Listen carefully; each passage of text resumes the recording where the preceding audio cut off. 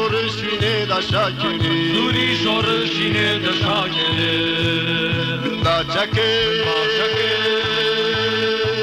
لجل والا سورم سرودی آشنبون و امرو با دشمن دخینی روبا دشمن دخینی من مالای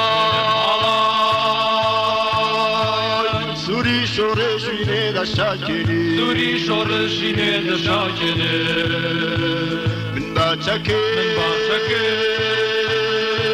لجل والا سورم سرودی آشنبون و امرو با دشمن دخینی روبا دشمن دخینی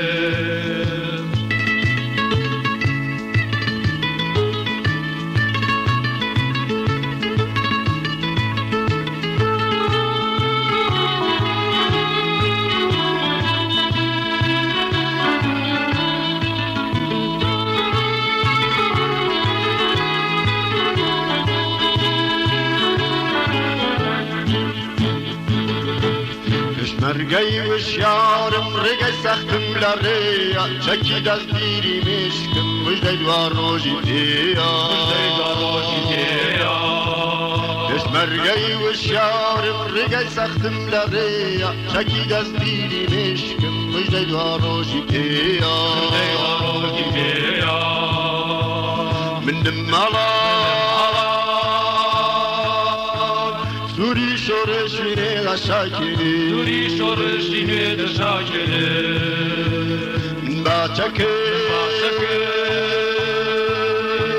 لجل والا سورم سرودی آشنبون و امرو با دشمن دخینی روبا دشمن دخینی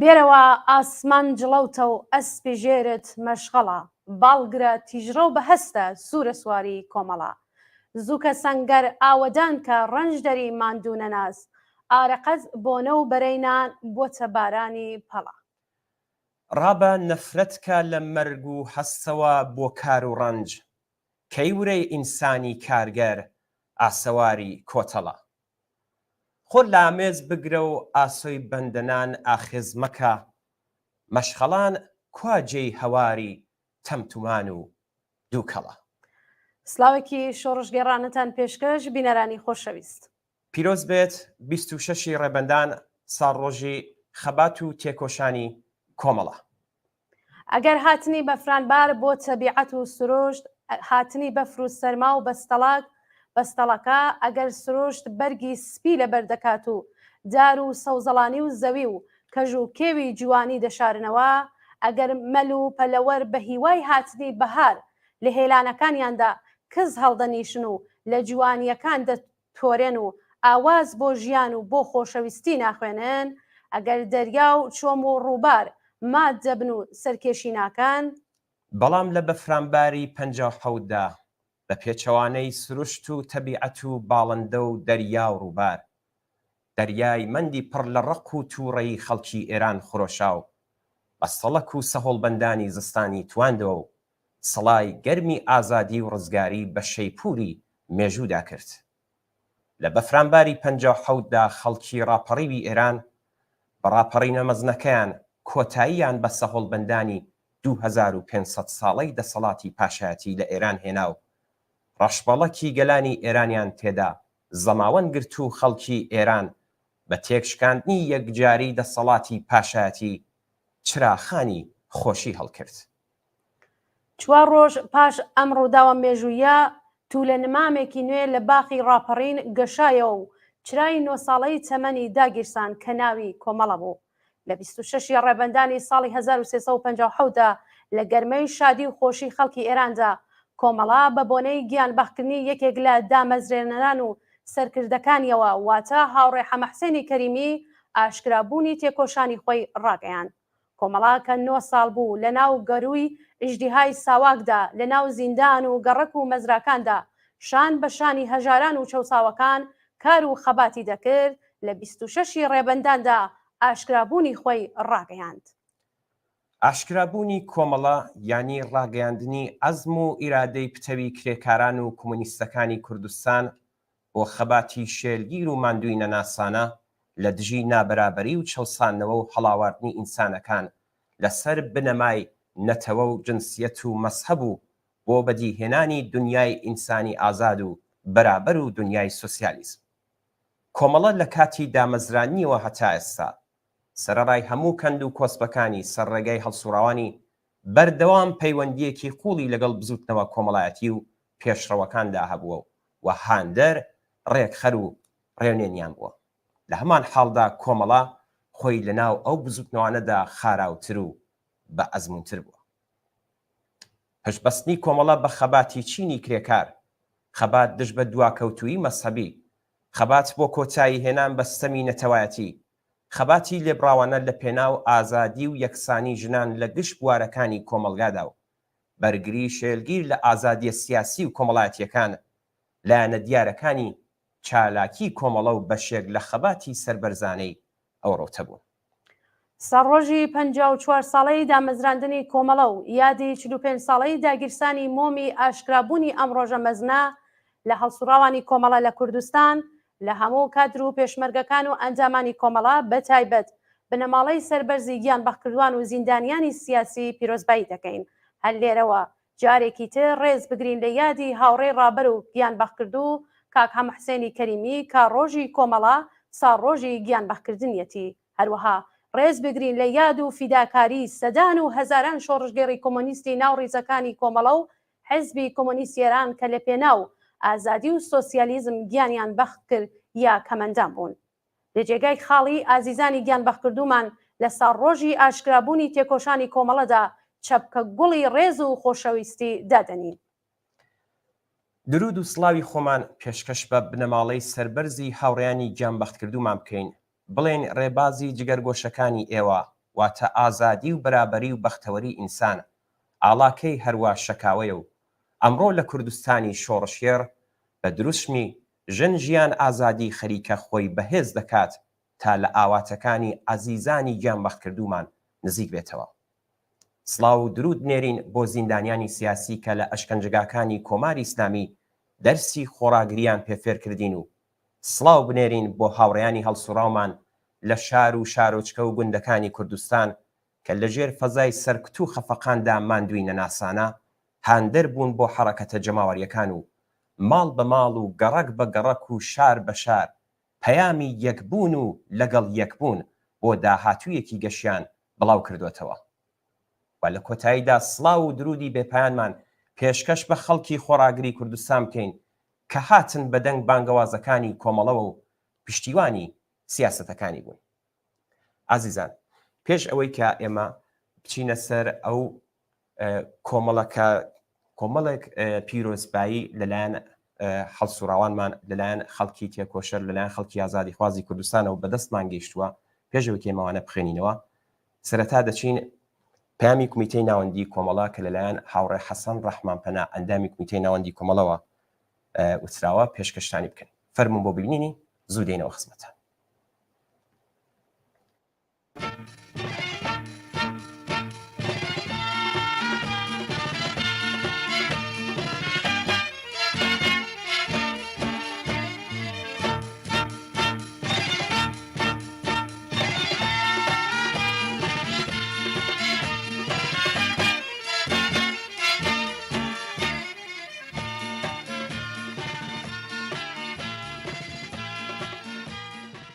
پەیامی کومیتەی ناوەندی کۆمەڵە بە بۆنەی 26 ڕێبەندان ڕۆژی کۆمەڵە کۆمەڵانی تێکۆشەری خەڵکی کوردستان بنەماڵی ئازیز و سەربەرزی گیانبەختکردوانی کۆمەڵە و ڕێبازی سۆسیالیستی تێکۆشەرانی کۆمەڵە لە تەشکیلاتی نهێنی دەرەوەی وڵات و بەشی عەلەنی و پێشمەرگانە خەباتکارانی شۆڕشی ژن ژیان ئازادی سڵاوی گەرمی ئێمەتان پێشکەش بێت ئیجازە بدەن سەرەتا سڵاو بنێرین بۆ یادی هاوڕێی ڕابەر و لە دامەزرێنەرانی کۆمەڵە کاک حەمەحسەینی کەریمی کە ڕۆژی گیانبەختکردنی ئەو ئازیزە ڕۆژی ئاشکرابوونی خەباتی نهێنی کۆمەڵە پاش 9 ساڵە سپاسی بێپایانی خۆمان پێشکەش بکەین بە کۆمەڵانی خەڵکی تێکۆشەری کوردستان کە لە ماوەی ئەم مێژوە دوور و درێژەدا هەرگیز پشتیوانی خۆیان لە کۆمەڵە درێغ نەکرد و بە هەموو شێوەیەک پشت و پەنای بوون لە ڕۆژی کۆمەڵەدا یادی گیانبەختکردوانی ڕێبازی کۆمەڵە و حیزبی کۆمۆنیستی ئێران دەکەینەوە کە چ لە ڕیزی هێزی پێشمەرگەدا و چ لە زیندانەکانی ڕژیمدا بە بەختکردنی گیانی خۆیان وەک ئەستێرەیەکی درەوشاوە ڕێگای بەردەوامبوون و بەرەو پێشچوونی ئێمەیان ڕۆشن کردەوە سەری ڕێز و نەوازشدا دەنەوێنین بۆ بنەماڵە سەربەرزەکانیان کە بە سەبووری خۆیان وانەی خۆڕاگریان بە ئێمەشدا درود دەنێرین بۆ زیندانیانی سیاسی خۆڕاگر کە ئێستا لە گرت و خانە خۆفناکەکانی ڕژیمدا ئەسیرن و لەسەر ڕێباز و ئامانجەکانی خۆیان بەردەوامن ڕێز دەگرین لە خەباتی هەزاران تێکۆشەری ڕێبازی سۆسیالیستی کۆمەڵە کە لە ناوە و دەرەوەی وڵات کە تەمەنی لاویەتی خۆیان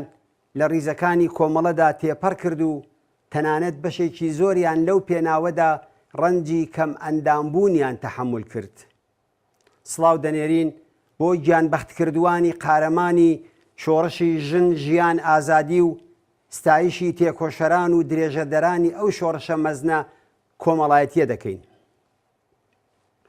جەماوەری تێکۆشەری کوردستان ئەمساڵ یادی ڕۆژی کۆمەڵە لە هەلومەرجێکدا دەکەینەوە کە جیهانی ئەمڕۆ ناوچەکە ئێران و کوردستان بە هەموو بەشەکانیەوە هەم ساڵێکی سەختیان نایە پشتسەر و هەم ئێستایش بە بارودۆخێکی گەلێک هەستیار و دشواردا تێپەڕ دەبن هێشتا قەیرانی ئابووری ساڵی 2008 کە لە ئەمریکاوە سەری هەڵدا و قورسایی بەسەر جیهان و بە تایبەت چینی کرێکار و کەم دەرامەدەوە مابووەوە کە پەتای کۆرۆنا بە ئاکامە کۆمەڵایەتی و ئابووریە زیانبارەکانی دەستی پێکرد و جیهانی نوقمی کارەساتێکی مرۆیی ئابووری و کۆمەڵایەتی و بێهداشتی کرد کۆرۆنا بە تەواوی کۆتایی پێ نەهات بوو کە مۆتەکەی ترۆریزم و کوشتنی خەڵکی بێدیفاع و شەڕ و کاولکاری بەسەر سەری ئەم یان ئەو بەشی دنیادا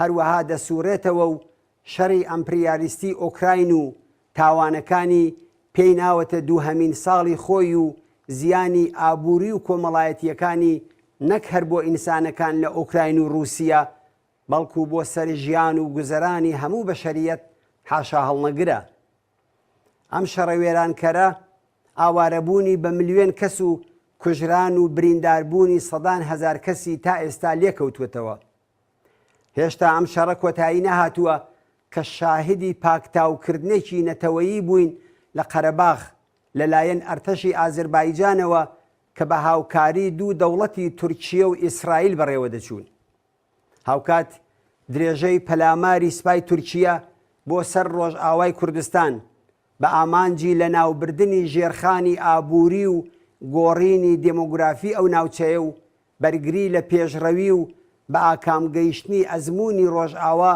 لە نێو کاولکاری و تاریکستانی ڕۆژهەڵاتی ناوەڕاستە بە دوای خۆی داهێنا کارەساتی جینوسایتێکی بێبەزەیانە و وێرانکەر تەواوەتی کەرتی غەزە و بە بیانووی تاوانی جنایەتی حماس لە ڕۆژی 7 ئۆکتۆبری 2023 کە وەک گەورەترین زیندانی سەر ئاوەڵەی جیهان دەناسرێ لەلایەن دەوڵەتی ڕەگەزپەرستی ئیسرائیلەوە درێژەی هەیە و زیاتر لە 4 مانگی تێپەڕاندووە و نزیکەی 100,000 کوژرا و بریندار و 100,000 ئاوارەی لێکەوتوێتەوە. وا دیارە ڕەگەزپەرستانی دەستەڕاستی ئیسرائیل بە هیچ شتێک بە غەیری وێرانکاری باریکەی غەزە و کوشتن یان ڕاگوێزانی دانیشتوانی ڕازی نابن. درێژەی دەسەڵاتی ڕژیمی کۆنەپەرستی ئاینی شیعە لە ئێران و ئاینی سوننەی تاڵبان لە ئەفغانستان، پەرەسەندنی هەژاری لە ئەفریقا و بەشێک لە ئەمریکای لاتین کە شەپۆلێکی بەربڵاوی ئاوارەبوونی لە جیهاندا خستوەتە ڕێ، قەیرانی قوڵی ژینگەیی لە پاڵ هەموو ئەمانەدا پەرەسەندنی نفوز و کاریگەری حیزب و ڕەوتە نێئۆفاشیستەکان لە ئیتالیا، لە سوئێد، لە هۆڵەند، لە ئیسپانیا، لە ئاڵمان، لە فەڕەنسا، ئەمریکا و ئەرژانتین، ئەوانە هەموو ئەو ڕاستیەمان پێدەڵێن کە نیزامی چینایەتی سەرمایەتاری گەیشتووەتە ئەو پەڕی گەندەڵی خۆی و سەلاحیەت و توانای بەڕێوەبردن و مدیریەتی جیهانی ئەمڕۆی لە مێژە نەماوە. ئەم نیزامە کە خۆی ڕۆژگارێک هۆکاری گەشەکردنی ئابووری و کۆمەڵایەتی کۆمەڵگا بوو، ئێستا بووەتە کۆسپ لەسەر ڕێگای هەر ئەو ڕەوتە. تێگەیشتن لەو ڕاستیانە پێمان دەڵێ کە مرۆڤایەتی بۆ ڕزگارکردنی خۆی لەو زەلکاوەی کە نیزامی سەرمایەداری تێیدا دەست و پێ لێدەدات، پێویستە قۆڵی هیممەتی لێ هەڵماڵێ و ڕەوتی بەرەو پێشچوونی جیهان بێنێتەوە سەر هێڵی خۆی و ئاسۆی سۆسیالیزم، واتە جیهانی بێچەوسانەوە و هەڵاواردن، ئازاد و یەکسان و خۆشگوزەران بە دوور لە شەڕ و ماڵوێران کاری و تێکدانی ژینگە بەرەو ڕووی کۆمەڵگای مرۆڤایەتی بکاتەوە.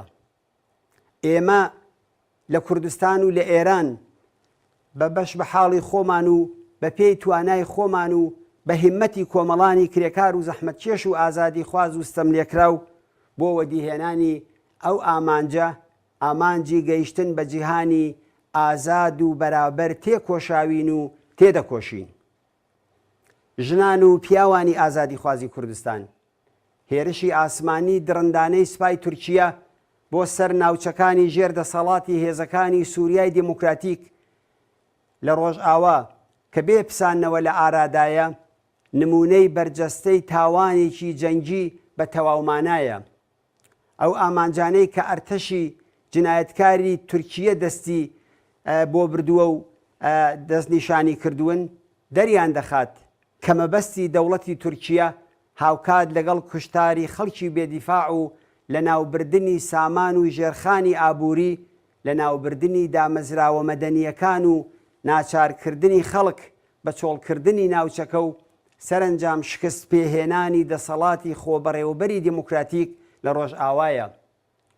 لە بارودۆخێکدا کە دەوڵەتی تورکیە ڕاستەوخۆ ئازادی و مافی ئەو خەڵکە بۆ بەڕێوەبردنی کاروباری ژیانی خۆیانی کردوێتە ئامانج، لە حاڵێکدا کە دەوڵەتی ئەمریکا لە پێناوی دابینکردنی بەرژەوەندیەکانی خۆیدا چاوپۆشیکردن لە دەوڵەتی تورکیەی بەلاوە گرنگترە تا پشتیوانیکردن لە خەڵکی ڕۆژاوە، لە هەلومەرجێکە کە سەرجەم دەوڵەتەکانی ناوچەکە و لەوانە کۆماری ئیسلامی و ڕژیمی بەشار ئەسەدیش بەکردەوە هاو ئاهەنگ لەگەڵ دەوڵەتی تورکیە هەڵس و کەوت دەکەن، لەوەها بارودۆخێکدا تاکە لایەنگر و پشتیوانی ڕاستەقینەی بزوتنەوەی ڕۆژئاوا بریتیە لە خەڵکی ئازادی خوازی ناوچەکە و جیهان، پشتیوانی هەمەلایەنە لەو خەڵکە ئازادی خواز و مافخوازەی کە بەم چەشنە لەلایەن هێزە فاشیستەکانی دەوڵەتی تورکیە و بەکرێگیراوانیەوە هێرشیان کراوەتە سەر، پێویستیەکی بە پەلە و هەنووکەییە لە هەموو کات لە ئێستا زیاتر پێویستە.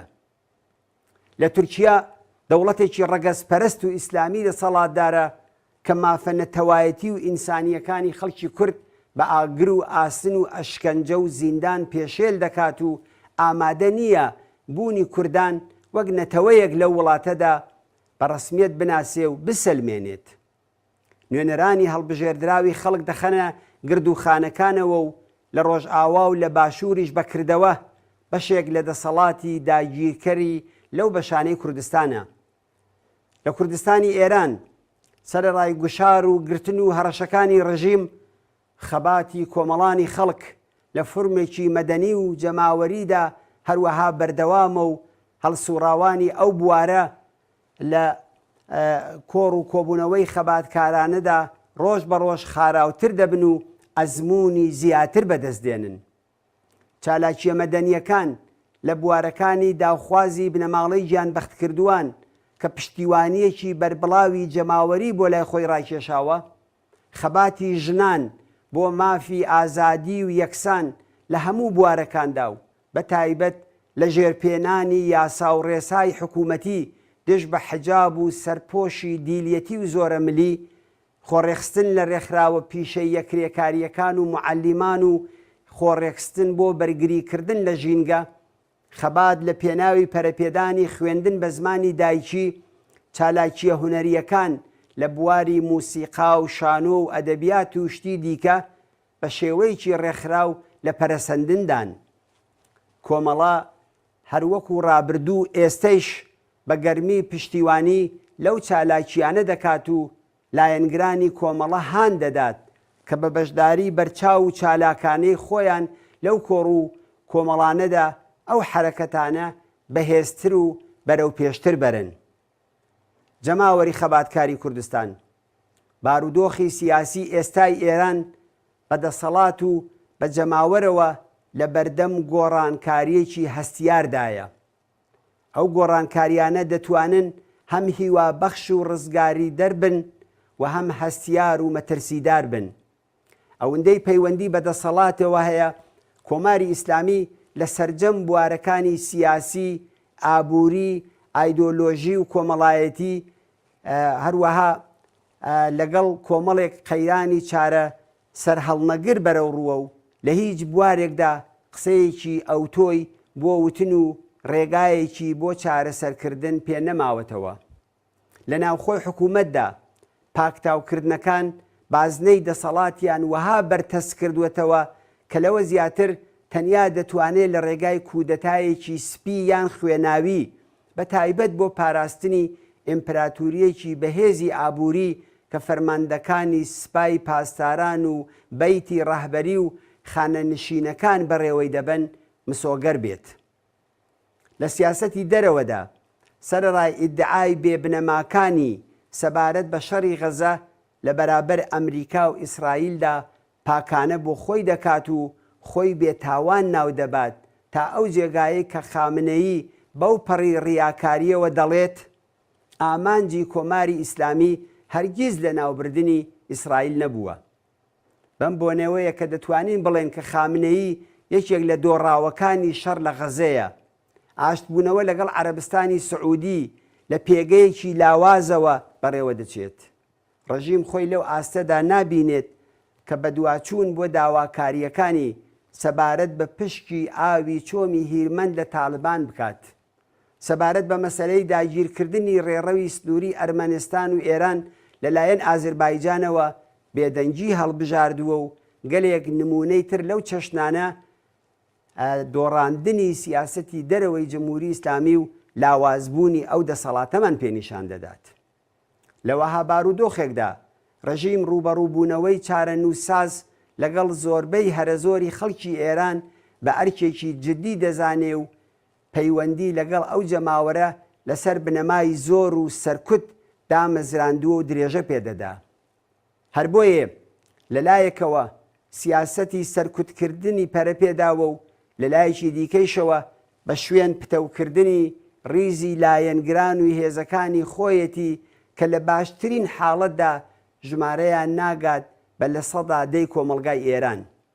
بەڕێکەوت نییە ئەگەر دەبینین پەنای بردووەتە بەر بەلەمێکی شکاوی سەپاندنی حجابی زۆرەملی تاکو لەلایەکەوە پاشماوەی دواکەوتویی و پیاومەزنی بکاتە پێگەی کۆمەڵایەتی بۆ خۆی و حیزبوڵڵا دەمار گرژەکانی پێڕێک بخات و لەلایەکی دیکەوە هەیمەنەی خۆی بەسەر کۆمەڵگادا نیشان بدات.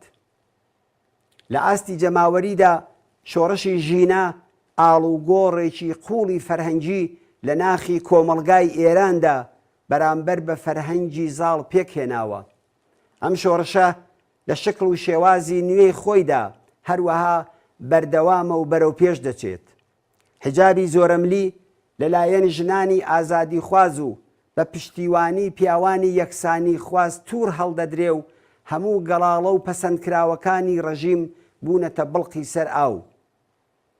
ئەگەر بۆ وشەی ژن لە دروشمی ژن ژیان ئازادیدا وەها ئاستێک لە خەبات و خۆڕاگری دەبینین، لە پێناوی ژیانیشدا شەقامی شارەکانی ئێران هەرگیز لە کرێکاران، خانەنشینان، مافخوازان، بنەماڵەی دادخوازان و خەڵکی دیکە چۆڵ نەبووە و ئەو بوارەش لە خەباتی مەدەنی لە ناوەڕۆکی خۆیدا درێژەی شۆڕشی ژینایە لە پێناوی ژیاندا.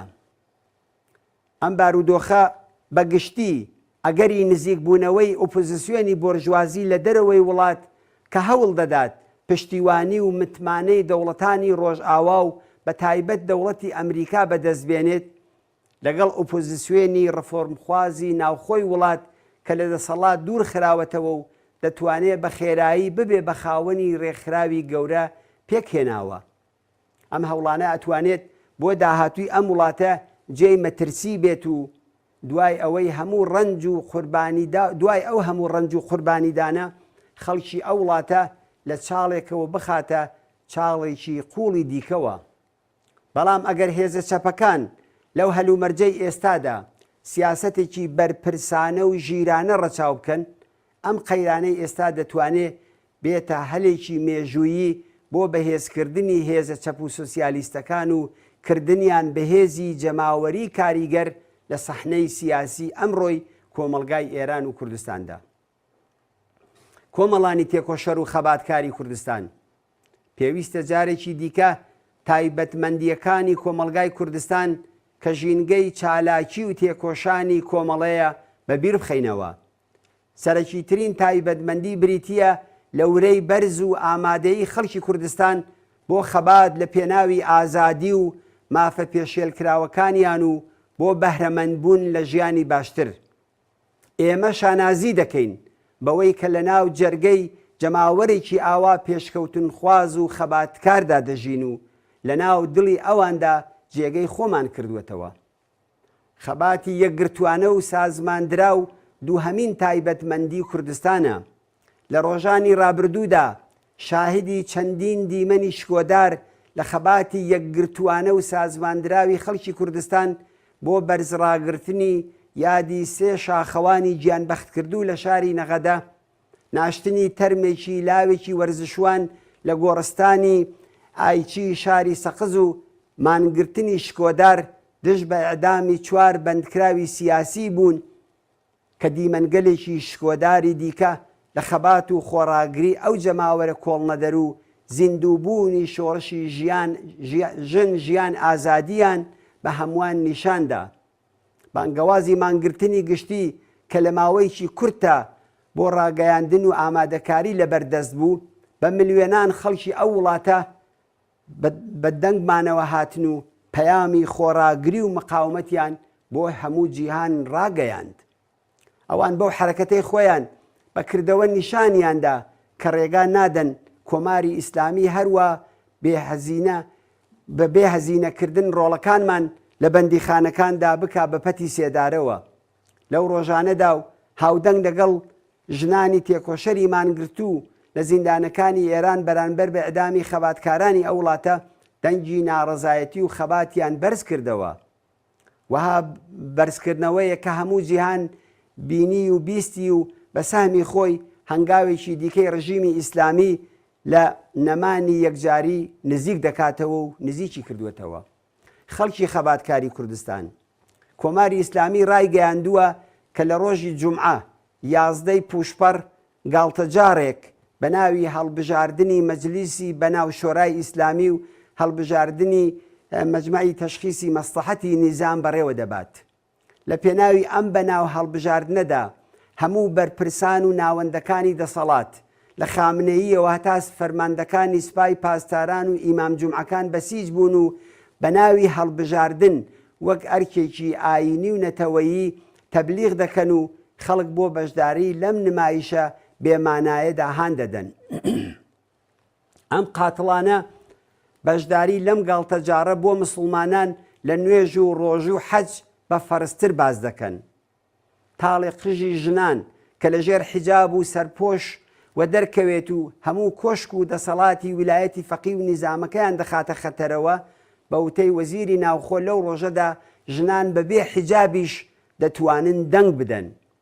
خامنەیی بە بیانووی دەهەی فەجر یا دروسترە بڵێن دەهەی زەجر بەڵێنی عەفوی 3000 زیندانی دەدات و دەیکات بە چاشنی تەبلیغات بۆ دەسەڵاتە خوێن ڕژەکەی کە خەڵک بچنە پای سندوقەکانی دەنگدان و محبەتی ئیسلامی ببینن.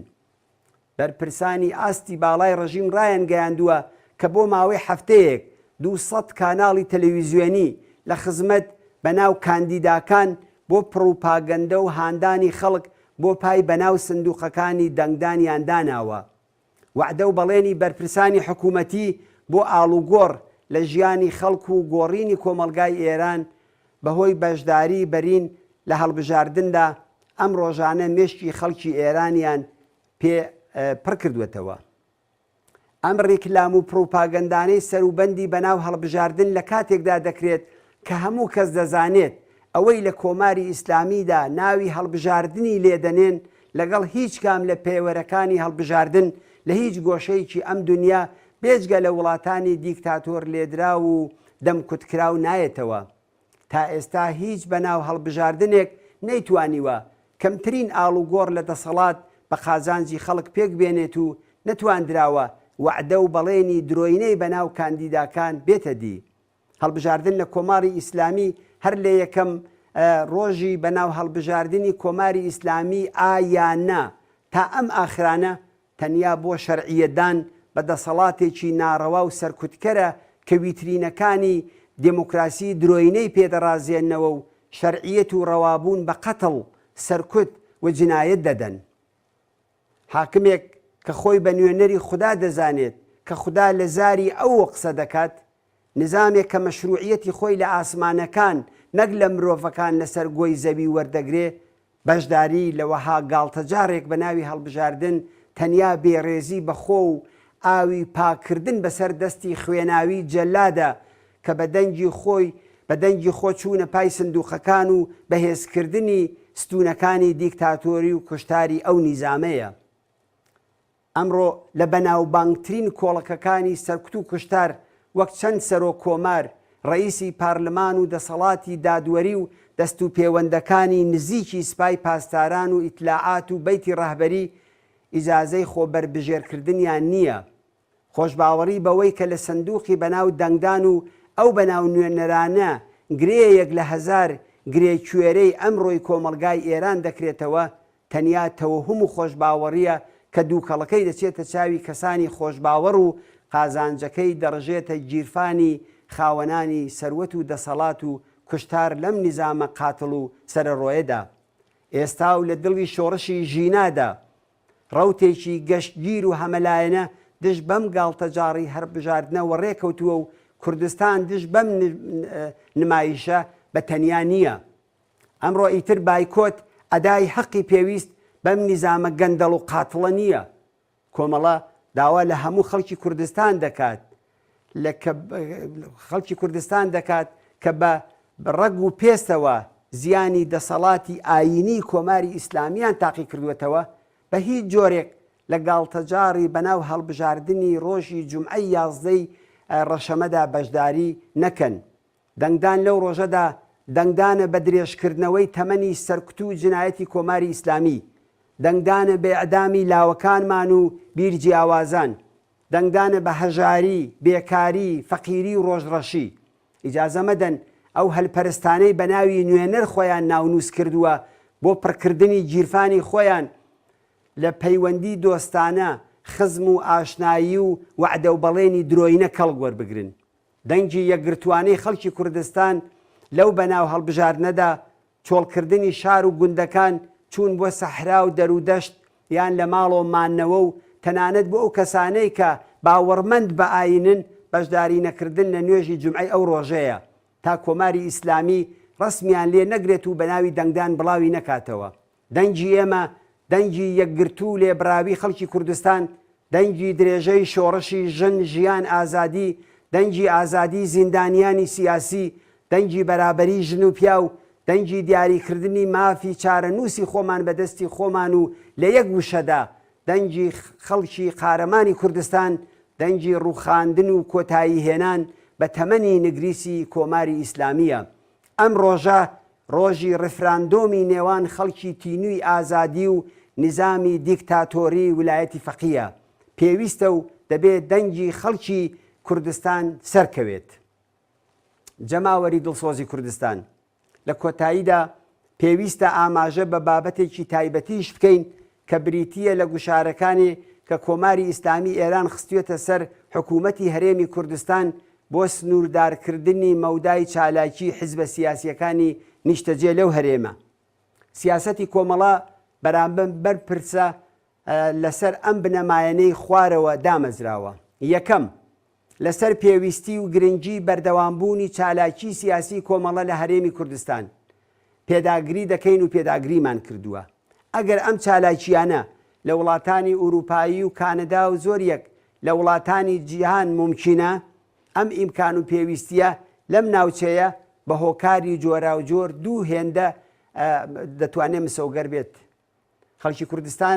خەڵکی کوردستانی ئێران و عێراق وەک دوو بەشی یەک نەتەوە هاوچارەنووسن، لە سەرکەوتن و شکستەکانی یەکتردا هاوبەشن و بە یارمەتی یەکترەوە چوون و دەچن.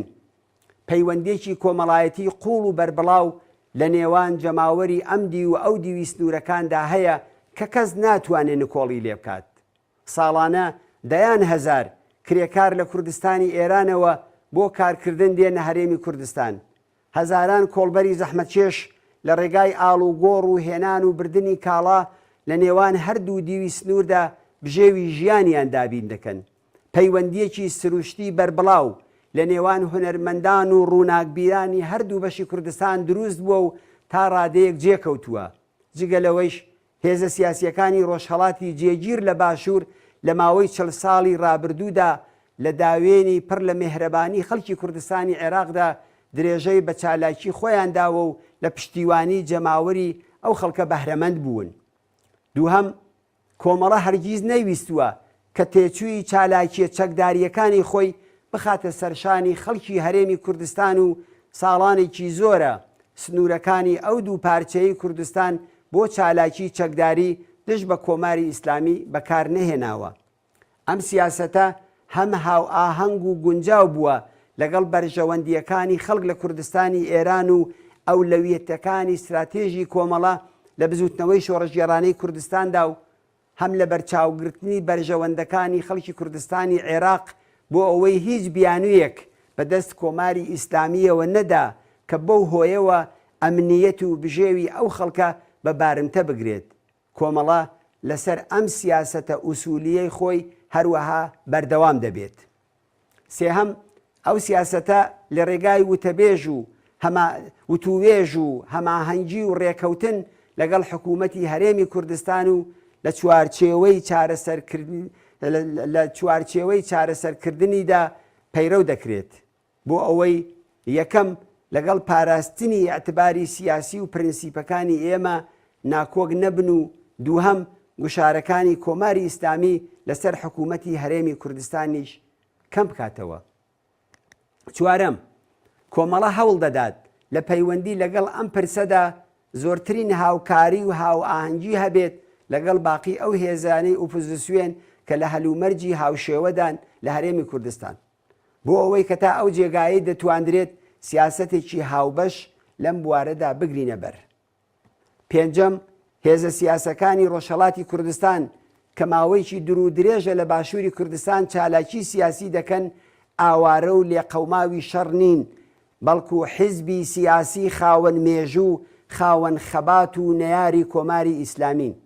پێویستە و دەبێ وەک حیزبی سیاسی چاویان لێ بکرێ، درێژەی مەجای سیاسیان پێ بدرێت و حکوومەتی هەرێمی کوردستان و لایەنە بەرپرس و دەسەڵاتدارەکانی هەرێمی کوردستان وەڵامی فشار و زەخت و زۆرەکانی کۆماری ئیسلامی نەدەنەوە و ئیجازە نەدەن کۆماری ئیسلامی و دەست و پەیوەندەکانی لە بەغا پیلانگێڕی بکەن و ڕابردووی هاوبەش و خەباتکارانەی خەڵکی کوردستانی ڕۆژهەڵات و باشووری کوردستان تێک بدەن و یا حەول بدەن کە هێزە سیاسیەکان بە قەولی خۆیان لە شوێنهایە کە مەبەستی ئەوانە جێگیر بن. ئەوە وتراوە کە لەلایەن هەموو لایەنە سیاسیەکانەوە ڕەت کراوەتەوە. کۆمەڵانی مافخوازی کوردستان لە ماوەی 45 ساڵی ڕابردوودا بەشێکی گیان نەکراوە لە ڕووداوە سیاسی و گرنگەکانی ئێران و ناوچەکە بووە. ڕەوتی ڕووداوەکان و ئەزمموی ئەو ماوەیە پێمان دەڵێت کە سەرڕاستترین و ئاسانترین ڕێگا بۆ بە سەمەرگەیشتنی بزوتنەوەی شۆڕەشگێڕانەی کوردستان و گەیشتن بە ویست و خواستی نەتەوەیی کۆمەڵایەتی ئابووری و سیاسیەکانی خەڵکی کوردستان هاوخەباتی لەگەڵ کرێکاران و ستەملێکراوانی ئێران و ناوچەکەیە. ئەزمموی بەشەکانی دیکەی کوردستانیش لە ساڵانی ڕابردوودا ئەم ڕاستیەمان پێ دەڵێت کە چارەنووسی دەسەڵاتی سیاسی هەر وڵاتێک کە خەڵکی کوردی تێدایە لە ناوەندی ئەو وڵاتە دیاری دەکرێت، نە لەلایەن هێزە ئەمپریالیستەکان و دوژمنانی خەڵکی کورد لە شوێنەکانی دیکە کە بە شوێن بەرژەوەندی خۆیانەوەن. ئەم لێکدانەوەیە بەم مانایە دێت کە خەباتی خەڵکی کوردستان بە هیچ جۆرێک نابێت لە خەباتی خەڵکی ئازادی خوازی ئێران و لە بەرەی چەپ و کرێکاری و شۆڕژگێری ئەو خەباتە دابڕێت.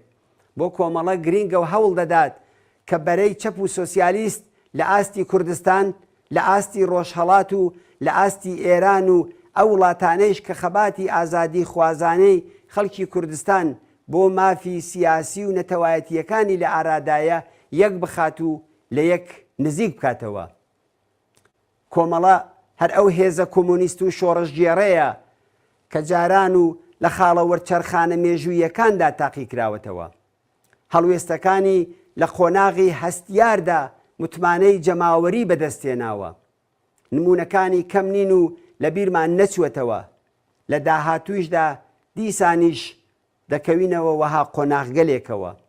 بەو پێشینەوە بە عەقڵ و تەجروبە و زانستێک کە بەدەستی هێناوە دڵنیاین کە ئەتوانێ سەربەرز و سەرکەوتوو لە مەیدانی خەباتی ئەمڕۆمان و بەرەو پێشبردننی شۆڕشی ژن ژیان ئازادیدا سەرکەوتوو بێتە دەرێ.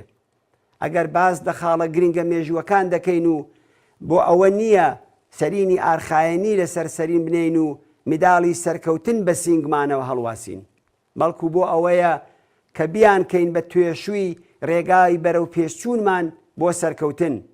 لە هەمان کاتیشدا هەڵەکان و ئەزمونونەکانمان دەرز وەردەگرین و هەوڵ دەدەین دووپاتیان نەکەینەوە. خەڵکی ئازادی خواز متمانە بە کۆمەڵە بکەن، پاڵپشتی بکەن، دڵنیا بن هەمومان پێکەوە سەردەکەوین. بژی کۆمەڵە، بژی سۆسیالیزم، ئێوەش هەر شاد و سەربەرز و سەرکەوتوو بن.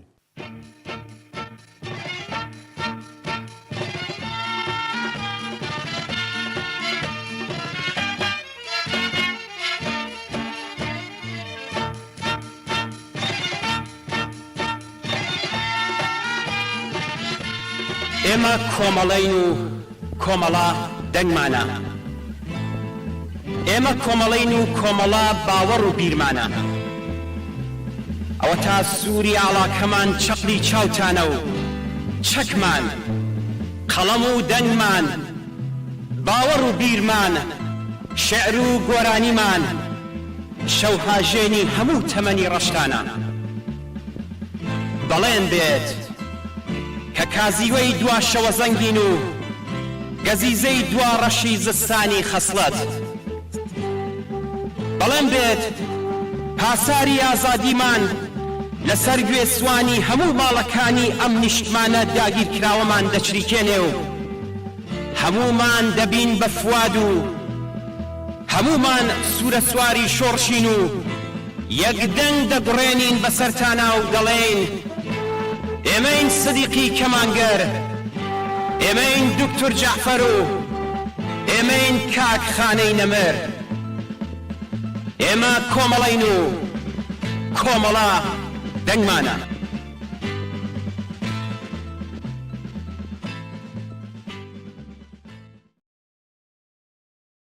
بەڵێ زۆر سپاس بۆ هاوڕێ حەسەن ڕەحمانپەنا بۆ پێشکەشکردنی پامی کمیتەی ناوەندی کۆمەڵا بە بۆنەی 26 ڕەبندان ڕۆژی کۆمەڵە. هاوڕێی خۆشەویستمان هاوڕێ محەممەد قادری شعرێکی بۆ نردوین کە یادێک لە هاوڕێی خۆشەویست کاک حەمە حوسێنی کەریمی بە بۆنەی 26 ڕێبندان ڕۆژی ئاشکرابوونی کۆمەڵەیە داوای کردووە لەم بەشەدا بیخوێنینەوە. دەزانم دڵە گەورەکەت سێڵاوی باوەڕ و خۆشەویستی و هێرش بوو، لە چاوان تا ئەستێرەکان دەتوانەوە نیگایان هەر لە خۆری گەشت بوو. دەزانم زەردەخەنەی گزنگی خۆرەتاو لای تۆ زوو ئاوا بوو، شەفەقی سووری ئاسمانی هیواتان داخەکەم زوو لێڵ و تاریک بوو. دەزانم لەگەڵ فوادا پەیمان و بەڵێنتاندا بوو بە هەژار و چەوساوەکان، لە ڕێگای شۆڕشێکی سووردا بە خوێنی گەشتان ببنە ئاگر بۆ جەستەی دژمنان. دڵنیابن ئەی شۆڕە سوارانی سەرتۆپ و ئاڵا هەڵگر و پێشەنگی شۆڕشینێ، ئاڵای بەرزی هیواتان قەت نەوی نابێ و هەر بەرز و سوور و شەکاوە دەبێت. زۆر سپاس بۆ هاوڕێ محەممەد قادری بۆ ئەم بەخشانە شێرەی کەناردی. زۆر سپاس ئەمیر پەیامێکمان بۆاتوە دوای پەیامەکە میوانێکمان لەسەر هێڵە با پەیامەکە بخوێنمەوە. بینەرێکمان ئەم پەیامەی بە زمانی فارسیە نردووە کە لێرەدا دەیخوێنمەوە. 26 بەهمان ڕۆژی کۆمەڵا ڕۆ بە همەی ڕفقای سەنگەری شار و ڕفقای ڕەهبەری کۆمەلێ همەی ڕفقای پیشمەرگ و کادر تبریک عرض میکنم. پیمان تازه میکنیم تا آخرین قطره خون وفادار آرمانهای کۆمەلێ باشیم. جمعی از جوانان انقلابی فرجه شهرک مولوی. زۆر سپاس بۆ ئەم بینەرە خۆشەویستە بۆ ئەم پەیامەی. ئێستاش هاوڕێی ئامینە کاکە باوا پێشمەرگەی دەرینی کۆمەڵەمان لەگەڵا، ئەگەر هاوڕێیانی هاوکارم ئامادە بنەوە هاوڕێ ئامینەمان بۆ بێنە ناو بەرنامەکە.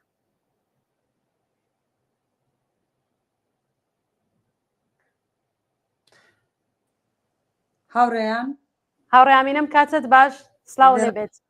ئەم کاتە ئێوەش باش ماندوو نەبن و ڕۆژی کۆمەڵە پیرۆز بێ لە هەموو پێشمەرگەکانی کۆمەڵە و لە ئێوە کارکنانی رادیۆ کۆمەڵە و هەموو خەڵکی کوردستان و بەتایبەت خانەوادەی گیانبەختوان و هەموو ئەو کەسانێک کە لە سیاچالەکانی جمهوری ئیسلامیدان پیرۆز بێت ئەو ڕۆژە مەزنە. زۆر سپاس لە خۆشتان پیرۆز بێت هاوڕێ ئامینە بەخێر بێت. زۆر سپاس بە خێراتن تەکەم و لەلایەنەمێشەوە پیرۆزبایی ئەم ڕۆژەتان لێ دەکەم. هاوڕێ ئامین قسەتان بۆ ئەم ڕۆژە پیرۆزە چی هەروەکەوەی کە لە خۆشتان لە سەرەتاوە ئاماژەیەکی کورتتان پێکرد؟ دیارە ئەو ڕۆژی کۆمەڵە بۆ زۆر کەس ئاشکرایە، حەدیقل بۆ وانەیە کە یەستەکانە تەمەنیان لە 7 ساڵیەوە هەتاوەکوێ یەستە هەیە، بۆ لە دیارە زۆر جەنەراسیۆن هەیە، نسل هەیە کە نازانێ یان نەیزانی وە کە کۆمەڵە چۆن دروست بوو. کاک حەسەنی ڕەحمان پەناوە هاوڕێیانی کومیتە مەرکەزی ئاماژەیان دا بە تاریخچەی کۆمەڵە. دیارە من وەکو ژنێک وەکو ئینسانێکی سوسیالیست وەکو کەسێکی کە لە بنەماڵەیەکی هەژار لەدایک بووم و لەگەڵ برا و خۆشکەکانم لەگەڵ دایک و بابم کارمان کردووە و لەگەڵ کۆمەڵە زۆر زۆر لە مناڵیە و ئاشنا بووین. کۆمەڵە جێگەی پێگەی زۆر زۆر زۆر گرنگی هەبووە و یەسەش هەشێتی لە ناو بەتایبەت هەژارداوە ئەس جملە ژنان و کچان کە ئاوات و ئارەزوەکانی هەزاران و ملیۆنها ژن ئەمڕۆکە نەکرد ژنی کورد بەڵکە ژنی ئێران و لە ئەو سەری لۆڕستان هەتا بەشەکانی تری ئێران کە بەتایبەت ئەوانیش وەکو بەلوچی وەکو لۆڕەکان من زۆر تەماسم هەیە هەموو کۆمەڵە دەناسنەوە دەزانن کە ئەو ژنانەی کە لەگە پێشمەرگەی کۆمەڵە بوون واقعاً زۆر زۆر فەرقیان هەیە لەگەڵ بەخاتری ئەوەی کە ئێمە توانیومانە جێگە و پێگەیەک پێیا بکەین و توانیومانە لە ئەوەی کە کۆمەڵە ئەوورەی داوە بە ئێمەوە خۆشمان حەولمان داوە کە بەتایبەت خۆشمان ژنان حەولمان داوە و کچان لە کۆمەلگایەکدا کە هەمیشە ئەتۆ بنیوە ئینسان ناسراوی و هەمیشە سەرکوت دەکرێ و هەمیشە پێت دەڵێن بێدەنگ بە. بەڵام ئەو خەباتی کۆمەڵە و خەباتی گەل وای کردووە لە کوردستان کە ژنانی کورد دەبن بە پێشڕەوانی مۆبارزە و شۆڕش لە شۆڕشی ژنجیان ئازادی ئەوە یەکدانە لە نمونونەکانی زۆر بەرجەستەیە و بەر لەوەش کە ژنانی کۆمەڵە دیارە وەختێکە من بووم بە پێشمەرگەیە زۆربەی و ژنانی تر کە عمریان لە من زۆرتر و بوون بە پێشمەرگە وەختە سۆشیال میدیان نەبوو ئەو وەختە میدیاکان ئاوان نەبوو بەڵام هەر ئەو ژنانە وەکو ژنانی کوبانی وەکو ژنانی ڕۆژاوا وەکو ژنانی باکوور و باشوور هەموو بەشەکانی کوردستان لە خەبات دابوون و کۆمەلگای پیامەزنیان مەجبور کرد کۆمەڵەش کۆمەلگای مەسەبی و پیامەزنی مەجبور کرد کە ئێمە بە بێ حجاب بڕۆینە ناو خەڵکی کوردستانەوە حتا لە مزگەوتەکانیش وەکو پێشمەرگە زۆر ڕێزیان بۆ دانین من بخۆم بۆ نمونە لە بیرم دێت کە لە سەرچیوی سەقز بووین یادی بەخێرێ لەگەڵ ڕەحمان نەجات و ئەوان تیمێک بووین لە مزگەوتەکە مەڵاکان بێحەد پێیان خۆش بوو کە کچ لەگەڵا حتا بۆەوەی کە مەسەلەن بڕۆیە ناو مزگەوت بەبێ حجاب ینی منزورمەوەی حتا مەڵاکانی مزگەوتەکانیش احترامیان دانابوو بۆ ئەوەی کە ئێمە پێشمەرگەی کۆمەڵین و بێ حجاب دەتوانین بڕۆینە ناو مزگەوتەوە ینی مەبەستم ئەوەیە کە واقعاً کۆمەڵە نەقش و دەورێکی زۆری بووە من بەسبانێکی زۆر سادە کە باسی یەکەم بۆ ئەوەی کە دەزانم زۆر لاو و زۆر ژنانی گوێ ئەدا هەر ئێستا پەیامیان بۆ ناردم چەند جار کە دەزانن من لە بەشداری تێوە کۆمەڵام ئەمڕۆکە من دەتوانمەوە بێژم کە شۆڕشی ئایندەی ئێران و کوردستان و ڕۆژهەڵاتی ناوین ژنە و ژنی کوردیشە کە پێشڕەوانیەتی و ئەزممویش نیشانی داوە تاریخ نیشانی داوە کە واقعەتێکی هەیە لە عمریم 45 ساڵی جمهوری ئیسلامیدا ژن دەستی کرد بە شۆڕش وەختێکە شاڕۆی خومینی هاتە سەرکار لە دامژگاکانی ئەکسری شارە گەورەکانی ئێران و دوایش لە کوردستان ژن دەستیدا خەباتی چەکداری بۆ ئەوەی کە بتوانێت دیفاعکە لە مافەکانی خۆی لە مافی گەلی کوردستان لە مافی هەژارام لە مافی مناڵان لە مافی ژینگە ئێستەکانە کە زۆرتر چاودم کراوەتەوە ژینگەش بەشێکی زۆرە لە ژیانی ئێمە و پێتان بڵم یەک شتیش کە زۆر کەس بەم نەڵێ زۆر کورد بۆتە ڤێجیتاریان ینی گۆژ ناخۆن و بە تایبەت ژنی کورد من خۆمی چێک لەوانم دەڵێن لەبەر ئەوەیە کورد زۆر بۆی مهمە مەسلەی ژینگە و حیوانات و زیندەوەر ینی ئەوانە بۆیە من دەڵێم کە زۆر گرینگە ئێمە هەر زیندەوەرێک کە لەسەر لە ژینگەی ئێمەدا ژیانەکە دەبێ بۆمان مهم بێ و احترام و بۆ تاک بۆ حیوان بۆ ژینگە بۆ ئاو بۆ هەمووی ئەوانە کە دیارە بەشێکی زۆرە لە ژیانی بەشەریەت و لە کۆمەلگای بەشەریەت و بۆیە ئەوانش ئێمە من زۆر خۆشحاڵم کە ئێمە پێشڕەوانی ئەو بەشەشین لە خەبات لە ڕۆژهەڵاتی ناوین. زۆر سپاس هاوڕێ بۆ پێشینە و کە خۆتان باستان کرد ئەوە مێژوێکی باشی ژنانتان و بارودۆخی ژنانتان باس کرد ئایا ئیسلام و دواکەوتویی دەتوانێت پێش بە بزوتنەوەی ژنان بگرێت؟ دیارە قانون جمهوری ئیسلامی قانونی ئاپارتایەتی جنسیە بەڵام لەو 44 ساڵەدا نەیتوانی و حتا ژنانی ئێران بەگشتی و ژنی کورد بە تایبەتی واقعاً کۆڵیان نەدا و نەترساون تۆ وەختێک ئێمە چاولێکین ژنانی شۆڕشگێر لە ناو زیندانەکانی جمهوری ئیسلامیدا شۆڕش دەکەن ئەوە سپیدی قلیان ئەوە زەینەب جەلالیان ئەوە نەسرین سەتوودا ئەوە نەگار محەممەدی هەمووی ئەوانە کە دەستیان داوەتە شۆڕش و حتا زیندانی زیاتریان پێداون بە خاتری ئەوەی کە مەسەلەن قلیان سەپیدە دێتە بەردرگای زیندان بۆەوەی کە یەکدانە شعارە دادیە قسەیەک دەکات بەبێ حجابی ئەو بەسەربەزی دەزانێت کە بڕاتەوە زیندان وە لێ کۆڵ نەدا یانی وایە زۆر سەختە لە وڵاتێکدا کە قانونەکەی دژی ئینسانیەتە دژی ژنە دژی ژینگەیە دژی مناڵە دژی کوردە دژی ئەقەلیەتە بەڵام لە تەواوی ئەوانەشدا کە ژن زەختی ماڵی بابی خۆی مەسلەی شەرەف و ناموس زۆر مەسلەی جامعی پیامەزنی بەڵام بازم ئەگەر دێتە خیابان و دێتە سەر شەقامەکان و شعار دەنووسێ و لە چکی لا دەبا و خەبات دەکا هەر ئەو دایکی شەهیدانە ئەو دایکی گیانبەختکردوانەی کە ئەو چوار دایکە عەزیزە کە کوڕەکانیان تازەگی لە دەستدا یا دایکی ئەو کۆڵبەرانە ئەو عەزیزانە و بنەماڵانە ئەوانە خۆیان دێن جامانە لەسەرەکەن بۆ ئەوەی جامانە نەک قژیان داپۆشن بۆی دەزانن کە جامانە سیمبولی شۆڕشە شۆڕشی ژنانیش ئەوە بۆ خۆی زۆر زۆر گرینگە ئێمە بێ هەموو خەباتی خۆمان بکەین کە جمهوری ئیسلامی لە بین چێ بەڵام بۆی کە جمهوری ئیسلامی لە بین چوو هەر کەسێکی کە وەکو جمهوری ئیسلامی کە مەسەب بێنێت بیکاتە قانونی ئەو وڵاتە بیکاتە بازم شەریعەت ئەوە خەتەری زۆر زۆرە یەکەم بۆ ژنان دووەم بۆ تاکەکان سێوم بۆ ئینسانیەت و بۆ بەشەریەت هەر بۆیە قانونی جمهوری ئیسلامی و مەسەب زۆر زۆر خەتەرە لە کۆمەلگای کوردەواریدا کەمتر باوە بەڵام بازم نابێ ئەوەش لەبەر چاو نەگرین کە سعودی عەرەبی و جمهوری ئیسلامیش ئیجازەی داوە ئەو لە منتەقەی سەقز و لە زۆر منتەقەکانی تر ئەم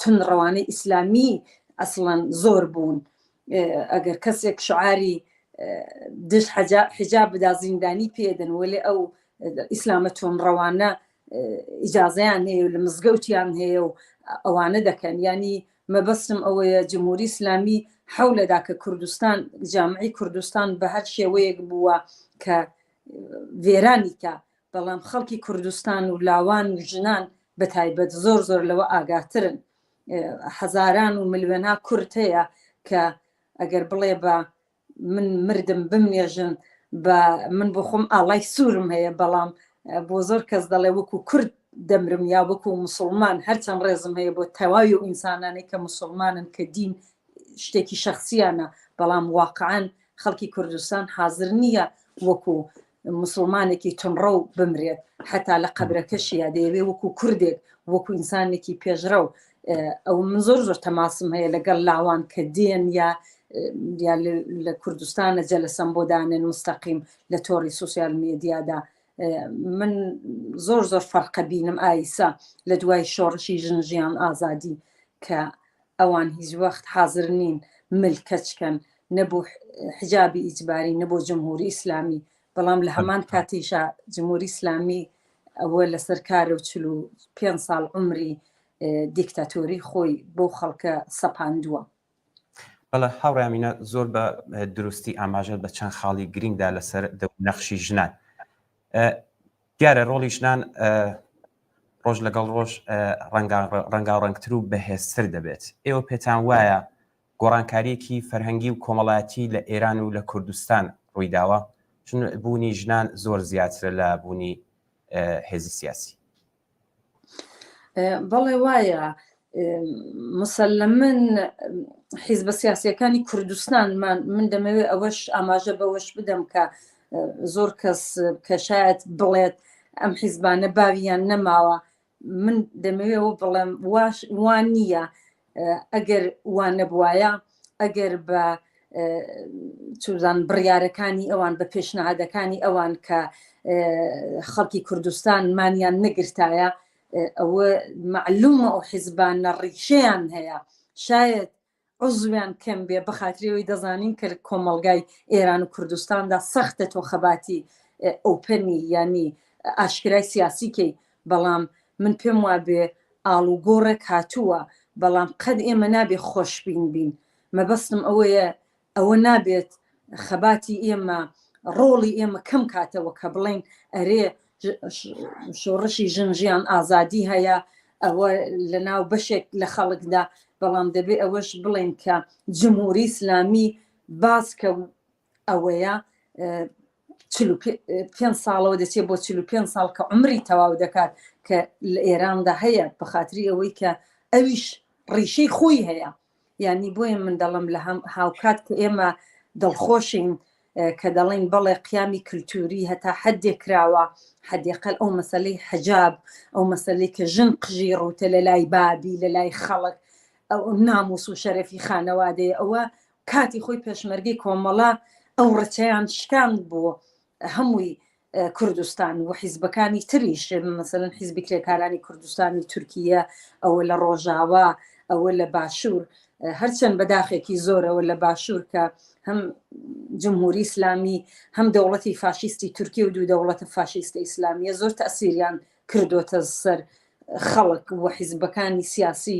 کوردستانیش بەداخەوە ئیجازەیان داوە ئەوە نییە کە فستیڤاڵی بەناو حجاب هەیە و ئەوە ینی لەو کوردستانە ئازادەدا دەبواە نمونە و سیمبول بواە بۆ بەشەکانی تر بەڵام ئەمڕۆکە شۆڕشی ژینا ژنژیان ئازادی لە کوردستانەکان لە هەموو بەشەکانیدا بەتایبەت ڕۆژهەڵات کە دەستی پێ کردووە و سەرتاسەری جیهانی گرتووە ئەوە خەڵک لە دەستراوە نەک هەرژی نامان بەڵام هەزاران و دەیان هەزار خەڵک لە سیاچاڵەکان خراون هەزاران خەڵک ئیعدام کرا و تەرۆر و ئەوە جمهوری ئیسلامی کردوێتی هەر لەبەر مەسەلەی حجاب جا لەبەر ئەوەیە ئەوەش بۆیە دەمەوێت عەرزتان کەم کە نابێ ئێمە خۆشبین بین چونکە دوشمنان هەن کە کوردستان ئەژغاڵکەن کە کوردستان ئستتارکەن کە ژن ئیسفادەکەن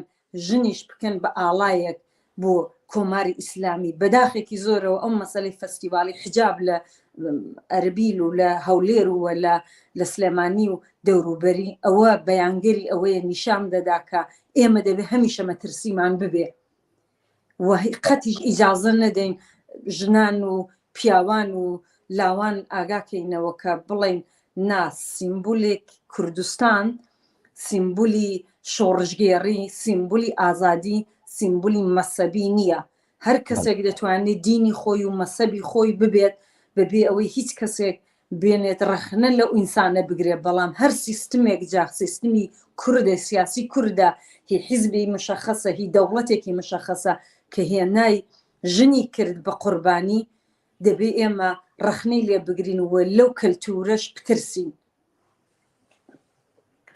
زۆر باشە هاوڕێ ئامینە ئێمە داوای لێبوردن دەکەین چون کاتی بەرنامەکانمان ئەوەندە نییە کە زیاد پێمان خۆش بوو زیاتر لە خزمەتدابین میوانی دیکەشمان لەسەر هێڵا بەڵام لە کۆتاییدا بەم بۆنە ڕۆژی 26 ڕێبەرنا ڕۆژی کۆمەڵە وەکو ژنێکی خەباتکار وەکو ژنێکی شۆڕشگێر پێمتان چییە ڕوو بە ژنانی کۆمەڵگا؟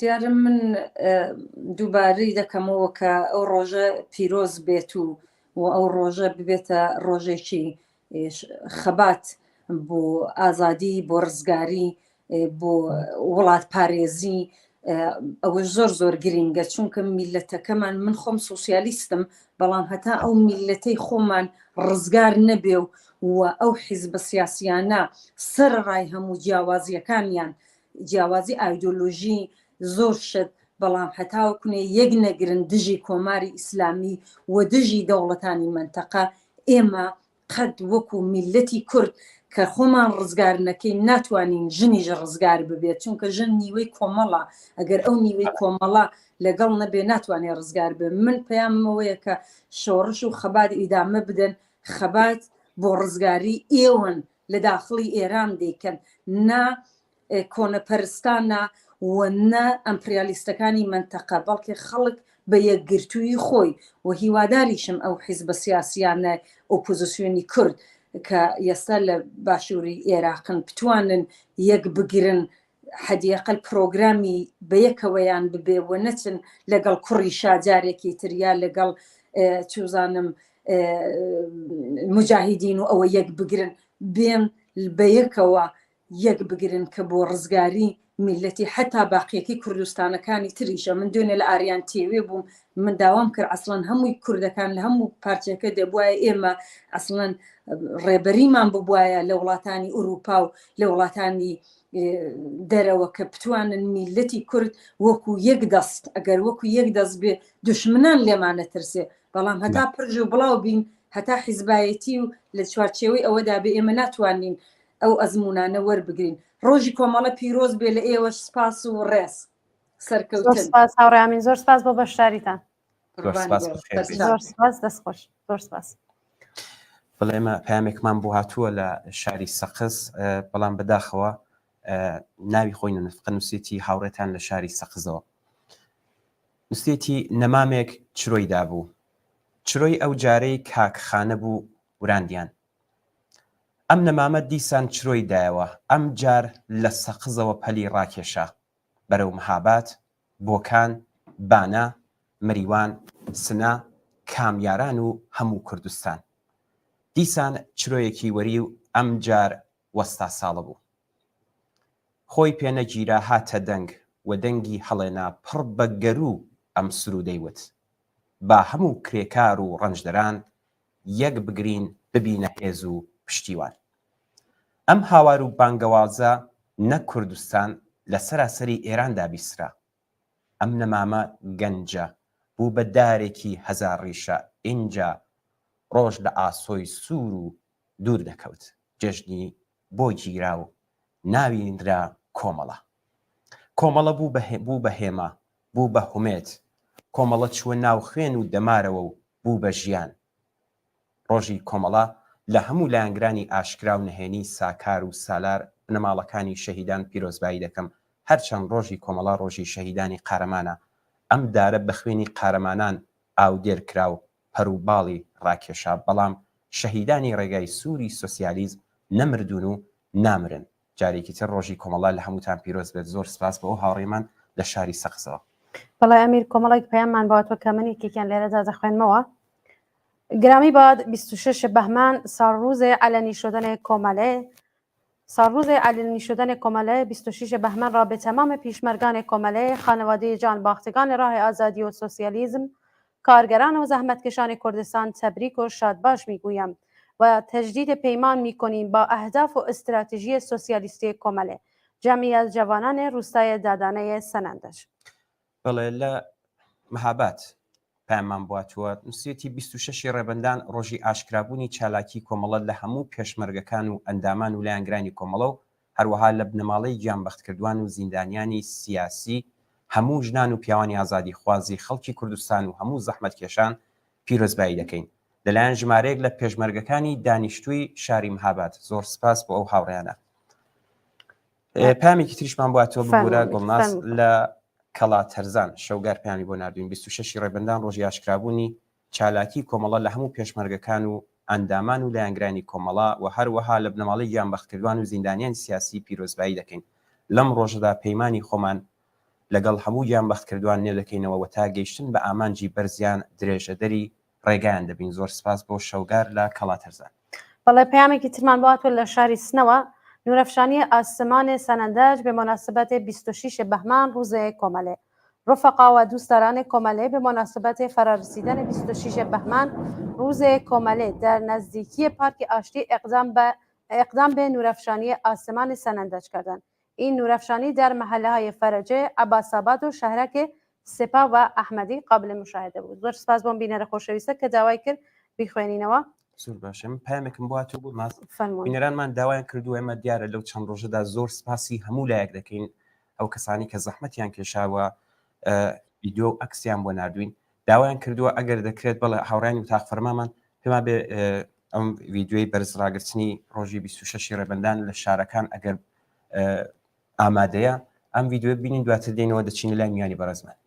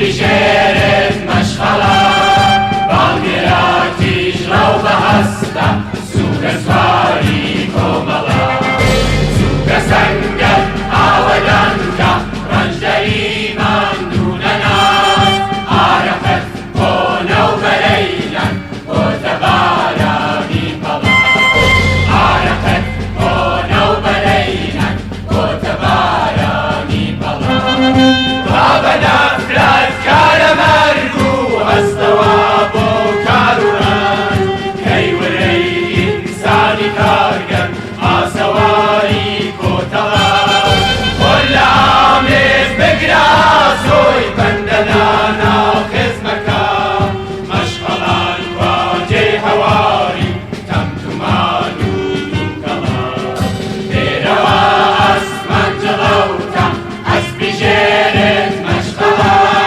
باڵگێراتیش ڕاو بەهەستە سوورە سواری کۆمەڵە سووکە سەنگەر ئاوەدانکە ڕەنجدەری ماندوونە ناز ئارەقەت بۆ نەو بەرەینەن بۆتە بارانی پەڵە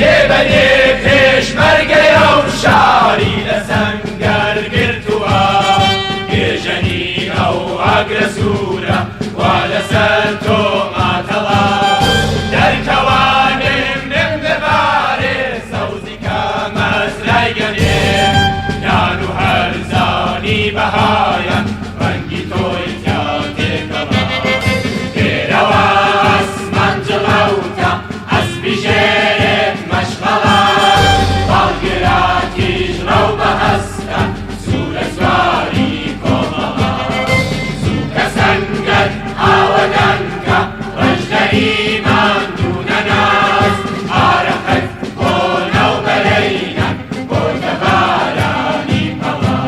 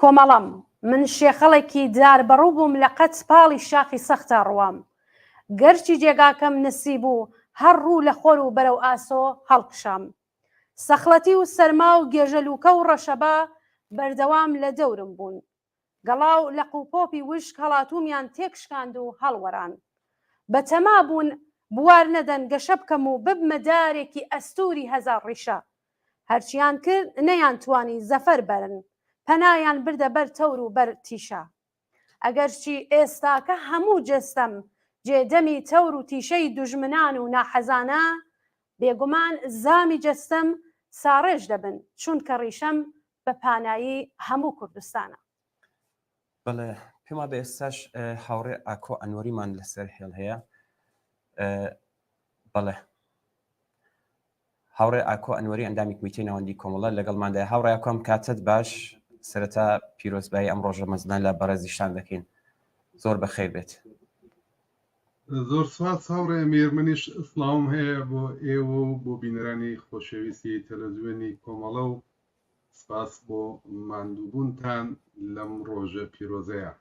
ئیجازە بدەن پێشەوەی کە باسەکەمان دەست پێ بکەین منیش پیرۆزبایی ڕۆژی کۆمەڵە لە هەموو ئەو کەسانە بکەم کە بە شێوەیەک لە شێوەکان گەیشتنیان بە حەز و ئارەزوەکانیان ڕزگاریان لە ستەم و چەوسانەوە گەیشتنیان بە دنیایەکی بەدوور لە هەر چەشنە ئازارێک گرێدراوە بە بەرەوپێشوونی ئامانج و ئاوات و ئارەزوەکانی کۆمەڵە.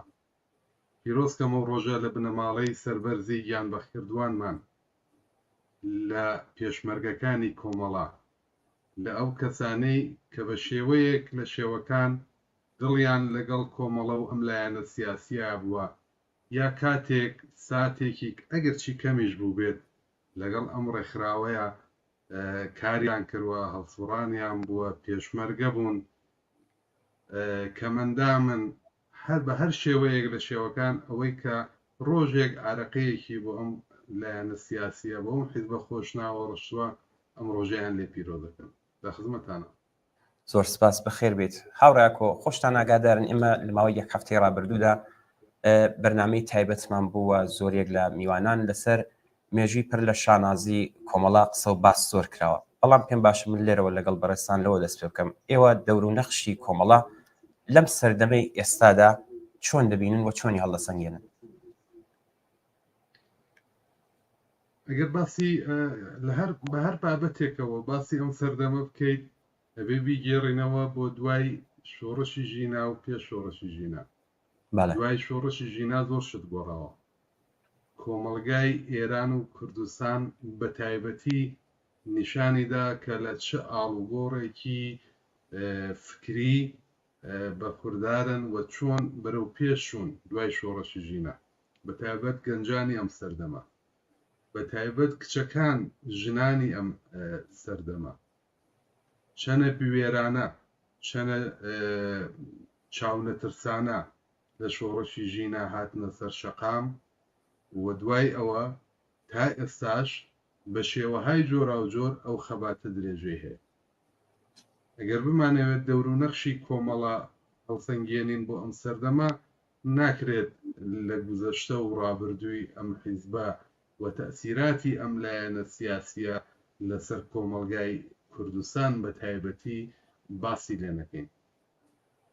یەکێک لە پێشەنگەکان یا پێشەنگی مبارزە لەگەڵ هەموو ناعەداڵەتی و نابەرابەریەک لە بوارە جۆرە جۆرەکانە بووە و ئێستش سەمەرەکەیمان بینی سەمەرەی ئەو هەموو گیانبازی و خوێن ڕۆشتن و فیداکاریە لە شۆڕشی ژینایە بوون کە چەندێک لاوانی ئەم سەردەمە تحتی تەسیری ئەو بۆچوونە قەراریان گرتووە و لە ژێر دەسەڵاتی ڕەش و تاریکی کۆماری ئیسلامی چەندێک ئەم گەنجانە ئەم لاوانە ڕۆشنبیرن ئاگاهن لە بوارە جۆرا و جۆرەکانی سیاسی و کۆمەڵایەتیە. ئەمانە هەمووی تەسیراتی ئەم ڕەوتە سیاسی ئەم مشەخەسە بووە یا لانیکەم بڵم تەسیری زیاتری ئەم ڕەوتە بووە لەسەر خەڵکی کوردستان کە تا ئێستاش لە هەموو بوارەکانە تۆگەر چاورێکەکەی بواری تەنیا تایبەت بە مەسەلەی ژنان نییە لە ژینگەوە لە مەسایلی تایبەت تەنانەت ڕوانینیان بۆ حەلی مەسەلەی ملی تحت تەسیری سیاسەتەکانی کۆمەڵە پێشکەوت و خوازانەیە ئاڵگۆڕی بەسەرا هاتووە ئەو بیرە چەوتە بەرتەسکە ناسیۆنالیستی کە پێشتر حتا تەنانەت بۆ حەلی مەسەلەی ملی لە کوردستانە هەبوو ئاڵگۆڕی جدی بەسەرا هاتووە لە هەر حاڵ مەبەستەوەیە کە بڵێم مێژووی کۆمەڵە گرێدراوە بەمڕۆ تەسیراتی ئەو مێژووە و خەباتی ئەو مێژووە ئێستاش خەریکین ئاسەوارەکەی بینین ولا نحوی اعتراضات و نحوی مبارزاتی خەڵک لە ناوخۆی کوردستان و ئێران ئێستا تەسیراتی ئەم جرایانە سیاسی مشخصە کە ئەمڕۆ ساڕۆژی ئاشکرابوونیەتی دەیبینی لە خزمەتانم ئیش ئاماژت بە شتێکی زۆر گرنگ کرد هاوڕێکۆ دیارە خۆگە چاو لە مێژووی کۆمەڵە بکەی کۆمەڵە هەمیشە زۆر گرنگی داوە بە خەباتی مەدەنی و کاری جەماوەریەوە پێم باش بوو لە قسەکانەدا ئاماژەیەکی کورتت پێکرد ئەم کامە ئەم کارە جەماوەریانە وا زۆرجی بەرچاون کامانن کە بە کۆمەڵەوە پێناسە دەکرێن و بەرهەمی ڕێنمایی و سیاسەتی ئەوە لە خەباتی کرێکاران لە کوردستانەوە لە مانگرتنەکان لە بەڕێوەبردننی مەراسماتی ئەوەڵی مانگیمەیەکان لە هەشتی مارسەکان لەو خەباتە جەماوەریانەی کە هەر لە سەرەتاوە بە بانگەوازی کۆمەڵە و بە ڕێنوێنی کۆمەڵە بەڕێوە چووە هەتا بە ئەمڕۆ لە هەموو اعتراضات و مبارزات و خەباتێک کە خەڵکی کوردستان لە ناوخۆوە بڕێ بردووە دەست و پەنجەی کۆمەڵە دیارە من ناتوانم تاک بڵێم ئالەوانە مشەخەسەن دە و خەباتم چونکە زۆرن هەر نمونونەکەی ئەگەر ئیشارە پێ بکەم لەم چەند ساڵەی ڕابردووە و بە تایبەت دوای شۆڕەشی ژینە لە چەندانە مانگرتنی گشتی کە فراخانی دراوە لەلایەن کۆمەڵە و هەندێک لایەنی سیاسیەوە جواب وەرگرتنی لەلایەن خەڵکەوە نیشانەدات کە ئەو لایەنە سیاسیە هێشتا زیندووە لە ناو خەڵکە بە تەواوی ئەو نامرایی ماتانەی کە بەسەریا هاتووە بە هەر ئیشکالێک کە هەی بوو بێت بە تەواوی ئەو گیر و گرفتانەی کە هەیە لە ناوخۆی کۆمەلگای کوردستان و ئێران بە تەواوی ئەو فەزایی کە لە سەرکوب و خەفەقان هەیە هێشتا ئەم جەرەیانە لە ناو دڵی کۆمەڵانی خەڵک لە ئێران و کوردستانە زیندووە و خەڵک گوێ لێ ئەگرن خەڵک بەدەنگی ئەو بە بانگەوازی ئەو ڕێک ئەخرێن و دەتوانێت اعتراضاتێکی جەماوەری بە پانایی کوردستان ڕێک بخات دەست و پەنجەی لە هەموو اعتراضاتی ناوخۆ دژ بە کۆماری ئیسلامی دیارە جگە لەوەش کاتێک شاخێک ئاورە درێت کاتێک ژینگە ئەکەوێتە مەترسیەوە کاتێک لاوێک مەترسی ئەعدامە چێتە سەری کاتێک ژنێک دەچەوسێتەوە قەتڵی ناموسی ئەکرێت بە بانگەوازی کۆمەڵە و بە فراخانی کۆمەڵە اعتراض ڕێگەخرێت ئەمانە نیشانەی ئەوەیە کە کۆمەڵە هێشتاکە دەتوانێت حرەکەتهای وەسیعی ئیجتماعی لە ناو کۆمەڵگای کوردستانە ڕێک بخات سازمانی بدات و بەرەو پێشی بات بەڵێ هاوڕێ فەرموو ئەمێ دەپرسێت بەڵێ وڵا پرسیارێکم هاوڕا کوێمە لەم هەفتەیەدا زۆرێک لە میوانانی بەڕێزیشمان ئیشارەیان پێکرد دیارە شۆڕشی ساڵی 1357 و شکستەکەی نیشانیدا کە چەپ کەمێک لاواز و کەم دەسەڵات بوو ئایا نزیکەی نیو سەدە یا بڵێن 45 ساڵ و دوای شۆڕشی 57 وەزعی چەپ هیچ باشتر بووە ببورن پرسیارەکە وەزعی خەڵک باشتر بوو چی بوو وەزعی چەپ پرسیارەکەم ئەوەیە ئێمە لە ئەم هەفتەیەدا زۆرێک لە میوانانیش باسی مێژویان کردوە گەڕانەوە بۆ ساڵی 57 و ئەم شۆڕشەکە دەستی بەسەرداگیرە نیشانیدا کە کەمێک چەپ لێدا لاواز و کەم دەسەڵات بوو ئایا نزیکەی نیو سەدە یا بڵێ 45 ساڵ بەسەر ئەمەدا دوای شۆڕشی 57 وەزعیەتی چەپ هیچ باشتر بووە؟ بەڵێ چەپ من ئەگەر بمەوێ هەڵسەنگانێکی لەسەر بکەم بە دوو بەش چەپی کۆمەڵایەتی ئەو چەپێک کە ئێستا لە ناو ئێرانە اعتراضەکات ئەو خەباتەی کە ئێستا لە ئێرانە ڕنگ و بۆی چەپی پێوە دیارە بە بڕوای من لاواز نەبووە. بە بڕوای من چەپ لە ئێرانە هەنگاوێکیش بەرەو پێشتر چووە. ئەگەر باز لە ڕێکخراو بوون و نامتشکل بوون و ئەوانە فاکتەر بگرین لێرە باسی نەکەین و کێشەکانیان لێرە ئەوە نەکەین، بەڵام چەپ بە بڕوای من چەپی کۆمەڵایەتی ئەو چەپی ئیجتماعی کە لە ناو ئێرانە ئێستاش ڕۆژانە ڕوبەڕۆی دەسەڵاتی کۆماری ئیسلامی بووە، جگەلەوەی ڕوبەڕۆی دەسەڵاتی کۆماری ئیسلامی بۆ ڕوبەڕۆی هەموو دابوونەریتە کۆن و دواکەوتوەکانی ناو کۆمەلگا بووە. بڕای من ئەو چەپە تەقویەت بووە. ئەوەی کە ئەو چەپەی کە باسی چەپی ڕێکخراوەیی یا چەپی حیزبی بکەین، بڵێ ئەو چەپە ئەگەر واقعبینانە و سادقانە بڵێن ئەو چەپەی سەردەمی ساڵەکانی دەی شەست یا ئەوایلی شۆڕشی ئێران نییە. ئەو چەپە هاوکات لەگەڵ چەپی کۆمەڵایەتی بەرەو پێش نەچووە. مجموعەیەک هۆکار هەیە کە نازانم ئێستا لێرە مەجای بەرنامە هەیە باسی بکەین یان نا، بەڵام چەپێکی بەنەوەیەک ئیدئالیست بووە، ئەمڕۆیی نەبووە، لەگەڵ زیندوو نەبووە، لەگەڵ واقعیەتەکانی ناو کۆمەلگا مەبەستم چەپی حیزبیە، لەگەڵ واقعیەتەکانی ناو کۆمەلگا خۆی ڕێک نەخستووە، خۆی سازمان نەداوە، زیاتر گیرۆدەی ناوخۆی بووە، دووچاری انشعابات و انشقاقات بووە. ئەم نوع چەپە حیزبیە لەگەڵ ئەو چەپەی کە من باسی یەکەم و منزورمە لە ناو کۆمەلگایە تەقویەت بووە جیاوازی هەیە و بە دەرەجاتێکی زۆریش لە دواوەترە لە چەپی کۆمەڵایەتی. هەرچەند کۆمەڵا وەک ڕێکخراوەیەکی چەپ و سوسیالیستی تا حدێکی زۆر توانیویەتی بە وجودی تەواهی و ئیشکالاتەوە خۆی زیندوو ڕاگرێت. ئەزانی هاوڕێن با من شتێک بڵێم ئەگەر مەجای بەرنامەکە هەبێت بە چەند پێنا. ئەوڵەن کۆمەڵە لایەنێکی زیندووە، بۆ یەکە لایەنێکی زیندوش هەم موردی ستایش قەرارەگرێت چونکە منشەی ئەسەرا، چونکە تەسیری هەیە لەسەر کۆمەلگا و هەم ئەتوانێت ڕخنەشی پێوارد بێت، ئەتوانێت نەقدیشی لێ بگیرێت، چونکە هەربازم لەبەر زیندووبوونیەتی.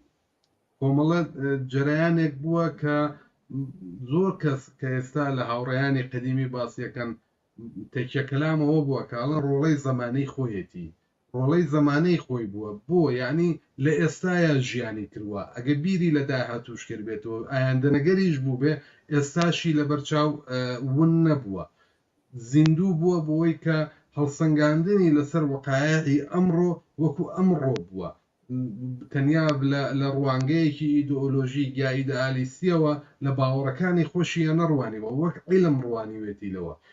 ئەبێ کۆمەڵە ئاوای لێبێتەوە، ئەبێ کۆمەڵە لە ئەمڕۆیا بژیت کە تایسێ بەخۆشیەوە هەوڵدراوە واشە و تەحلیلەکانی لەسەر وەقاعەکە ئەگەر چیش لە ڕوانگەی زۆر لایەنی چەپ و ئیدئالیستەوە موردی ڕەخنە قەرارەگیرێ، بەڵام سەی کردوە و هەوڵی داوە لەم ڕۆیا بژی و ئەو چەپەی ساڵی 57 و 58 کە کۆچی مێژووی مەریوانی ڕێگە خستکە لە ناو دڵی خەڵکی زەحمەتکێش و کوردستانە بوو، هەوڵ ئەدات بە تەواوی ئاستەنگەکان و بربەستەکانی ئەوانێ ئێستاش هەمان کۆمەڵە بێت و لە ئێستایا بژی بە حیفزی اعتقاد بە ئارمان و بە ئەهدافەکانی لە ئایندەیە. ئەم لایەنە سیاسیە لایەنێکی ڕێکخەرە، ڕێکخەرێکی کۆمەڵایەتیە و ئەبێ هەوڵ بدا لەو بوارەوە بێت. زۆر جار باس لە تەقویەتی کۆمەڵایەکەن. کۆمەڵە ئەبێت تەقویەت کرێت بەپێی ئەو شتانەی کە ئێوە ڕۆژانە لە خەبەرەکان باسیەکەن، بەپێی ئەو قسانەی کە لە پەیامی کومیتەی ناوەندی کۆمەڵەیە هاوڕە حەسەنی شارەی پێکرد. لە تەواوی ئەوانەیە کۆمەڵە ضرورەتی ئەمڕۆیە دەبێت تەقویەت کرێت. چۆن تەقویەت کرێت؟ دەبێت بگەڕێتەوە بۆ سەر و ئەسڵی ڕێخەری کۆمەڵایەتی بێت، ئەمڕۆیی بێت، ئایندەنەگەر بێت و لەسەر ئەم ئەساسانە خۆی جارێکی تر تەقویەت کات. ئەمڕۆیی بێت، نە بە مەنزەرەی ئەوەی کە زۆر جات باسلەوە ئەکەن ئەگەر هێزی جوان بێت، هێزی گەنج بێت، خۆی بکات بە خاوەنی ئەم تەشکیلاتە معیار سنە لەباری باوەڕەوە لەباری ئەفکارەوە لەباری فکرە و معیار ئەندازەی تەمەن نییە لەباری فکرەوە ئەبێ ئەمڕۆیی بێ ئەبێ وەکو ڕووداوەکانی ئەمڕۆ وەکو ئەمڕۆ ببینێت من پێم زۆر جار ئێمە لە تا ڕۆژی یادکردنەوە لە ڕۆژی کۆمەڵە و ئاشکرابوونی ڕۆژی کۆمەڵە زیاتر بە حەقیش ستایشەکەن لە ڕابردوومان بە حەقیش باسی گیانفیدایی و خۆنەویستیەکانی ئەو ڕفیقانەمان لە ڕابردووە بکەین کە کۆمەڵیان تا بە ئەمڕۆ گەیاندووە بەڵام نابێ لە بیری بکەین ئەبێ ئشکالاتیشمان ببینین ئەبێ ڕەخنەکان لێمانەگرن پێشەوەی لێمانگرن خۆمان ببینین و ئەم جەرایانە خۆشناوە ئیجتماعیە کە زەمینەکانیشی هەیە تەقویەتی بکەین بەهێزتری بکەین لە جاران بۆ ئەوەی کە لە داهاتووە جارێکی تر چەپ تووشی ئەو بەڵایی ساڵی 57 نەبێت کۆمەڵە جارێکی تر تووشی ئەو بەڵایی ساڵی 57 نەبێت کە دوای ڕوخانی شا دەسەڵاتی کۆماری ئیسلامیە ئەمە پێویستی بە هەڵسەنگاندنێکی علمی و ئەمڕۆیی هەیە هەم بۆ ناو کۆمەلگای ئێران هەم لە مۆقعیەتی کۆماری ئیسلامی و هەمیش لە خۆمان نابێ خۆمان بەردەوام ببین بە مەداحی خۆمان بە ستایشگەری خۆمان و بڵین بێ ئیشکالین نەخێ ئێمەش وەکو هەموو لایەنێکی زیندوو وەکو هەموو جەرایانێکی زیندوو کە تەسیری هەیە حتمما ئیشکالیشمانەیە و بێ ئیشکالانەش ببینین ئەبێ ئەمڕۆیی بینەوە ئەبێ ببینە ڕۆڵەی زمانەی خۆمان ببینە ڕۆڵەی ئەم زمانە دێ ببینە ڕۆڵەی ئەم زمانە بێ ئەم زمانە بناسین پێشەوە گەنجانی ئەم دەورە بناسین ئەو گەنجانەی کە لە شۆڕەشی ژینا هاتنە سەر شەقام بیان ناسین بێوانە هەمووی لە دەوری کۆمەڵە کۆ ببنەوە خواسی لابرنی حجابی ئیجباری خواسی کۆمەڵە بووە کۆمەڵە پەرچەمداری بووە ئەبێوانەی کە دژی بە حجابی ئیجبارین بێن لە دەوری کۆمەڵە و ئارمانەکانی کۆمەڵە کۆ بنەوە خواسی بەرابەری ئابووری لابردنی هەژاری پەرچەمدارەکەی کۆمەڵە بووە ئەبێ هەموو کرێکار و هەژارێکی بەژمێنەت بێ لە دەوری کۆمەڵە کۆ ببێتەوانێ هەموو ئەو لاوانی کە تینوی ئازادین ئازادیە واقعیەکانیان لە بەرەو پێشوونی ئەفکاری کۆمەڵەیە دێتە دی دەبێت بێن لە دەوری کۆمەڵە ببنەوە ئەمە تەنیا بە دروشم و بە نەسیحەت ناکرێت ئەبێ میکانیزمی بۆ دۆزینەوە ئەبێ ڕێگا حەلی بۆ دۆزینەوە کە گەنجی ئەمڕۆ چۆن لە دەوری کۆمەڵە کۆ بێتەوە گەنجی ئەمڕۆ چۆن کۆمەڵە بەهێزەکات و گەنجی ئەمڕۆ چۆن دەتوانن ببنە ئەو کۆمەڵەیانەی کە گەنجانی دەهەی شەست بوون و تا حەدی گیانفیدایی لەگەڵ ئەم ڕێبازەمانەوانە ئەبێ گەنجی ئەمڕۆ جوان لێ بکەین ئەبێ دنیای ئارزوەکانیان بناسین هێجانەکانیان بناسین لەگەڵ ئەم سەردەمە و لەگەڵ عەسری ئێرتەباتات و ئینتەرنێت وانە ئەبێ ئێمەش خۆمان تەطبیق بدەین و بەو شێوەیە کە ئێمە ئەتوانین هێزێکی عەزیمی جەماوەری و بەتایبەت لاوانی شۆڕژێڕی کوردستان جارێکی تر لەگەڵ کۆمەڵە لە دەوری کۆمەڵەیان کۆ بکەینەوانە بەڵێ کاگاکۆ زۆر سپاس بۆ ئامادەبوونت پرسیارەکان ئێمە کۆتایی پێهاتوە ئەگەر شتێکی بە کورتی چون کاتمان کەمە و کۆمەڵی پەیامیشمان بۆ هاتووە فەرموون نەخێ من زۆر خۆشحاڵ بووم کە لەم ڕێگاوە جارێکی دەرتوانیم پەیامی پیرۆزبایی خۆم بگەێنم بە گوێی کۆمەڵانی خەڵک لە کوردستان جارێکی تر ئەم ڕۆژە لە ئێوەش پیرۆز بێت سپاس بۆ زەحمەت و ماندووبوونتان هاوڕێیانی تەلەڤیزیۆنی کۆمەڵە هەم ئێوە وەکو بڕێوەبەر هەم هاوڕێیانی زەحمەتکێشی بەشی تەکنیکیش لە پشت کامێراوە سپاس بۆ ئێوەش زۆر سپاس بۆ ئێوەش بەخێر بێت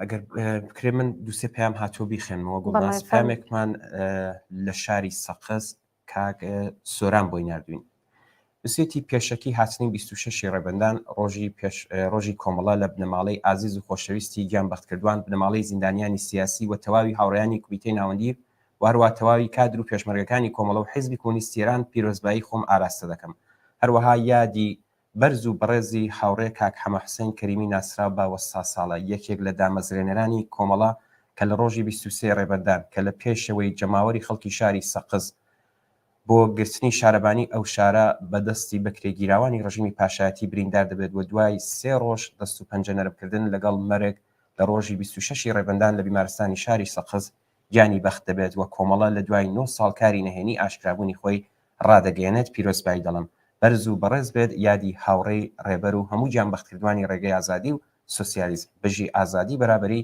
حکوومەتی کارگەری سۆران لە شاری سەقز زۆر سپاس لێوەشەر پیرۆز بێت ئەمیر منیشن کۆمەڵە پەیامان بۆ هاتووە ئەم کاتتان باش هاوڕێیان ئێمە کۆمەڵێک لە ئەنجامان و لایەنگرانی کۆمەڵە و حیزبی کۆمونیستی ئێران بە بۆنەی 26 ڕێبەندان ڕۆژی گیان بەختنی هاوڕێ حەمەحسێنی کەریمی و ئاشکرابوونی ڕۆژی کۆمەڵا پیرۆزبایی خۆمان ئاراستەی هەموو کادر و ئەنجامانی کۆمەڵە و حزب و هەموو بنەماڵەی گیان بەختکردوانی ڕێگای کۆمەڵە و هەموو زیندانیانی سیاسی پیرۆزبایی دەڵێن. بۆ جارێکی تر بەڵێنی دەدەین کە درێژە دەری ڕێگای ئازادی و سۆسیالیزم بین و تا سەرکەوتن یەکجارێکی ڕوخانی کۆماری ئیسلامی دەست لە خەبات و تێکۆشان هەڵنەگرین بژی سۆسیالیزم لە شاری ڕوانسەر. بەڵێ لەلایەن کۆمەڵێک لە لاوانی بۆکانەوە پامان بواتەوە پێشەکی هاتنی 26 ڕێبەندان ڕۆژی ئاشکرابوونی چالاکی کۆمەڵە لە بنەماڵەی عزیز و خۆشەویستی گیان بەختکردوان بنەماڵەی زیندانیانی سیاسی و تەواو کادر و پێشمەرگەکان و لایەنگرانی کۆمەڵە و حیزبی کۆمونیست ئێران پیرۆزبایی دەکەم و هەروەها یادی هاوڕێ کاک حەمەحسەن کەریمی یەکێک لە دامەزرێنەرانی کۆمەڵە بەرز و بەڕێز ڕادەگرین و لێرەوە پەیمانی خۆمان نوێ دەکەینەوە تا دوا هەناسا درێژەدەری ئەم ڕێبازە بین بژی ئازادی بەرابەری بژی کۆمەڵە. بەڵێ ئەمێ لە بۆکانەوە هەر پەیامێکمان بۆاتوە پەیامی پیرۆزبایی کۆمەڵێک لە دۆستان و لایەنگرانی کۆمەڵەوە حیزبی کۆمونیست ئێران بە بۆنەی 26 ڕێبەندان ڕۆژی کۆمەڵە هاوڕێیانی عزیزی ڕێبەری کۆمەڵە و حیزبی کۆمونیست ئێران ئەنجامان و پێشمەرگە تێکۆشەرەکانی کۆمەڵە دۆستان و لایەنگرانی کۆمەڵە و حیزبی کۆمونیست ئێران لە هەر کوێهان بە بۆنەی 26 ڕێبەندان ڕۆژی کۆمەڵە گەرمترین پیرۆزبایی خۆمان ئاراستتان دەکەین دەستان بە گەرمی دەگوشین و هیوای سەرکەوتنتان بۆ دەخوازین بەو هیوایە کە ساڵی داهاتوو ڕۆژی کۆمەڵا بەیەکەوە لەسەر وێرانەکانی ڕژیمی ئیسلامی بەرزا بگرین بژی ئازادی بەرابەری بژی سۆسیالیزم کۆمەڵێک لە دۆستان و لایەنگرانی کۆمەڵە و حیزبی کۆمونیست ئێران لە شاری بۆکان. بەڵێ بروسک لە شاری مەهاباتەوە پامی نردووە پیرۆز بێت 26 ڕێبەندان ڕۆژی وەدەنگ هاتنی ڕێبوارانی ڕێگای ئازادی و بیری سەردەم کۆمەڵە لەگەڵ خۆی کولتوری ڕەخنە و بیرۆکەی زانستی علمی بردنێ و ناخی کۆمەلگایەوە بە چەشنێک کە پنگی بە کۆنەپەرستی و بیری بەرتەسکی قەومی و تایەفەگەرایی و ناوچەگەرایی برد ژیان و ئاسۆ و بیر و بۆچوونی جەماوەری خەڵکی کوردستان هامدا چاویان بە دنیای سەردەم بکەنەوە و ڕزگاری نە لە ئاسمانەوە بەڵکو نزیکبوونەوە لە پێشکەوتوترین زانستەکانی سەردەمدا ببینین ڕێگایەکی دوور کە بەرفراوانی لە بیرکردنەوە پێش ئەسووری بە بیری زانستی و فەهمی مێژوو کردە ڕێناسی خەبات لە کوردستان بژی کۆمەڵا بژی سۆسیالیزم سپاس بۆ بروسک لە شاری مەهاباتەوە لە بانەوە پامان بۆ هاتووە سڵاو و ڕێز زۆر بۆ بەڕێوەبرانی تلوزیۆنی کۆمەڵە کە هەردەم بۆ کار و چالاکی شۆڕشگێڕانە بێ ماندووبوون و هەدانادەن لە مەیداندا ساڵڕۆژی ئاشکرا و هەڵسوراوانی هێزێکی چەپ و کۆمونیست بە ناوی کۆمەڵە کە لە هێز و حیزبە خۆشناوەکانی شۆڕشی ئێرانە پیرۆزبایی دەکەین خۆمان بەبەختەوە دەزانین کە لە ڕیزی پڕ لە سەرفەرازی کۆمەڵە لە ناوخۆی وڵاتدا هەڵسوڕانی سیاسی و مەدەنی دەکەین بەرزە باڵا و شەکاو بێت ئاڵا سوورەکەی کۆمەڵە و حیزبی کۆمونیست ئێران ڕێز و حورمەت بۆ یادی هاوڕێیانی گیانبەخت کردو بنەماڵە خۆراگریەکانی و بۆ سەرجەم تەشکیلاتی کۆمەڵە و هەروەها زیندانیانی سیاسی ڕێگا و ڕێبازی کۆمەڵە هەر بژین و سەرکەوتوو بێت شۆڕشی گەلانی ئێران لە دژی ستەم و چۆسانەوەی کۆماری ئیسلامی زۆر سپاس بۆ هەڵسوڕاوانمان لە شاری بانەوە لێوەش پیرۆز بێت.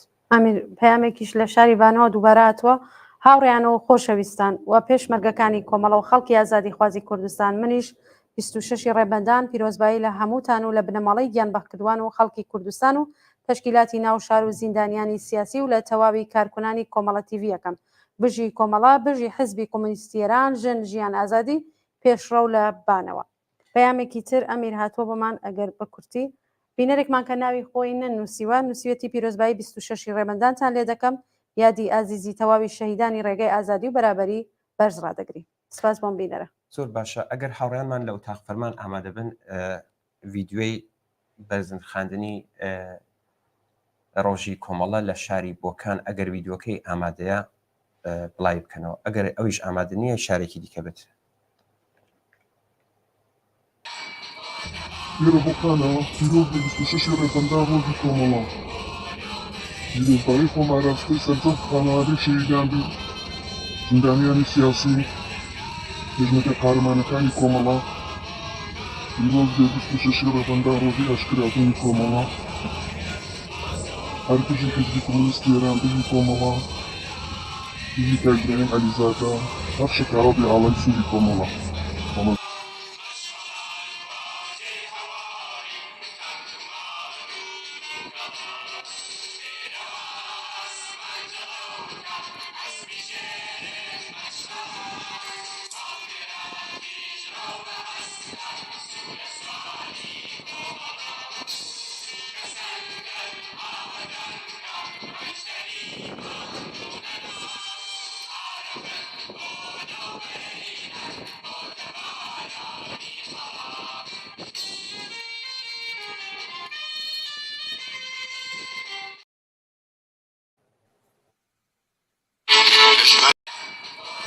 لێرە بۆکانەوە پیرۆزی 26 ڕێبەندان ڕۆژی کۆمەڵە پیرۆزبایی خۆماراستەی سەرجەم خانەوادەی شەهیدان بێ زیندانیانی سیاسی خزمەتە قارەمانەکانی کۆمەڵە پیرۆز بێ 26 ڕێبەندان ڕۆژی ئاشکرابوونی کۆمەڵە هەرگیژی حیزبی کۆمونیستی ئێران بژی کۆمەڵە بژی کاکبراهیم عەلیزادە هەر شەکاوە بێ ئاڵای سووری کۆمەڵە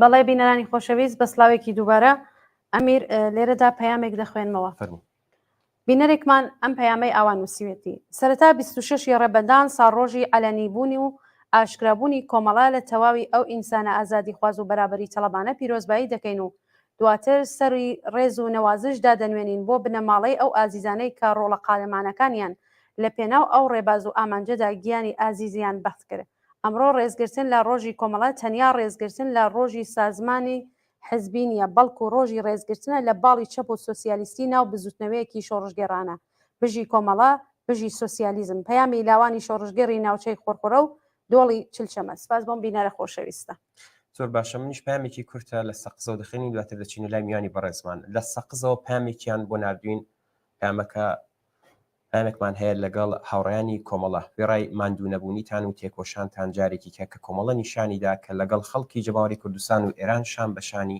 خەریکی ئەرک و تێکۆشانن و هەروەها پیرۆزبایی 26 ڕێبەندان ڕۆژی کۆمەڵەت لە هەموو لایەنگرانی کۆمەڵە و بنەماڵەی گیان بەختکردوان پیرۆزبایی ئەڵێن زۆر سپاس ئەم بیرەرە لە سەقزەوە بەڵام خۆی نەناساندووە سپاس بۆ بەڕێزیشتان دەخۆشتان پیرۆز بێت بەڵێ ئێستا دەچینە لای بەڕێز کاک مەحیا ئیرەجی ئەندامی کومیتەی ناوەندی کۆمەڵە هاوڕە مەحیام کاتت باش زۆر سپاس و بەشداریت سەرەتا منیش بەنەوەی خۆم پیرۆزبایی ئەم ڕۆژە مەزنە لە بەڕێزیشتان دەکەم سڵام هەیە بۆیەوە کاک ئەمیر و هاوڕێ گوڵناز ئەو ڕۆژە لێوەش پیرۆز بێ و هەروەها منیش پیرۆزبایی لە هەموو خەڵکی کوردستان و هەموو ئەو ئازیزانەی کە ئەگەر ڕۆژێکیش لە ڕێزەکانی کۆمەڵا هەڵسوڕان بیان بووە و پیرۆزباییان لێ یەکەم و سەری ڕێز و نەوازش بۆ بنەماڵەی جەمبەخت کردوانی ڕێزەکانی کۆمەڵ و حیزبی کومونیستی ئێران دانوێن زۆر سپاس بەخێر بێت هاوڕە مەحیا سەرەتا تایبەت بەم ڕۆژە 26 ڕێبەندان بە کورتی چ قسەیەکتان هەیە جا دەبێت دەچی بەسەر پرسیارێک ئەو بەشداربووانەی پێشتر هەروەها پەیامی کومیتەی ناوەندی هەموو شتەکانی وتووە بەڕاستی ئەمێ ئەوە بڵێم کە ئێمە ینی کۆمەڵە بۆ کاتێکی وەکو ئێستا ڕۆژمێری کردووە بەڕاستیان ئەگەر ئاواچای لێ بکەین ئەوە من ئەو خۆرە هاتوۆتە سەر دەموچاوم بەڵام ویستمەوە بڵێم کە بۆ ڕۆژێکی وەکو ئەو ئێستا وەکو شەرایەتێکی ئاوا ئێمە ڕۆژمێریمان کردووە چییە ئەوە ئەو تایبەتمەندیە چییە تایبەتمەندیەکە بریتە لەوە کە ئێمە هەمیشە خواستاریەوە بووین و ویستمانە کە خەڵک بێنە سەر شەقام خەڵک داخوازیەکانیان باس بکەن و لە ناو خەڵکیشە لایەنێکی تایبەتی کە ئێمە خەباتمان بۆ کردووە لە درێژەی دامەزراندنی کۆمەڵەوە ئەویش کرێکاران زەحمەتکێشان چینە بندەستەکان ژنان خەڵکی لێقەوما و هەموو ئەوانە ئەوە بووە کە ئێمە خەباتمان بۆ کردەوە ئێستا ئەوە ڕووی داوە ئێستا ساڵ و نیوێک زیاترە خەریکاچە بەرەو 2 ساڵ کە شۆڕشی ژینا دەستی پێ کردووە خەڵک داخوازیەکانی خۆیانیان باس کردووە خەڵکاتونەتە سەر شەقام گیانیان داوە شەهیدیان داوە و لەو بابەت لەو بارەوە جانبازیان کردووە خەباتیان کردووە ئەوە کاتی ئەوەیە کۆمەڵە ئێستا هەروەکو جاران هەروەکو چی کردووە پێشتر ئەو هەلا بخۆزێتەوە و هەوڵ بدا شان بەشانی خەڵک شۆڕش بباتە پێشەوە بۆ سەرکەوتن و بۆ هەموو کەس بەداخوازیەکانی خۆیان بگەن و بۆ دنیایەکی ئاسوودە و بەبێ هیچ زۆرە هەڵاواتنێک. زۆر باشە هاڕ مەحیا کۆمەڵە لاوان ژنان بڵین هونەرمەندان نووسەران ڕۆشنبیرانی زۆر بەرچاوی لەگەڵ بوو بەڕای بەڕێستان پێگەی کۆمەڵە لەناو ئەو بەشە گرنگانی کۆمەڵ ئێستا چۆنە و هەندە گرنگە ئەم بەشەکە لەگەڵمان بە باوەڕی من زۆر ناکرێ بڵێن وەکو ئەو سەردەما کۆمەڵە بە شێوەی وەکو جاران زۆر لەگەڵیان زۆر تێکەڵاویان بووە هۆکاریشی هەیە من پێم وانیە هۆکاری بیر و باوەڕ بێت کۆمەڵە لەسەر بیر و باوەڕی خۆی هەر سوور بووە و هەر بیر و باوەڕەکەشی ڕۆژ لەگەڵ ڕۆژ دەمەزرد کردووە و لەگەڵ شرایەتی خۆی گونجاندوێتی بەڵام ئەبێ ئەوەش بزانین کە شرایەت گۆڕدراوە کۆماری ئیسلامی زیاتر لە جاران وحشیانەتر هێرشەکاتە سەر هەڵسوڕاوان هێرشەکاتە سەر ئەوانەی وا لەگەڵ کۆمەڵە خۆیان بە کۆمەڵەوە ناسن و ئەو خۆی بووە بەهۆی فەزایەکی سیاسی لە ئێران کە دروست بووە ئەو فەزای سەرکوتە ئەوە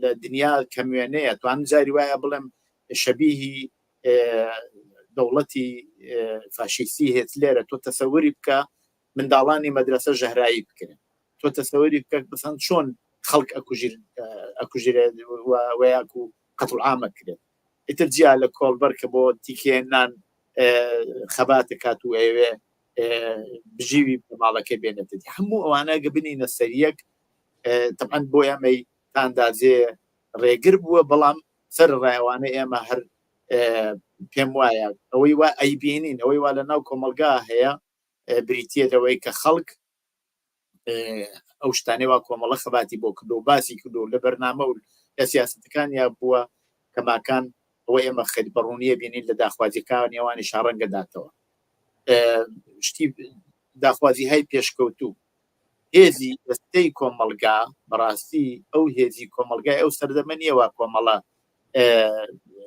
دەستی کردووە بە شۆڕش ئەو هێزە ئەتوانم بڵێم زۆر تەغیری کردووە تەغیراتەکەیشی بریتە لەوەی کە بەڕاستی گەنجێکی هەزگار زۆر بەتوانات بە دانش و لەباری فکریەوە ئامادە دەرس خوێن و ئەزانن چۆن کێشای کۆمەڵایەتەکانیان بناسن و ڕێگەی بۆ بینەوە هەموو ئەوانە ئەتوانین بە دەستکەوتی کۆمەڵە حەسێبی بکەین بۆیە من پێم وایە دیسان شرایەت ئامادەیە بۆ ئەوەی کە کۆمەڵە لەگەڵ هەموو ئەو چین و توێژانە وایە و ئاماژت هەم پێکرد دیسان تێکەڵاو بێتەوە و ببێ ئەوانە ببن بەهێزی کۆمەڵە بۆ ئەو کاتە ئەوانە بوون بەهێزی کۆمەڵە بۆ ئەوەی کە کۆمەڵە بوو کە مەیدانی بە ئازادیەکانەدا مەیدانی بە بۆچوونی جیاوازەدا مەیدانی بە فەرهەنگ و هونەری پێشکەوت و ئەدا و ئەتوانم بڵێم لە توولی ئەو مدەتا بەشێکی زۆری هەرە شاعرە بناوبانگەکانی کوردستان لە کۆمەڵەوە سەرچاوەیان گرتووە ئیتر جیا لە بەشی هونەری و نەقاشی و نازانم شێوەکاری و بەشی تیاتر و نووسەر و هەموو ئەوانە گرچای لێ بکەین هەردیسان لە کۆمەڵەوە سەرچاوی گرتووە بۆ لە کۆمەڵەوە سەرچاوی گرتووە بۆ ئەوانە هەروەکو گوڵێک وایە کە لە عەرزێکی باشە بتوانێت بڕوێت کۆمەڵە بۆ ئەو هێزەی پێدان کەوانە لەناو کۆمەڵایان توانی گەشە بکەن پێم وایە ئێستش کۆمەڵە ئەو توانایانەی هەر هەیە ئەو شتانەوە ئیشارەم پێکرد کە زەنگ و شاری کۆماری ئیسلامی هەیە زۆر باشە هاوڕێ محیا کاگ ئاکۆ پێشتر لەگەڵمان بوو وشەیەکی زۆر خۆش بەکاری هێنا و دیارە هەمووشمان پێی ئاشناین کە دەڵێن کۆمەڵە ڕۆڵەی زمانی خۆی بووە بۆی کە کۆمەڵە ڕۆڵەی ئەم سەردەما و داهاتوش بێت بۆی بتوانێت داینەمۆی حرەکەتی بەرینی جەماوەری بێت بە بڕایەوە دەبێت بێت بکات بابزانی بۆ واڵێن ئەگەر چاو بکەین لە مێژوو بریتە لە یەکێتی جوتیاران مێژوو بریتە لە ڕایپەمایی خەڵکی شارەکانی سەقز و ئەوەختە سنە و زۆر شاری تر بەرەو مەریوان و کۆچی مەریوان مێژوو بریتە لە هێنانی ژنان بۆ ناوڕیزی خەبات و دانانی ئیمکانات بۆ ئەوانیشان بەشانی پیاوان خەبات بکەن مێژوو بریتە لەوەی کە داخوازی های پێشکەوت و کرێکاران زەحمەت کێشان مافی ئەوان ببێ بە مەشغەڵی کۆمەڵە ئەوە مێژوو ئەڵێ دەی بۆەوە ئێمە دیسان هەر ببینەوە بۆ هێزا بێ ئەو شتە تازانەی ئەوڕۆی دنیا ببینن ئەو شتە تازانەی ئەوڕۆ دنیا بریتە لەوەی کە بەشێکی هەرە زۆری خەڵک بەرەو هێڵی هەژاری ڕۆشتن هەتاوانەی وا مام ناوەندیش بوون ئەوانەی وا تا دوێنێ دەستیان لە گیرفانی خۆیان نبوویان توانی تیکێنان لێت بە دوکانێک بە شتێک بۆ خۆیان بەدەستبیانن ئێستاوانش ڕەوانەی هێڵی هەژاری بوون خەڵکی زەحمەت کێش گۆڕدراوە وەزعەتی دنیا گۆڕدراوە ئێستا ئێمە بینین کە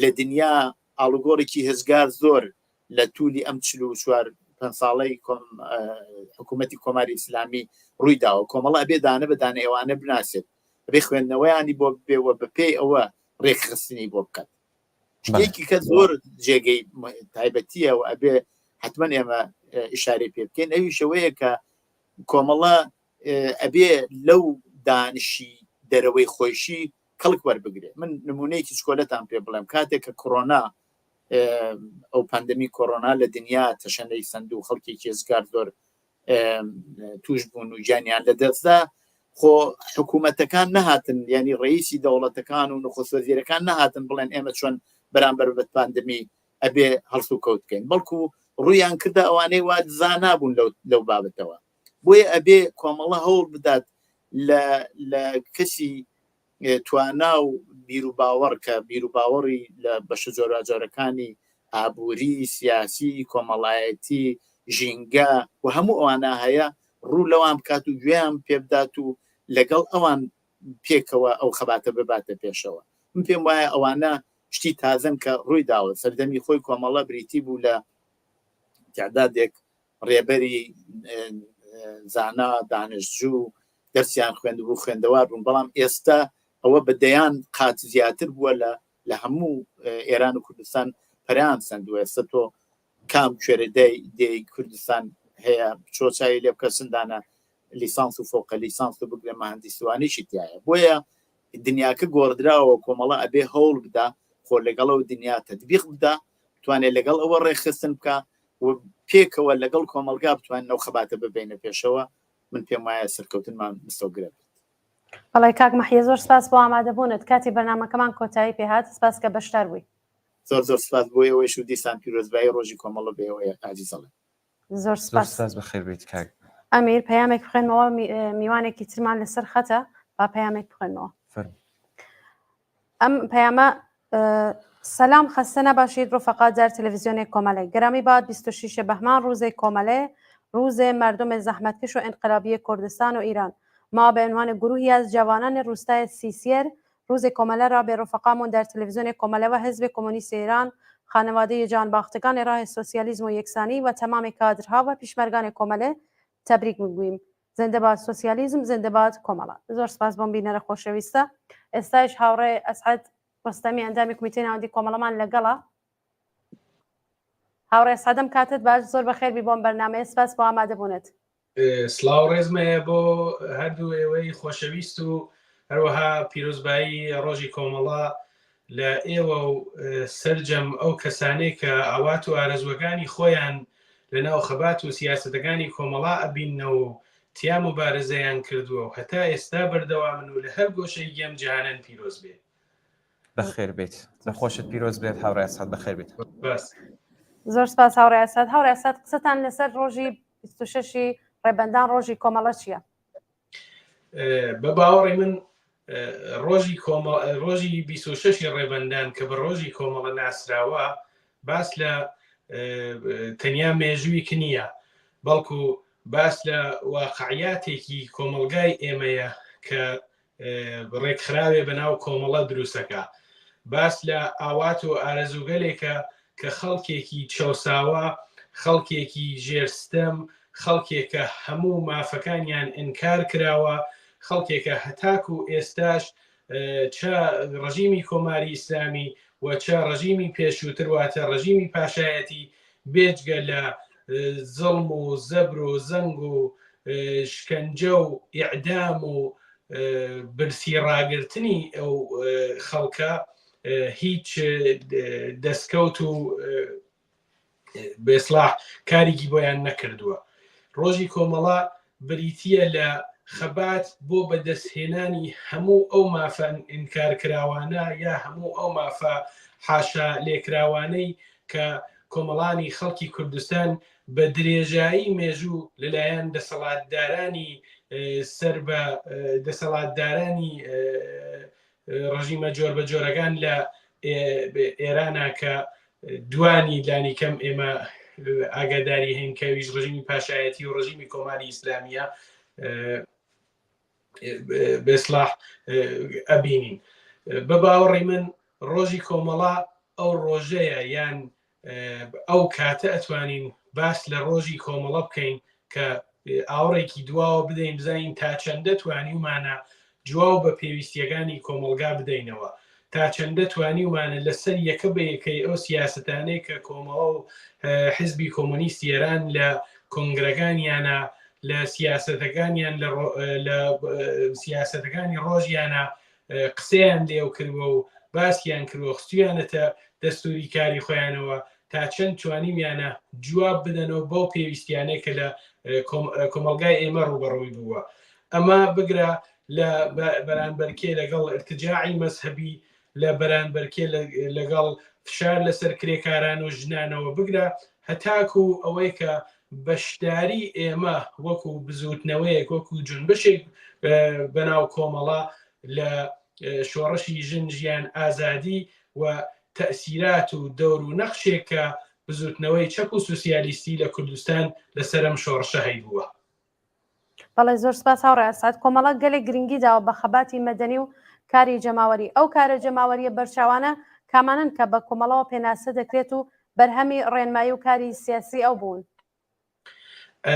ئەگەر بمەوێت زۆر بە شێوەیەکی عمومی بیان بە شێوەیەکی گشتی باسی لێ بکەم، ئەتانم بڵێم هەر حرەکەتێکی پێشکەوتن خوازانە، هەر حرەکەتێکە وای کردوێت لە کۆمەلگای کوردستانە لە بەرانبەر زڵمێکە، لە بەرانبەر ناداتپەروەریەکە، لە بەرانبەر سیاسەتێکی ارتجاعیە کە لەلایەن ڕژیمی کۆماری ئیسلامیەوە بەرانبەر بە خەڵکی کوردستان کرابێت، دروستکردنی هەر تەشەکل و ڕێکخراوەیە کە ئاوات و ئارزوەکانی بزوتنەوەیەک بەناو کۆمەڵەیشی تیابەدی کراوێ لە مافی دیاریکردنی چارەنووسی خەڵکی کوردستانەوە بگرە، لە مافی ئازادی بێ ئەملا و ئەولای و بەرابەری ژنان و پیاوان بگرە، لەسەر مافی دروستکردنی ڕێکخراوەهای و تەشەکلهای سربەخۆی کرێکاریەوە بگرە و سەرجەم ئەو گۆشە و قوشبنانەی کە ئەبینین لە خەباتی کۆمەڵە و حیزبی کۆمۆنیستی ئێرانە بە درێژایی ئەم چەندین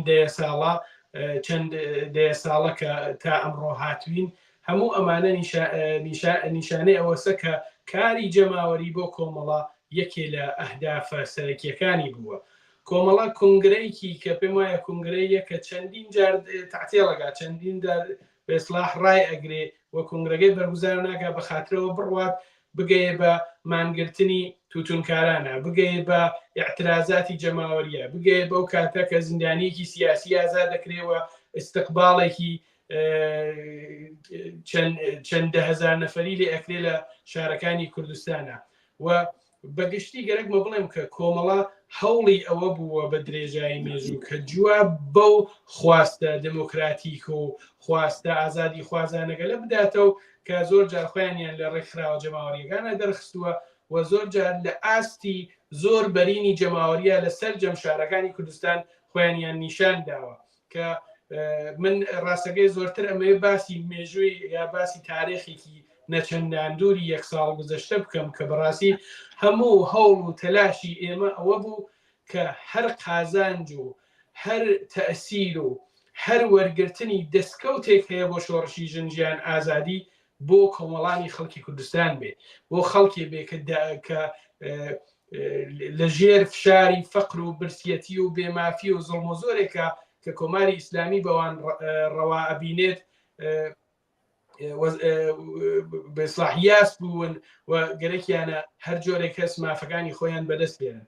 ئێمە لەو شۆڕەشە هەمومان بە یەکە بە یەکەی و کەسانەی کە خۆیانیان بە کۆمەڵە زانیوە هەمومان هەوڵ و تەلاشمان ئەوە بووە کە ئەگەر تۆشەی کۆ ئەەکەینەوە ئەو تۆشە بڕواتە ناو کیسەی خەڵکی کوردستانە بڕواتە ناو جانتای خەڵکی کوردستانەوە بە دوای هیچ مەنافعێکی حزبی و بە دوای هیچ مەنافعێکی ئەوە نەبووین کە بڵێن ئەوە ئێمە ئەمەینە هەموو تەلاشمانەوە بووە کە بڵێن ئێمە چارەنووسی خۆمان و خەڵکی کوردستان بەجیا نازانین و لە هەموو شرایەتێکی سەخت و دژوار و لە خراپترین کاتەکانە ئێمە لە پەنای یەکا بووین و حازر نین لەسەر بزوتنەوەی ڕزگاری خوازی خەڵکی کوردستان وارد هیچ معامڵەیەک بین کە بەقەڵ ئەو وشە معروفە هەیە کە لەم ڕۆژانە زۆر بەکاریەوەن تیکە بینە ناو خوێنی گیان بەخت کردوانە و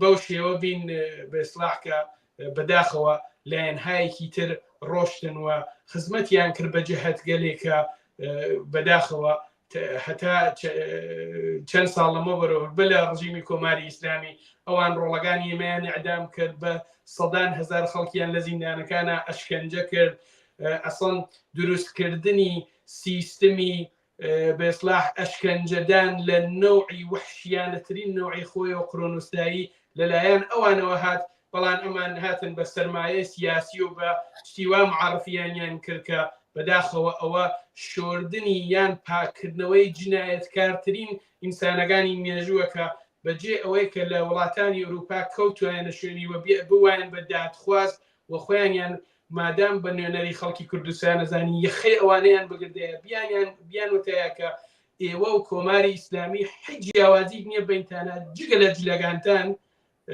بەڵام هاتن ئەوەیان کرد ئێمە وەکو کۆمەڵە تاکی دەکەمەوە لەسەری هەموو مبارزەکەمان هەموو هەوڵ و تەلاشمان دەبێ ئەوە بێ کە یەک تەنانەت توانی بێتمان یەک هەنگاویش بێت ئەوە میوانێک زمانات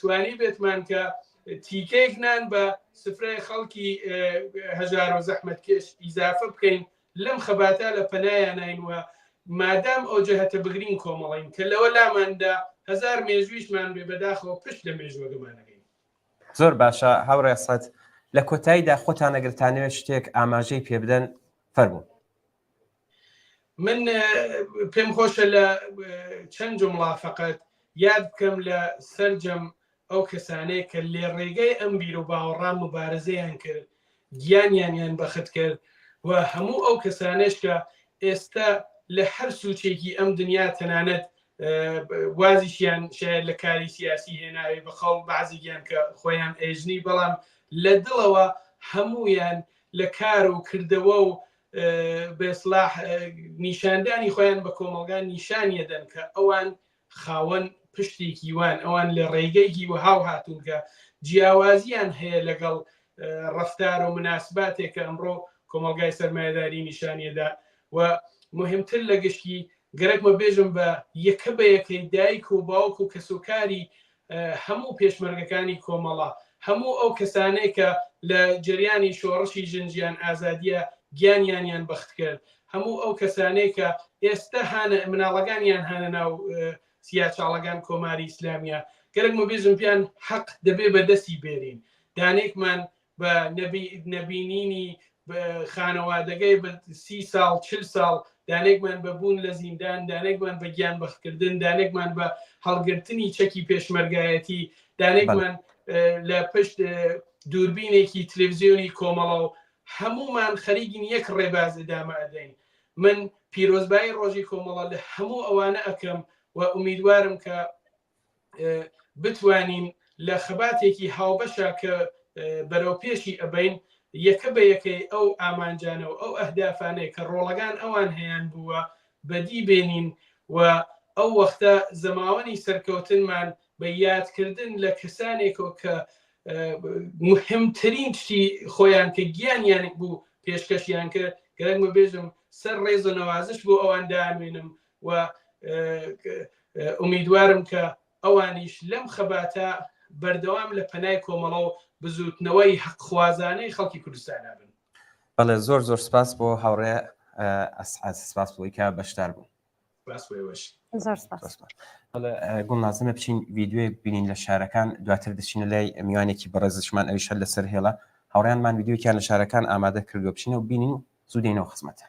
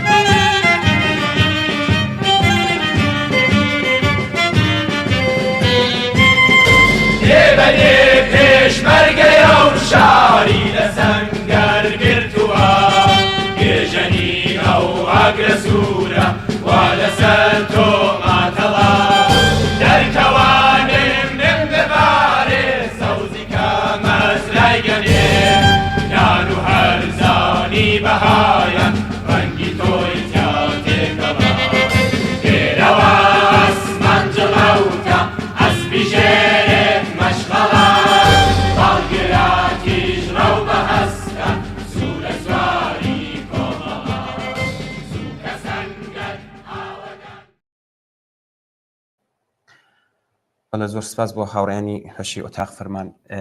پامێکمان لەلایەن زیندانیەکی سیاسی ئازاردیتی و شکنجەکراو لە شاری سنەوە بۆ هاتووە کە زۆر پامێکی باست و زۆر دڵسۆزانەیە. نووسێتی پامێکی زیندانیەکی سیاسی لە شاری سنە بە بۆنەی 26 ڕێبندان ڕۆژی کۆمەڵە.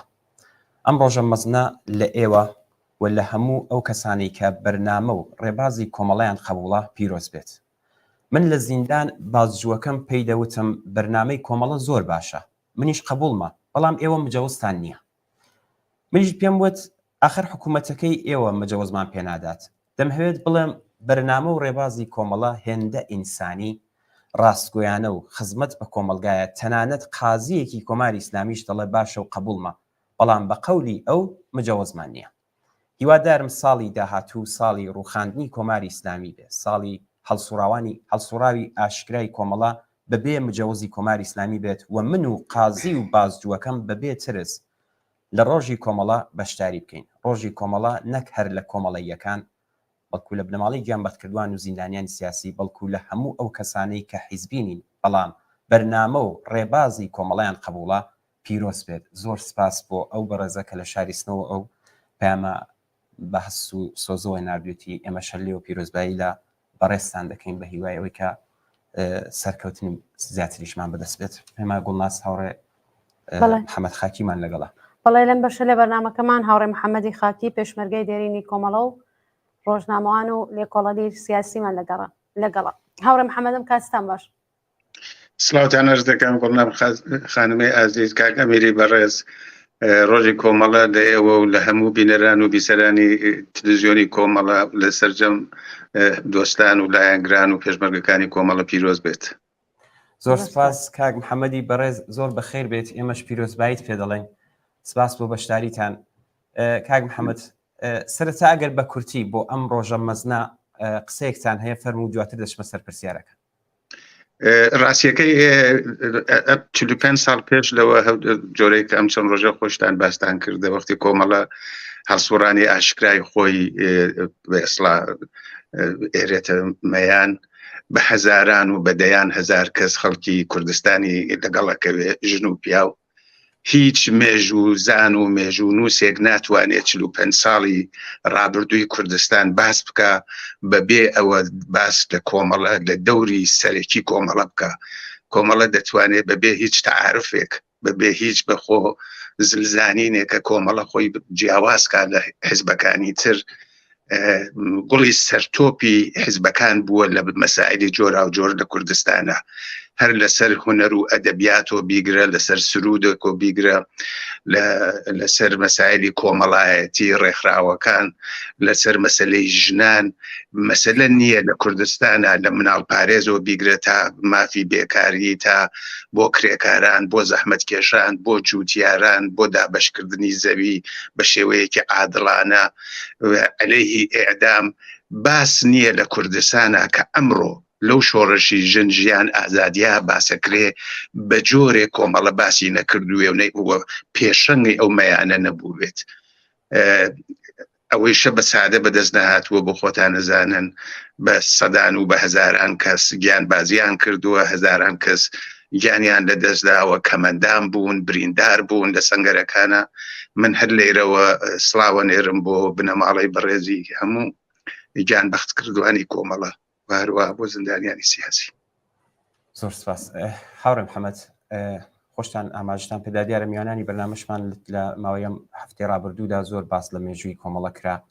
پێم باشە حەسەنگانی ئێوەش ببیستین لەسەر دەور و نەقشی کۆمەڵە لەم سەردەمەدا. ئێوە چۆنی هەڵدەسەنگێنن، چۆنی دەبینن؟ ڕاستیەکەی ئێمە ئەتوانین کۆمەڵە لە چەند دەورە باس بکەین کاک ئەمیر. یەکێکی لە دەورانێکا کە بە ئێستا خەڵک ئەیناسن حیزبێکی تازە، حیزبێکی نوێ لە کوردستانە بە سیاسەتێکی نوێەوە دێ چالاکیە کات. لەو دەورە بە نسبەتی ئێستا هەلومەرجەکە زۆر ناهەموارتر بوو بۆ هێزێکی چەپ و پێشکەوتوو وەکو کۆمەڵە.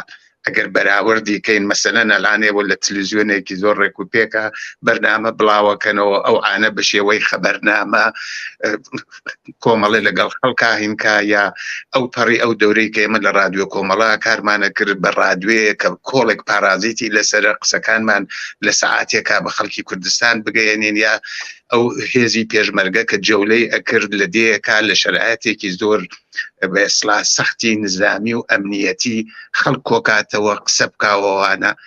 یا ئەگەر لەباری کۆمەلگاوە تماشایکەین تەنها مەسایلی تەشکیلاتی و ئەو لۆجستیک و جۆرەشتانە نەبێ، شارستانی بە نسبەتی ئێستا کەمتر بوو، دێهاتەکە ئاوەدانتر بوو، خوێندەواری کەمتر بوو، دانیشتجوو خوێندەوار کەمتر بوو. لەسەر مەسائلی جەهانی ئەم تۆڕی ئینترنێت و ئەم سوشیال میدیا و شتە نەهات بووە پێشێ. لەو دەورە کۆمەڵە هات هەروەکو بۆ خۆتان نەزانن ئەوەڵین هێزێک بوو کە باسی ژنانی هێنا ناو هێزی پێشمەرگەوە، باسی بەرابەری ژن و پیاوی لە کوردستانە کرد. ژنان لە مزگەوتەکانەوە لە مزگەوتەکان لە کوردستانە بۆ پیاوان قسەیانە کرد. ئێمە ئەو دەورێکە ئەوە دەورێکە لە شرایەتێکی سەختە لە مەسائلی منتەقە و ناوچە و دنیا کۆمەڵە هات، بەڵام دواتر قۆناغای تریشی بڕی. ئێستا ئەم کۆمەڵەی کە ئێستا هەیە یا ئەوانەی کە بە ناوی کۆمەڵەوە کارەکەن، چون یەک حزب نییە بە ناوی کۆمەڵەوە کارەکە، ئەمە شتەیەکە دەبێ جواوێکی واقعی بگرێتەوە لەم دەورە. کۆمەڵە خەت و خطوتێکی سیاسی مشخصە، بیر و باوەڕێکی مشخصە، تەنها ناوێک نییە. ئەرزشایەکی سیاسی، فەرهەنگی، هونەری، اجتماعیە کۆمەڵە چییە؟ یعنی بە باوەڕی من لەم دەورە و لەم قۆناغا دەبێت پێناسەیەکی تریش بۆ کۆمەڵە بکرێ، بۆ ئەرکەکانی کرێ، بۆ وەزایفەکانی بکرێ و ئێمە بتوانین وەختێک ئەڵین کۆمەڵە مشخەساتێکی بێ کە خەڵک بتوانێت جیای کاتەوە. ئێوە بۆ خۆتان چاکەزانن ئەحزابێک هەن بە ناوی کۆمەڵەوە کارەکەن، بەڵام بەو پێناسەی کۆمەڵە تۆ ناتوانانی بیان ناسیتەوە، تەنها ناوەکەیە. ئەوەیە ئەم دەورە ئەگەر کۆمەڵە بتوانێت پێناسهایەک لە کوردستانە مشخەساتێک بۆ خۆی دیاریکە و ڕۆشنی کاتەوە بە سیاست، بە تەبلیغ، بە شێوەیەکی علمی زانستی و یەک کار بکات، بە باوەڕی من ئەو لە خۆی پرسێ چی کۆمەڵی کرد بە کۆمەڵە. گوڵناس خان و بەڕێز کاکەمیر چی کۆمەڵی کرد بە کۆمەڵە؟ ئەو پاکی، ئەو ڕاستیەی لەگەڵ خەڵکە، ئەو سەداقەتەی کە بووی، ئەو خۆنەویستیەی، ئەوەی کە قازانج و بەرژەوەندی خەڵکی ئەخستە پێش قازانجی خۆیەوە، ئەوەی کە هەڵەکانی خۆی تەسیح کرد. هیچ حزبێکی سیاسی نییە هەڵە و ئیشتباه نەکات، بەڵام ئەیتوانی هەڵەکانی خۆی تەسیح کە، لەسەر هەڵە ناڕۆیی، لەسەر هەڵە پایدا ناگرت، هەڵەی تەوجیه ناکرد. وەختێ ئەیزانی عملیاتێ خراو بووە، وەختێک ئەیزانی تەبلیغێ ناگونجاوە، وەختێک ئەیزانی مەئموریەتێک نابێ بچێ، ئەو جەسارەتەی بوو تەسیحی بکاوە نەیکاتەوەوانە. ئەم دەورە بە باوەڕی من کۆمەڵە دەبێت بتوانێت ئەو شتانەی کە باش بووە باشتری بکە و ئەو شتانەی کە هەڵە بووە دەسی لێ هەڵبگرێت. یعنی لەسەر چوون لەسەر هەڵا شایستەی کۆمەڵە نییە. شتێکە کار ناکە، شتێکە باش نییە، شتێکە جواو ناداتەوە دەبێت لای بات. ئێمە ئەبینین ئەوە لە تەبلیغاتە ئەبینین، ئەوە لە تەشکیلاتە ئەبینین، ئەوە لە پەیوەندیەکانیا ئەبینین. پێداچوونەوەیەک بە کۆمەڵە. ئێستا کۆمەڵە کەرەستەی کۆمەڵایەتی، کەرەستەی ئیجتیماعی لە جاران زۆر زیاترە. ئێستا خوێندەوار زۆرترە، ژنانێکی زیاتر لە ناو هاتوونەتە مەیان، لاوانێکی زۆر زیاتر هەیە، مەسەلەی ژینگە مەترەحە، مەسەلەی جەهانی هەیە، سوسیال میدیا هەیە.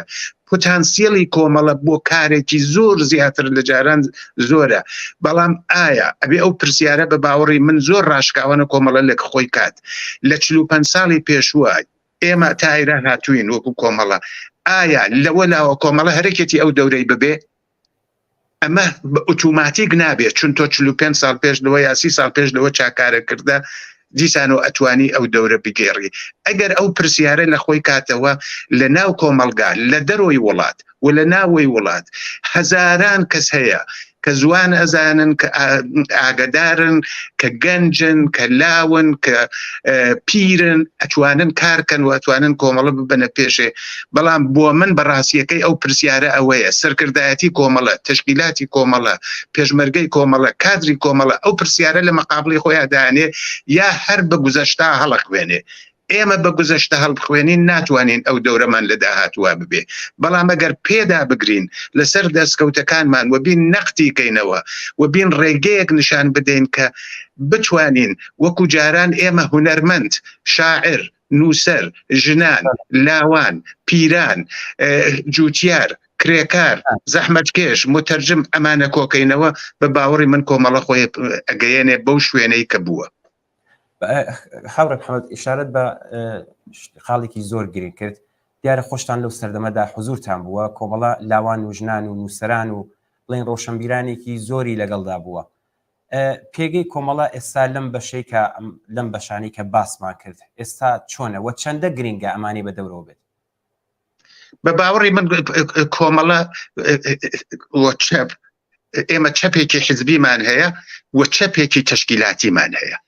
ئەو چەپەی لە ناو کۆمەلگایە، ئەو کۆمەڵە چەپەی کە لە ناو کوردستانە هەیە زۆر بەرینتر و گەورەتر و ڕێک و پێکتر و اتفاقا جوانتریش کارەکە لە چەپە حزبیەکە. چەپە حزبیەکە بەبێ ئەوە بێئینسافی بکرێ مشکلاتێکی هەیە. ئێمە جاران ئەتوانی بە ئاشکرا ئەوە بڵێ کۆمەڵە هەنگاوێ پێش لە کۆمەلگاکە بوو. وەختێک باسی ژنانیە کرد، وەختێ باسی جیایی دین و دەوڵەت و دەسەڵاتی ئەکرد، وەختێ باسی گەنج و بیمەی بێکاری و مەسەلەی مافی جوتیاریە کرد، کەسانی تر لە ئاغەوات دفاعیانە کرد، کەسانی تر لە نابەرابەری ژن و پیا و هینیانە کرد، دفاعیانە کرد. بەڵام ئەم دەورە لەم دەورە ئایا کۆمەڵە ئەتوانێ نەتەنها پێش لە کۆمەلگا ئەتوانێت لەگەڵ کۆمەلگاکە هەمان هەنگ بێ، ئەتوانێت شۆڕشێکی ژینا لە ناو خۆیان هەزم کات و لە سەرکردایەتیە ژنان لاوان جیا بیران بێرێ، ئەمە لە میدیاکانیان ڕەنگ بداتەوە، ئەمە لە کاری ڕۆژانەیە ڕەنگ بداتەوە. خەڵک دەبێت بە عەمەڵ ئەمە ببینن. کاک ئەمیر گوڵناز خانم، خەڵک دەبێت ئەمە بە عەمەڵ ببینن کە کۆمەڵە لەو پتانسیەڵی کە لە ناو کۆمەلگا هەیە ئیستفادەکەن. بە باوەڕی من یەک شت زۆر مەترسیە بۆ کۆمەڵە، هەر باسی ڕابردوو بکات، هەر باسی ڕابردوو کە من وام کرد و ئەوانە هەموو شانازین و هیچ نیرویەک، هیچ دەسەڵاتێک، هیچ قدرەتێ ناتوانێەوە لە کۆمەڵە بسێنێتەوە. هیچ کەسێک ناتوانێت بڵێ کۆمەڵە ئەوەڵین حزب نەبوو ژنی هێنا، ئەوەڵین حزب نەبوو باسی جیایی دین و دەوڵەتی کرد، ئەوەڵین حزب نەبوو باس دفاعی لە جوتیار کرد، لە چی کرد. ئەمە سەبت بووە، ئەمە ناتوە، ئەمە تاریخە، ئەمە مێژووە. بەڵام لەمەلاوە ئایا کۆمەڵە دەتوانێت ئەو دەورە بگێڕێ؟ ئایا ئەو پتانسیەڵە و ئەو کراوەیە لە خۆی نیشانەدات کە بتوانێت جیاوازبیر لەگەڵ خۆی بێرێ، بتوانێت تەلەڤیزیۆنەکەی بەهێزترکە، بتوانێت خەڵکێکی زۆر زیاتر. ئێمە ئێستا خوێندەوارمان زۆرە، مامۆستای زانکۆمان زۆرە، ژنانمان زۆرە، لاوانمان زۆرە. ئایا ئەو زەرفیەتە و ئەو دڵپەراوانیە لە خۆی نیشان ئەدا کە ئەمانە بێرێت؟ ئەگەر ئەمانە بێرێ دەیباتەوە. بەڵام من هەرەکمە لەم ڕۆژە کە وەختی نەقدی ژنیە ئەوە بڵێم، ئەگەر ئەو کارە نەکا بە باوەڕی من چەپ لە کوردستانە، چون کۆمەڵە بەستێنی ئەسڵی چەپە زەربەیەکی قورسە خوات. بەڵێ کاک محەممەد، کاتی بەرنامەکەمان بەرەو کۆتاییە، چێ سپاس بۆ ئامادەبوونتان لەم بەرنامەیە. زۆرتان سپاسەکەم، ڕۆژی کۆمەڵەتان پیرۆز بێت. زۆر سپاس لە خۆشتان پیرۆز بێت هاوڕێ محەممەد خاکی، پێشمەرگەی دێرینی کۆمەڵە و ڕۆژنامەوان و لێکۆڵەری سیاسی. سپاس و بەشداریتان. سپاسانەکەم.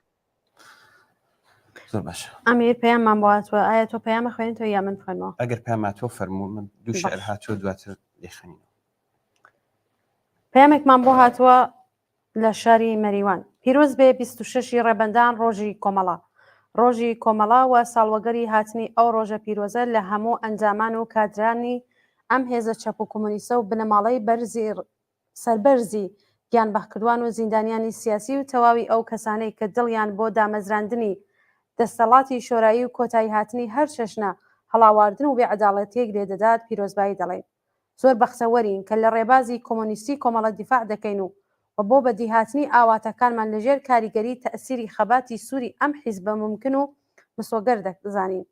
ئێمە لەم ڕۆژە پیرۆزەدا دەستی وەفاداری و تێکۆشانی بێوچان لە ڕێزی سەربەرزی کۆمەڵەدا بەتوندی دەگۆشین و ئەوەی ڕێز و نەوازشی لە بەرامبەر عەزم و ئیرادەی پوڵایینتاندا دادەنوێنین و پەیمانتان لەگەڵ نوێ دەکەینەوە کە تاماوین لەسەر بەرنامە و ئستراتیژی و سیاسەتی کۆمۆنیستی کۆمەڵە بێ ڕاڕایی و فیداکاری و تێکۆشان بکەین.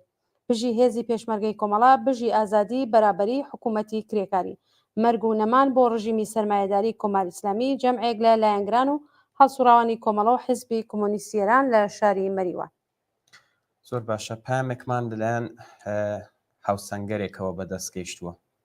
سێتی ئەمڕۆ 26 ڕێبەندان شایی و شین لە تابلۆیەکدا ڕەشبەڵەک دەکرن. ڕۆژێک کە ئەستێرەیەکی سووری خەباتی شۆڕشکێر لە کوردستان بەبای بێوادەی مەرگ بۆ هەمیشە دەگەشێتەوە، جارێک شیوەن و جارێکی تر بە ئاشکرابوونی ئاسمانی ئەستێرە سوورەکان شاییە و 26 ڕێبەندان شایی شەهیدە، ڕەشبەڵەکە، خەنەبەندانە. ڕۆژی هەڵکردنی ئاڵای فکری ئازادی و بەرابەری ڕۆژی کۆمەڵەیە. بەرز و بەڕێزە یادی هاوڕێ حەمەحسەین کەریمی و پیرۆزە ڕۆژی کۆمەڵە. زۆر سپاس بۆ ئەو هاوسەنگەرەمان لە بەڕێزیشتان پیرۆز بێت. پامێکی ترمان بۆ هاتووە. ئێمە کۆمەڵێک لە لاوانی مەریوان پیرۆزبایی خۆمان ئاراستەی هەموو کادر و پێشمەرگەکانی کۆمەڵە و بنەماڵەی زیندانیا سیاسیەکان و بنەماڵەی هاوڕێیانی گیانبەختکردنی کۆمەڵە دەکەین. لەم ڕۆژەدا پەیمانی خۆمان لەگەڵ ڕێبازی سووری کۆمەڵە تازە دەکەینەوە بەڵێن ئەدەین تا دوادڵۆپی خوێنمان لەسەر ڕێبازی سووری کۆمەڵە بمێنینەوە بە هیوای ئەوەی کە لەسەر وێرانەکانی کۆماری ئیسلامی جەژنی 26 ڕێبەندان لە تەواو کوردستان بگرین. زۆر سپاس بۆ هاوڕێ عەزیزەمان ئەڵبەتە کۆمەڵێک لە لاوان لە شاری مەریوان. بەڵێ میر پەیامێکی ترمان بۆ هاتووە بە ناوی ئاواییەکانی هەردوو مەڵەکشان، زەنان، کێڵانە، دانا، مەرەبزان و کەرجۆ. پیرۆزبایی ئەم ڕۆژە مێژووییەوە واتە 26 ڕێبەندان لە سەرکردایەتی کۆمەڵە و سەرجەم کادر و ئەندامان و پێشمەرگەکانی ئەم ڕێکخراوە سیاسی و مەدەنیە دەکەم و هەروەها پیرۆزبایی لە خەڵکی بەڕێز و ئەمکناسی کوردستان و تەواوی کۆمەڵگا دەکەم. هیوادارین ساڵێکی تر بە لەناوچوونی کۆماری سێدارە لە ناو ئەم جێژنە بەرزرا بگرین. سەرکەوتوو بێ شۆڕشی ژن ژیان ئازادی بژی کۆمەڵی کۆمۆنیست. سپاسم بۆم بینەرە کە نووسێتی لە شاری سنەوە. زۆر باشە. پامێکی ترمان لە بانە لە گەڕەکی بانەکۆنەوە بۆ هاتووە. نووسێتی پیرۆزبایی گەرمی خۆمان بە بۆنەی 26 ڕێبەندانەوە لە هەموو خەڵکی کوردستان و بە تایبەت بنەماڵەی ئازیزی گیانبەختکردوان و زیندانیانی سیاسی ئاراستە دەکەین و پیرۆزباییەکی تایبەتیشمان هەیە بۆ هەموو پێشمەرگەکانی کۆمەڵە و ئەندامان و لایەنگرانی کۆمەڵە. هەر لێرەشەوە پەیمانی خۆمان نوێ دەکەینەوە تاگەیشتن بە ئامانجی بەرزی سۆسیالیزم درێژەدەری ڕێگایان بین. بژی کۆمەڵە بژی حیزبی کۆمۆنیست ئێران پیرۆز بێت. 26 ڕێبەندان ڕۆژی کۆمەڵە. پەیامێکی ترمان بۆ هاتووە نووسێتی سلااو کاگەمیر و هاوڕێ گوڵناس پیرۆزبایی ڕۆژی کۆمەڵە لە هەموو کادر و ئەندامان و پێشمەرگەکانی کۆمەڵە دەکەین و هەروەها پیرۆزبایی لە هەموو ئەو کەسانە کە وەفادار بە سۆسیالیزممانەوە و خانەوادەی گیانبەختکردوان و لەو ڕۆژە پەیمان نوێ دەکەینەوە کە تا دووە دڵۆپی خوێنمان لەسەر ڕێبازی سۆری کۆمەڵە بمێنینەوە. بژی کۆمەڵە بژی حزبی کۆمۆنیست ئێران بژی سۆسیالیزم لەلایەن کۆمەڵێک لە لاوانی بۆکان. زۆر باشە. کاک ئەیوب دەباغیان لە یوتۆبوری لە وڵاتی سوئێت پامێکی بۆ نردوین داوای کردو کەم پامە بە تەواوی بخێنینەوە بەسەر چاو. سێتی 26 ڕێبەندان ڕۆژی کۆمەڵا ڕۆژی هەڵاتنی ئاسۆی گەلی چەوساوە و هەژارانی شار و لادەی کوردستان، کرێکارانی مافورا و وەژنان و کچانی هەڵاودرا و زوڵم لێکراو، سەرجەمچین و توێژەکانی خوازیاری یەکسانی و ئەداڵەتی کۆمەڵایەتی، ئەوینداران و ژنان و پیاوانی چالاکی ڕیزەکانی کۆمەڵە و بزوتنەوەی شۆڕشکێڕانەی کوردستان بنەماڵەی سەربەرزی گیانبەختکردوان زیندانیانی سیاسی بەندکرا و خەڵکی ئازادی خواست پیرۆز بێت. هاوڕێیان کۆمەڵە هەڵپڵاو و دروستبووی بارودۆخێکی شۆڕشکێڕانەیە کە جەماوەری ڕەنجدەری شار و لادیەکان ژنان و پیاوانی ئازادی خواز و یەکسانی خواست، کرێکاران و خوێندکاران و توێژە جیاوازەکانی کوردستان مۆمی تەمەنیان داگیرسان. بە کۆچی مێژووی مەریوان و ئەزمونەکانی فوات ڕابەر پێیگرتووە و گەورە بووە. فتوا فەرمانەکانی خومینی بۆ شەڕ و داگیرکاری کوردستان لەلایەک و لە بەرامبەریشدا ورە و حەماسە خۆڕێخستن و یەکدەنگی جەماوەری شۆڕشێری کوردستان، خۆڕاگریان لە شەڕی سێ مانگەی کوردستان، نەورۆزی خوێناوی مقاومەتی 24 ڕۆژەی سنە و بەرپەرشتانەوە و بەرگری هەمەلایەنە بەرامبەر دەسەڵاتی داگیرکەری تازە پێگەشت و خاراندی و بەهێزتری کرد. کۆمەڵە باسکی بەهێز و ئاڵا هەڵگری شۆڕشی سوور و خەباتی کرێکارانە، ئەندازیار و بزوێنەری سەرەکی بزوتنەوەی شۆڕشکێڕانە لە کوردستان و ڕەچەشکێن لە هێنانی کچان و ژنان بۆ ڕیزی خەبات، پێشەنگ لە شۆڕشی نێو، شۆڕشی سەرتاسەری ژنژیان ئازادی، خەباتی ئێستای شەقام و گەلانی ئێران و کوردستانە. کۆمەڵە ڕەگ و ڕیشەی تەندراوی دڵ و هێزر و دەرونی هەموو ئەو کەسانەیە کە دڵیان بۆ ئازادی پێکەوە ژیانی بەدوور لە هەڵاواردنی ڕەگەزی و نژادی لێدەدات. دووبارە پیرۆزە و ڕۆژە لە ئێوە و هەموو هاوڕێ و هاوسەنگەرانم لە سەرجەم ئەوینداران و خوازیارانی ئازادی یەکسانی مرۆڤەکان بژی کۆمەڵە بژی خەباتی ژنجیان ئازادی. زۆر سپاس بۆ بەڕێز هاوڕێ ئەیوب دەباغیان لە وڵاتی سوێد لە شاری یوتۆبوری بۆ پەیامێکە بۆی نردین. بەڵێ ئەمی لە ئەوەی هەنگەوە پەیامێکمان بۆ هاتووە. ئەم کاتتان باش هاوڕێیان، منیش 26 ڕێبەندان ڕۆژی کۆمەڵە پیرۆزبایی یەکەم لە ئێوە و هەموو خەڵکی کرێکار و زەحمەتکێشی کوردستان. هەروەها پەیامێکی تر لە ئەوێ هەنگەوە هەمەکنون و رەفشانی ئاسمانی ڕوستای ئەڤیهانگ و سەردادن شعار انقلابی به مناسبت 26 بهمن روز کۆمەڵێ توسط مردم انقلابی. زۆر سپاس بۆم بینەرە خۆشەویست. لەلایەن کۆمەڵێک لە ئاوایی کەرجۆی سەر بە چەمشاری سنە 26 ڕێبەندان ڕۆژی ئاشکرابوونی چالاکی کۆمەڵە لە هەموو پێشمەرگەکان و ئەندامان و لایەنگرانی کۆمەڵە و هەروەها لە بنەماڵەی گیانبەختکردوان و زندانیانی سیاسی پیرۆزبایی دەکەین. لەم ڕۆژەدا پەیمانی خۆمان لەگەڵ هەموو گیانبەختکردوان نوێ دەکەینەوە و تاگەیشتن بە ئامانجی بەرزیان درێژەدەری ڕێگایان دەبین. بژی کۆمەڵە هەر شەکاو بێت هەڵای سووری کۆمەڵە. زۆر سپاس بۆ ئەم لاوانە کە لە ئاوایی کەرجۆی سەر بە چەمشاری سنە ئەم پامان نەرم و پیرۆز بێ لە ئێوەی ئازیزیش. بەڵێ ئەمیر ئەگەر بچین ناوبڕێک بووینی دواتر چینەوە بۆ پەیامەکانی ترمە. زۆر باش. ئێمە کۆمەڵەین و کۆمەڵە دەنگمانە. ئێمە کۆمەڵەین و کۆمەڵە باوەڕ و بیرمانە. ئەوە تا سووری ئاڵاکەمان چەقلی چاوتانە و چەکمان قەڵەم و دەنگمان باوەڕ و بیرمان شێعر و گۆرانیمان شەو هاژێنی هەموو تەمەنی ڕەشتانە. بەڵێن بێت کە کازیوەی دوا شەوە زەنگین و گەزیزەی دوا ڕەشی زستانی خەسڵەت. بەڵێن بێت پاساری ئازادیمان لەسەر گوێسوانی هەموو ماڵەکانی ئەم نیشتمانە داگیر کراوەمان دەچریکێنێ و هەموومان دەبین بە فواد و هەموومان سوورە سواری شۆڕشین و یەکدەنگ دەگوڕێنین بەسەرتانە و دەڵێین ئێمەین سەدیقی کەمانگەر، ئێمەین دوکتۆر جەعفەر و ئێمەین کاک خانەی نەمر. ئێمە کۆمەڵەین و کۆمەڵە دەنگمانە.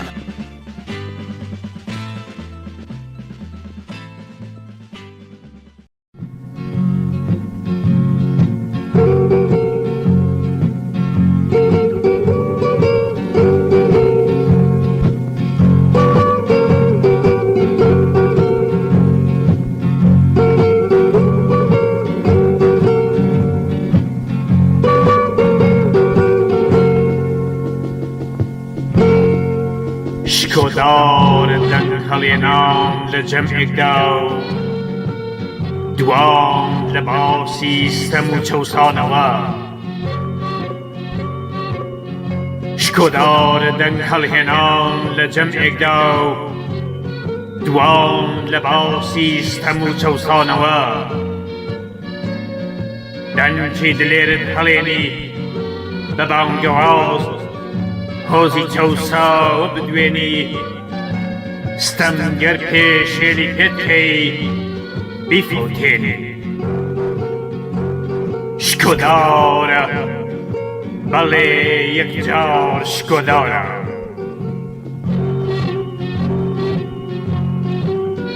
چەند دژوارە چەند بە کەڵک و دژوارە کاری بشکۆلێ ڕۆژ بە ڕۆژ سەرسەختانە و بەنهێنی ریز بەریز شانە و تۆری حیزب ساز بکەیت و ڕێک و پێک لێکی ئەوێ.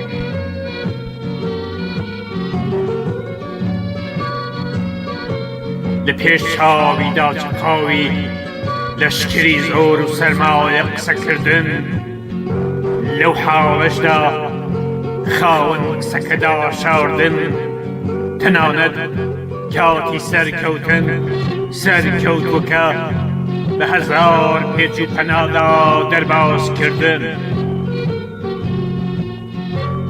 مردن. بەڵام ئەو مەرگەش لە چاونکردن.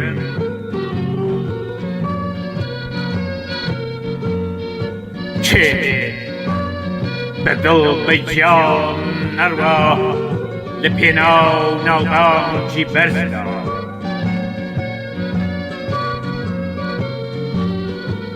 سەرنجامیش تەماشاکە زگ هەڵگوشانی دەست بە تاڵ شانازی دەگێرنەوە کە میوانی سفرەیان بێ.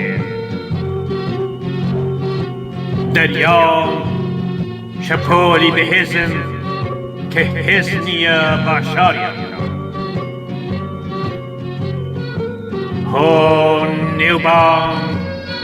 هۆ نێوبانگی بەرز لێیان گەڕێ لەو مەزن کارانە گەڕێ ئەوانەی وا کاری گران شانازی بەرز هێزی بەرین و دەریای پان ئەخوڵقێنن لێیان گەڕێ نایان بینی چونکە ئەوان بەرزترن لە بانگەواز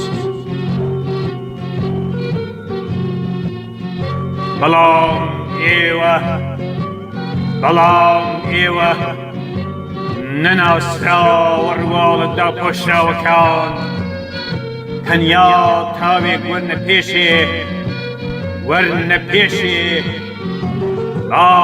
سپاسیتان پێشکەش بکەین.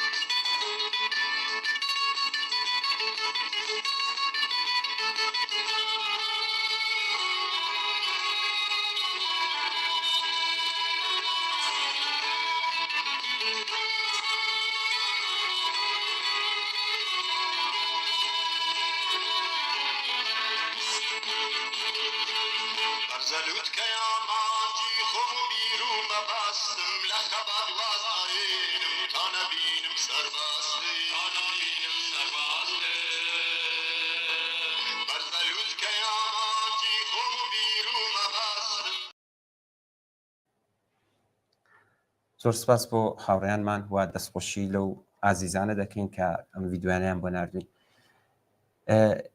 پەخشانێکمان بواتوە لەلایەن هاوڕێ سەعید ئەمانی هەڵبەت ناوی پەخشانەکە بۆ پێشوازی لە ڕۆژی کۆمەڵەدا نووسراوە وایە زووترمان خوێندایەتەوە لێرە داوای لێبوردنی دەکەین دامان نابوو بۆ ئەم بەرنامە کە لایف بخوێنرێتەوە. لە سەرودەمی نزیک بوونەوە لە ڕۆژی 26 ڕێبەندان ڕۆژی شۆڕش ڕۆژی هەستان و بەرخۆدان لەژێر ڕکێفی شۆڕە سوارانی تێکۆشاندا چەپۆکانیەتی ئەسپی تەوسەنی خەباتی نەپساوەی زۆر لێکراوان و چەوساوان. سەرودەمی نزیک بوونەوە لە ڕۆژی ئاشکرابوونی خەبات و تێکۆشانی ڕێکخراوێکی یەکسانی خواست پشت و پەنای زۆر لێکراوان جێگای هیوای جەماوەری زەحمەتکێش و چینی مەزنی کرێکاران باڵی چەپ و کۆڵەکەی قایم و بەهێزی خەباتی ڕەوا و بزوتنەوەی شۆڕشگێڕانەی کوردستان لەسەر تاسەری ئێراندا تەنووری شۆڕش داخراوە سێڵاوی قینی جەماوەر شەپۆل ئەدات و هەستاوە بوومەلەرزەی تووڕەیی گەل هەژاندوویە تەختی ستەم و زۆرداری گەیاندوویەتە هەڵدێری بەرەو زبڵدانی مێژوو دەسەڵاتی کۆنەپەرستی ئیسلامی و پارێزەری نظامی سەرمایەداری. 26 ڕێبەندانە لەشکری خەڵکی تێکۆشەر سانی گرتووە و لە مەیدانە قەستی ئاوەژووکردنەوەی دەسەڵاتی پڕ لە گەندەڵی و خوێنمژی مشەخۆر و زۆردارانە کرێکاران زەحمەتکێشان جەماوەری ئازادی خوازی کوردستان ڕۆژی کۆمەڵە سمبولی خۆراگری و وێستانەوەیە بەرامبەر دەسەڵاتی داگیرکەران ڕۆژی کۆمەڵە هەوێنی گیرسانی بربەرەکانەی بە کۆمەڵ تێکۆشانی چیناتی و ڕاسانی عەزمی ژنانە هەڵگی سێنەری ئاگری ورەی بەرز و باوەڕ بەخۆیی لاوانە با پێکەوە لەم ڕۆژەدا کوورەی شۆڕش و خەباتمان گەلێک گەرم و گوڕتر نێڵ دەین و ئاڵای سووری شۆڕشی چینی چەوساوان لەسەر بەرزترین لووتکەی زاڵبوون بەسەر دوژمنانی گەلدا هەڵبکەین. زۆر سپاس بۆ هاوڕێ سەعید ئەمانی بۆم پەخشانە شێرەی کە نردویەتی. ئەمە پێم وایە کۆمەڵە پەیاممان بۆ هاتووە. من هەر لێرە بە بینەرانی ئازیز بڵم ئێمە پەیامیشمان زۆر هاتووە بە زمانی فارسی و ئەمانشمان داناوە ئێمە دوای ئێمە هەڵبەت دوای ئەوەی کە ئمە بەرنامەکەشمان ڕوو بە کۆتاییە چەند پامێک دەخوێنینەوە دوای ئەوەی کە ئێمە تاوامان کرد دووبارە پامی کومیتەی ناوەندی کۆمەڵا کە لەلایەن هاوڕێ حەسەن ڕەحمانپەناەوە پێشکەشکرا بوو دووبارەی دەکەینەوە. دواتر هاوڕێیانمان لە بەشی فارسی دێنە خزمەتان و ئەوانیش بەرنامەی ڕاستەوخۆیان دەبێت و ئەم پامانی کە بەشی فارسی نووسرا بوو دامانناوە بۆ ئەوان و لێرەوە دەخوێنەوە بۆ ئێوەش.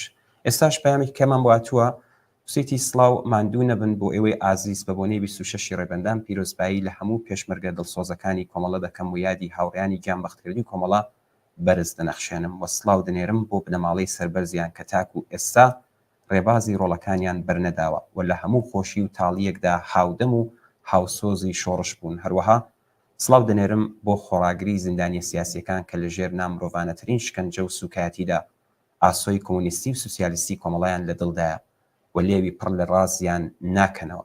هەروەها ڕێز و حرمەت بۆ ئەو تێکۆشەرانەی کە بەنەهێنی لەنێو تاریکی و خەفەقاندا چرای ڕووناکیان بەدەستەوەیە و وەک ئاو ڕوونکەرەوە لێڵایی کۆمەلگا خاوێن دەکەنەوە و ناویان و مەرگیان هەر نەهێنیە. پیرۆز بێت 26 ڕێبەندان ڕۆژی ئاشکرابوونی کۆمەڵە زۆر بەداخەوە من نازانم ئەم پەیامە لە شارێک و لەلایەن کام هاوڕێەوە هاتووە هەر لێرەوە دەستخۆشی لێ دەکەین و پیرۆزبایی ئەم ڕۆژە مەزنەر لە ئێوەی بەڕێز دەکەین هەر بژین و بمێنن بۆ کۆمەڵە و بۆ ڕێبازی سوورتە.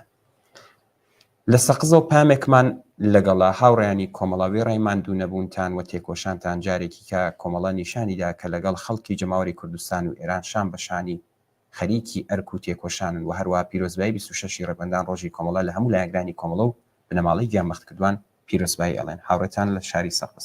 زۆر سپاس بۆ هاوڕێ ئازیزەش. گوڵناس پامت بواتۆش من دوو پامیکەم بواتوە لە تۆری میدیایی بینەرێکمان بە ناوی شاهۆ لە سنەوە پەیامێک هێناردۆ و پیرۆزبایی ڕۆژی 26 بەهمان ڕۆژی کۆمەڵی کردوە نووسێتی هاوڕێیان ماندوو نەبن و ئەم کاتتان باش زۆر سپاس بۆ بەرنمەکەتان هیوادارم بەردەوام بن لە کار و چالاکیەکانی تەلەڤیزیۆنی کۆمەڵە. زۆر سپاس بۆم بینەرە خۆشەویستە. لە شاری بۆکان شەهێن نووسێتی 26 ڕێبەندان ڕۆژی ئاشکرابوونی چالاکی کۆمەڵە لە هەموو پێشمەرگەکان و ئەندامان و لایەنگرانی کۆمەڵا و هەروەها لە بنەماڵەی گیانبەختکردوان و زیندانیانی سیاسی پیرۆزبایی دەکەم. پیرۆز بێت 26 ڕێبەندان هەرشەکاوە بێت ئاڵای سووری کۆمەڵا و ماندووش نەبن و پیرۆزباییش لە ئێوەی ئازیز دەکەم. زۆر سپاس بۆ شەهێن لە شاری بۆکان. پێما بێت پەیامەکان تا ئەو جگایی کە من ئاگادار بم پەیامەکان کە لە بەشی کوردیدا هاتبوون خوێندومانەتەوە هەر لێرەوە دەستخۆشی لە تەک بە تەکتان دەکەین و دەستی ئازیزتان بە گەرمی دەکوشین و هەر لێرەوە پڕ بەدڵ پیرۆزبایی لە هەموو ئێوەی ئازیز دەکەین. ماندوو نەبن، دەستان خۆش بێت. دیارە ئەم هەفتەیە زۆر ماندوو بوون و زۆر حەوتاندا ئەو وێنانی کە بەدەستمان بگێنن و ئێمەش تا جگەی کە توانیمان لەم بەرنامەیەدا بڵاو کراوە حتمما لە درێژەی بەرنامەی تەلەڤیزیۆنی کۆمەڵەدا حتمما دووبارە دەکرێتەوە. سپاسی هەموو لایەکتان دەکەین. گوڵناز ئەگەر قسەیەکت هەیە فەرموو چون بەرنامەکەمان ڕوو بە کۆتاییە. بەڵێ جارێکی تر لەلایەن خۆم و هەموو هاوڕێیانی هاوکارم لە تەلەڤیزیۆنی کۆمەڵە 26 ڕێبەندان ڕۆژی کۆمەڵە پیرۆزبایی یەکەم و هەر شەکاوە بێ ئاڵا سوورەکەی کۆمەڵە. هەر بژین و ماندوو نەبن، پیرۆز بێت لە هەموو خەڵکی ئازادی خوازی کوردستان.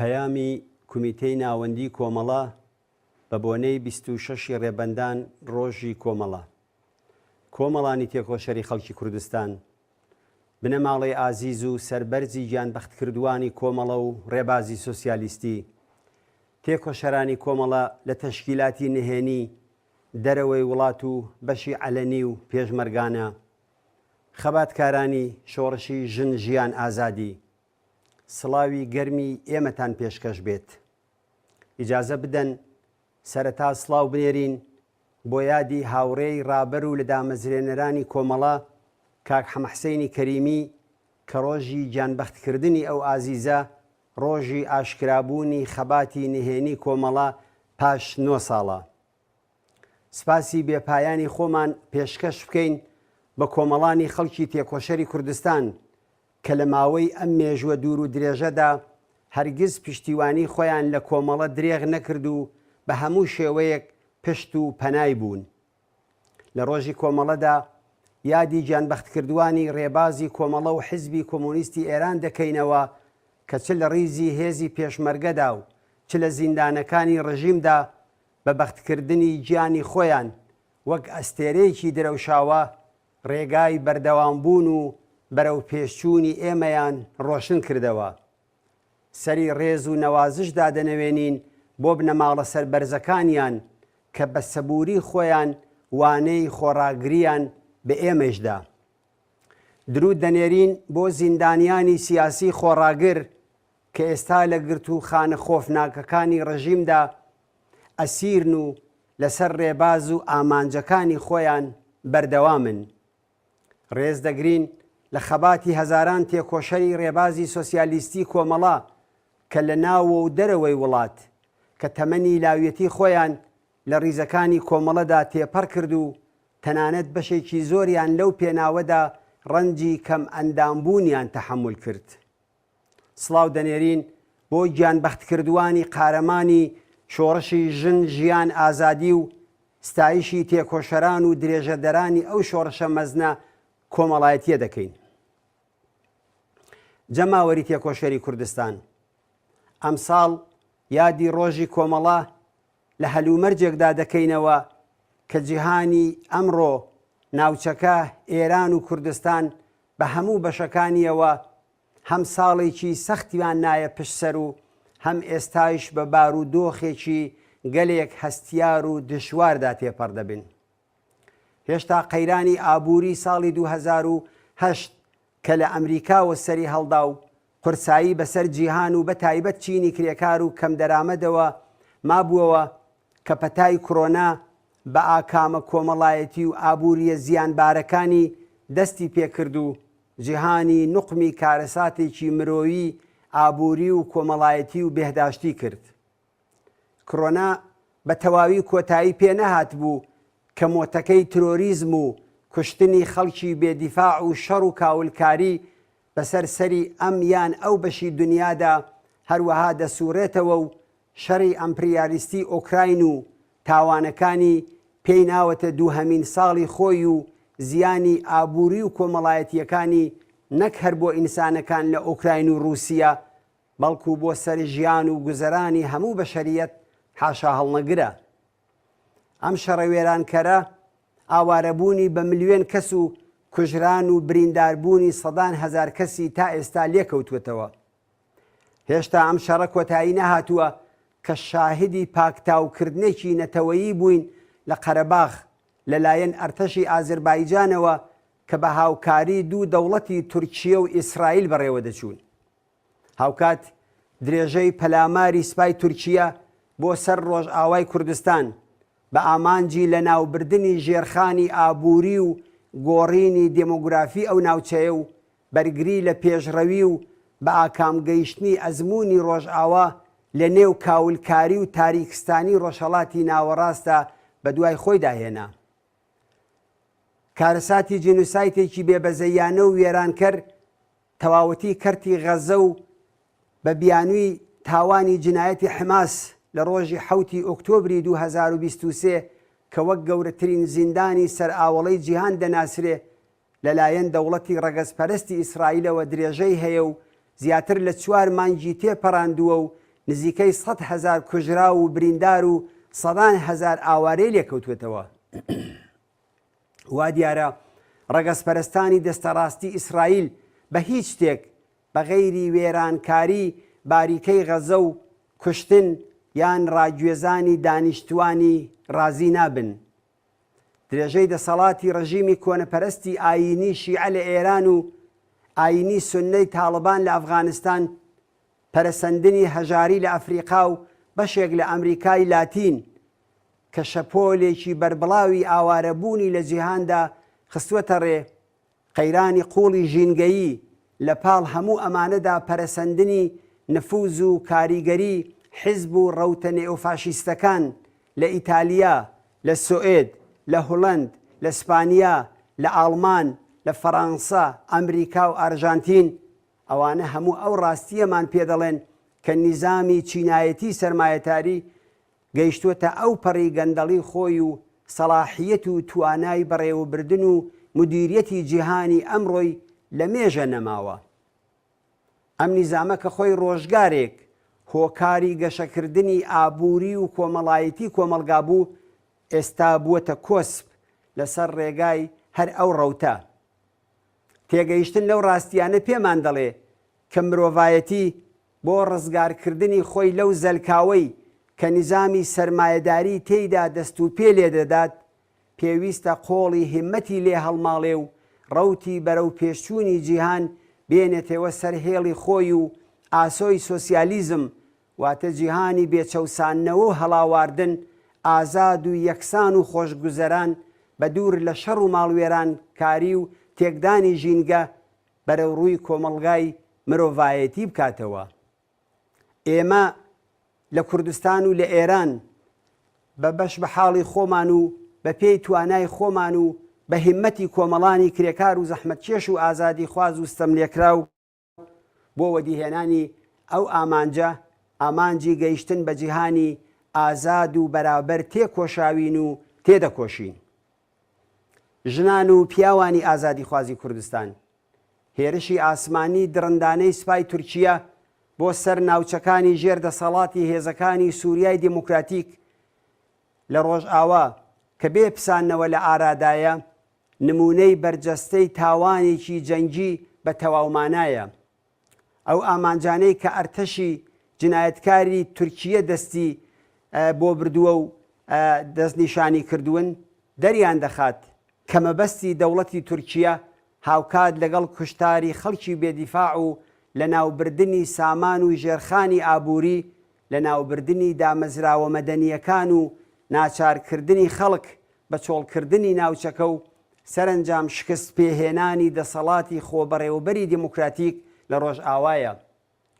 لە بارودۆخێکدا کە دەوڵەتی تورکیە ڕاستەوخۆ ئازادی و مافی ئەو خەڵکە بۆ بەڕێوەبردنی کاروباری ژیانی خۆیانی کردوێتە ئامانج، لە حاڵێکدا کە دەوڵەتی ئەمریکا لە پێناوی دابینکردنی بەرژەوەندیەکانی خۆیدا چاوپۆشیکردن لە دەوڵەتی تورکیەی بەلاوە گرنگترە تا پشتیوانیکردن لە خەڵکی ڕۆژاوە، لە هەلومەرجێکە کە سەرجەم دەوڵەتەکانی ناوچەکە و لەوانە کۆماری ئیسلامی و ڕژیمی بەشار ئەسەدیش بەکردەوە هاو ئاهەنگ لەگەڵ دەوڵەتی تورکیە هەڵس و کەوت دەکەن، لەوەها بارودۆخێکدا تاکە لایەنگر و پشتیوانی ڕاستەقینەی بزوتنەوەی ڕۆژئاوا بریتیە لە خەڵکی ئازادی خوازی ناوچەکە و جیهان، پشتیوانی هەمەلایەنە لەو خەڵکە ئازادی خواز و مافخوازەی کە بەم چەشنە لەلایەن هێزە فاشیستەکانی دەوڵەتی تورکیە و بەکرێگیراوانیەوە هێرشیان کراوەتە سەر، پێویستیەکی بە پەلە و هەنووکەییە لە هەموو کات لە ئێستا زیاتر پێویستە. لە تورکیا دەوڵەتێکی ڕەگەزپەرست و ئیسلامی دەسەڵاتدارە کە مافە نەتەوایەتی و ئینسانیەکانی خەڵکی کورد بە ئاگر و ئاسن و ئەشکەنجە و زیندان پێشێل دەکات و ئامادە نییە بوونی کوردان وەک نەتەوەیەک لەو وڵاتەدا بە ڕەسمیەت بناسێ و بسەلمێنێت. نوێنەرانی هەڵبژێردراوی خەڵک دەخەنە گردوخانەکانەوە و لە ڕۆژئاوا و لە باشووریش بەکردەوە بەشێک لە دەسەڵاتی داگیرکەری لەو بەشانەی کوردستانە. لە کوردستانی ئێران سەرەڕای گوشار و گرتن و هەڕەشەکانی ڕژیم خەباتی کۆمەڵانی خەڵک لە فرمێکی مەدەنی و جەماوەریدا هەروەها بەردەوامە و هەڵسوڕاوانی ئەو بوارە لە کۆڕ و کۆبوونەوەی خەباتکارانەدا ڕۆژ بە ڕۆژ خاراوتر دەبن و ئەزمموی زیاتر بەدەستدێنن. چالاکیە مەدەنیەکان لە بوارەکانی داوخوازی بنەماڵەی گیانبەخت کردووان کە پشتیوانیەکی بەربڵاوی جەماوەری بۆ لای خۆی ڕاکێشاوە، خەباتی ژنان بۆ مافی ئازادی و یەکسان لە هەموو بوارەکاندا و بە تایبەت لە ژێرپێنانی یاسا و ڕێسای حکوومەتی دژ بە حجاب و سەرپۆشی دیلیەتی و زۆرە ملی، خۆڕێخستن لە ڕێکخراوە پیشەی یەکرێکاریەکان و معەلیمان و خۆڕێکستن بۆ بەرگریکردن لە ژینگە، خەبات لە پێناوی پەرەپێدانی خوێندن بە زمانی دایکی، چالاکیە هونەریەکان لە بواری موسیقا و شانۆ و ئەدەبیات و شتی دیکە بە شێوەیەکی ڕێکخراو لە پەرەسەندندان. کۆمەڵە هەروەکو ڕابردوو ئێستەیش بە گەرمی پشتیوانی لەو چالاکیانە دەکات و لایەنگرانی کۆمەڵە هان دەدات کە بە بەشداری بەرچاو و چالاکانەی خۆیان لەو کۆڕ و کۆمەڵانەدا ئەو حرەکەتانە بەهێزتر و بەرەو پێشتر بەرن. جەماوەری خەباتکاری کوردستان، بارودۆخی سیاسی ئێستای ئێران بەدەسەڵات و بە جەماوەرەوە لە بەردەم گۆڕانکاریەکی هەستیاردایە. ئەو گۆڕانکاریانە دەتوانن هەم هیوا بەخش و ڕزگاری دەربن و هەم هەستیار و مەترسیدار بن. ئەوەندەی پەیوەندی بەدەسەڵاتەوە هەیە کۆماری ئیسلامی لە سەرجەم بوارەکانی سیاسی، ئابووری، ئایدۆلۆژی و کۆمەڵایەتی، هەروەها لەگەڵ کۆمەڵێک قەیرانی چارە سەرهەڵنەگر بەرەو ڕووە و لە هیچ بوارێکدا قسەیەکی ئەوتۆی بۆ وتن و ڕێگایەکی بۆ چارەسەرکردن پێ نەماوەتەوە. لە ناوخۆی حکوومەتدا پاکتاوکردنەکان بازنەی دەسەڵاتیان وەها بەرتەس کردوێتەوە کە لەوە زیاتر تەنیا دەتوانێت لە ڕێگای کودەتایەکی سپی یان خوێناوی بە تایبەت بۆ پاراستنی ئیمپراتوریەکی بەهێزی ئابووری کە فەرماندەکانی سپای پاسداران و بەیتی ڕەهبەری و خانەنشینەکان بەڕێوەی دەبن مسۆگەر بێت. لە سیاسەتی دەرەوەدا سەرەڕای ئیدعای بێبنەماکانی سەبارەت بە شەڕی غەزە لە بەرابەر ئەمریکا و ئیسرائیلدا پاکانە بۆ خۆی دەکات و خۆی بێتاوان ناو دەبات تا ئەو جێگایە کە خامنەیی بەو پەڕی ڕیاکاریەوە دەڵێت ئامانجی کۆماری ئیسلامی هەرگیز لە ناوبردنی ئیسرائیل نەبووە. بەم بۆنەوەیە کە دەتوانین بڵێن کە خامنەیی یەکێک لە دۆڕاوەکانی شەڕ لە غەزەیە.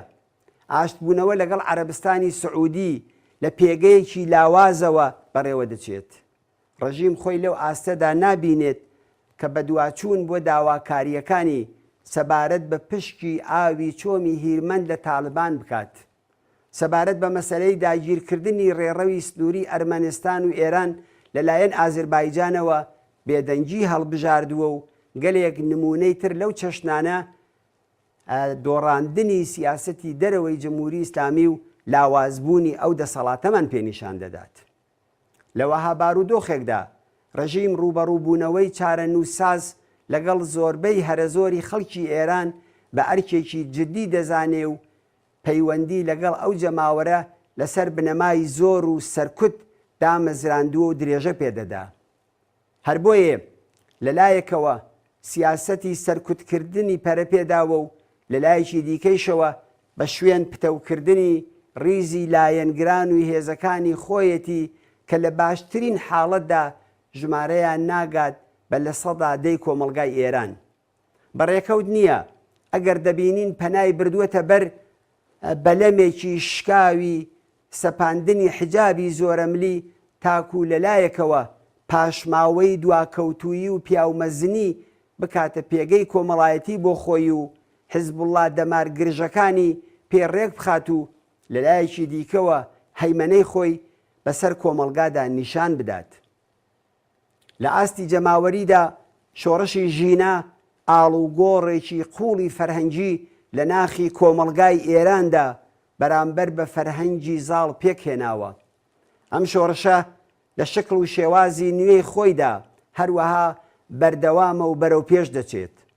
حجابی زۆرەملی لەلایەن ژنانی ئازادی خواز و بە پشتیوانی پیاوانی یەکسانی خواست توور هەڵدەدرێ و هەموو گەڵاڵە و پەسەندکراوەکانی ڕەژیم بوونەتە بڵقی سەر ئاو.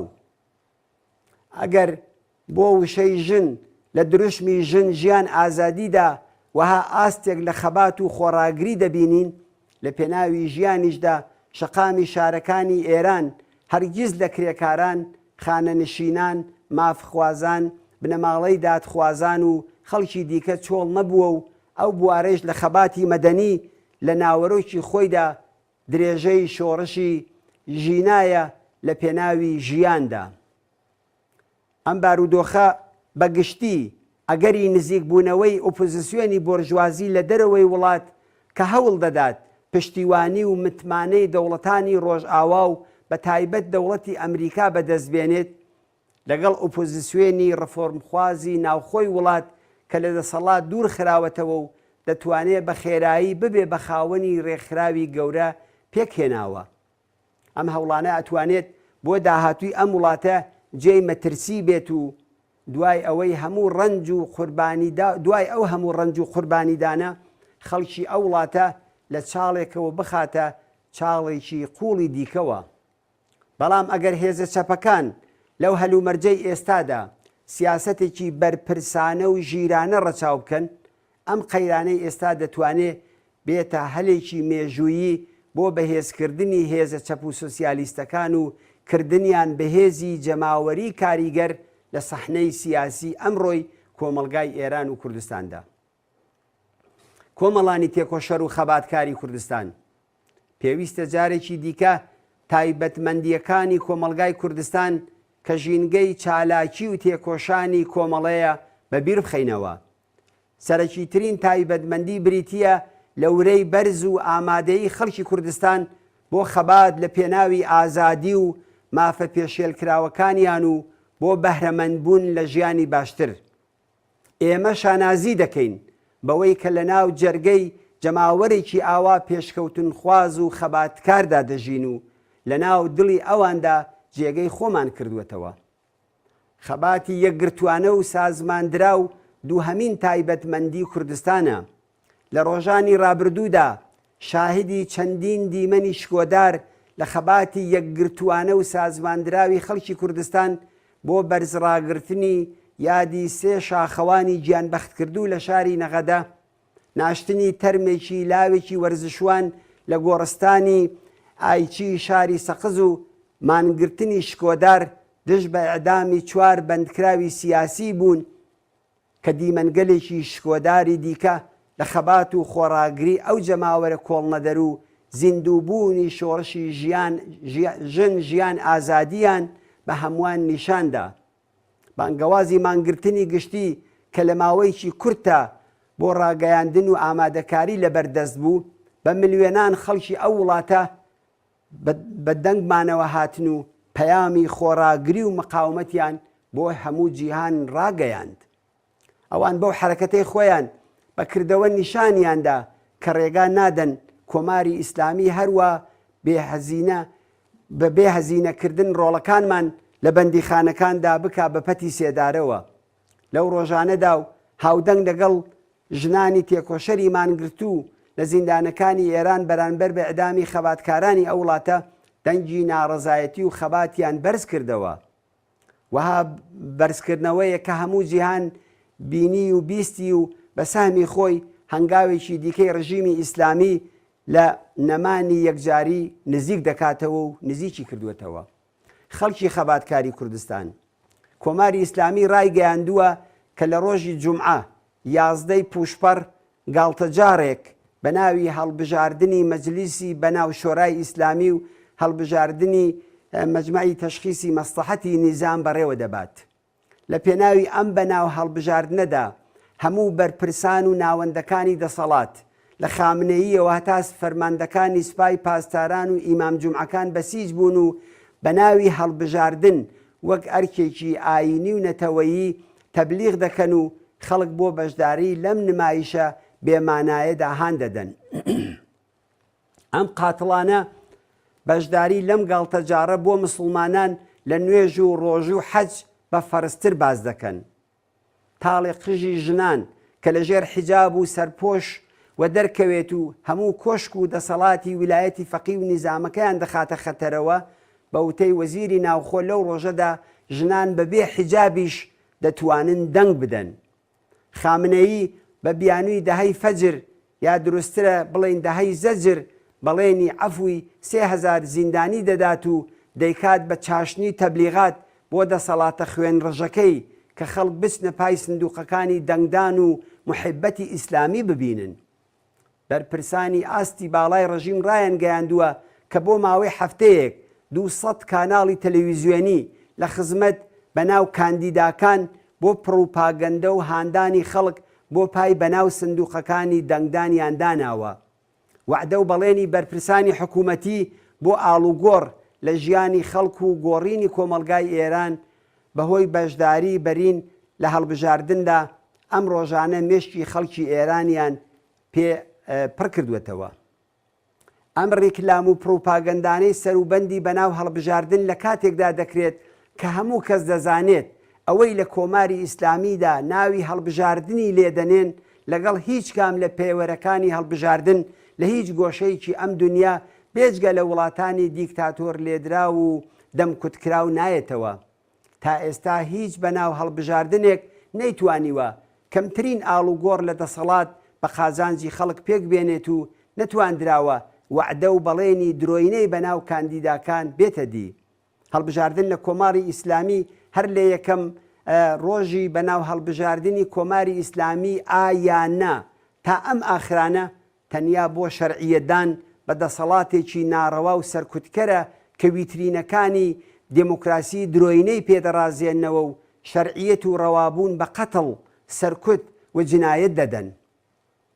حاکمێک کە خۆی بە نوێنەری خوددا دەزانێت کە خوددا لە زاری ئەوە قسە دەکات، نظامێک کە مەشروعیەتی خۆی لە ئاسمانەکان نەک لە مرۆڤەکان لەسەر گۆی زەوی وەردەگرێ، بەشداری لەوەها گاڵتەجارێک بە ناوی هەڵبژاردن تەنیا بێڕێزی بەخۆ و ئاوی پاکردن بەسەر دەستی خوێناوی جەلادە کە بە دەنگی خۆ چوونە پای سندوقەکان و بەهێزکردنی ستونەکانی دیکتاتۆری و کوشتاری ئەو نیزامەیە. ئەمڕۆ لە بەناوبانگترین کۆڵەکەکانی سەرکوت و کوشتار وەک چەند سەرۆک کۆمار، ڕئیسی پارلەمان و دەسەڵاتی دادوەری و دەست و پەیوەندەکانی نزیکی سپای پاسداران و ئیتلاعات و بەیتی ڕاهبەری ئیجازەی خۆبەربژێرکردنیان نییە. خۆشباوەڕی بەوەی کە لە سندوقی بەناو دەنگدان و ئەو بەناو نوێنەرانە گرەیەک لە 1000 گرێکوێرەی ئەمڕۆی کۆمەلگای ئێران دەکرێتەوە تەنیا تەوەهم و خۆشباوەڕیە کە دووکەڵەکەی دەچێتە چاوی کەسانی خۆشباوەڕ و قازانجەکەی دەڕژێتە گیرفانی خاوەنانی سەروەت و دەسەڵات و کوشتار لەم نیزامە قاتڵ و سەرەڕۆیەدا. ئێستا و لە دڵی شۆڕشی ژینادا ڕەوتێکی گەشتگیر و هەمەلایەنە دش بەم گاڵتەجاڕی هەڵبژاردنەوە ڕێکەوتووە و کوردستان دش بەم نمایشە بە تەنیا نییە. ئەمڕۆ ئیتر بایکۆت ئەدای حەقی پێویست بەم نیزامە گەندەڵ و قاتڵە نییە. کۆمەڵە داوا لە هەموو خەڵکی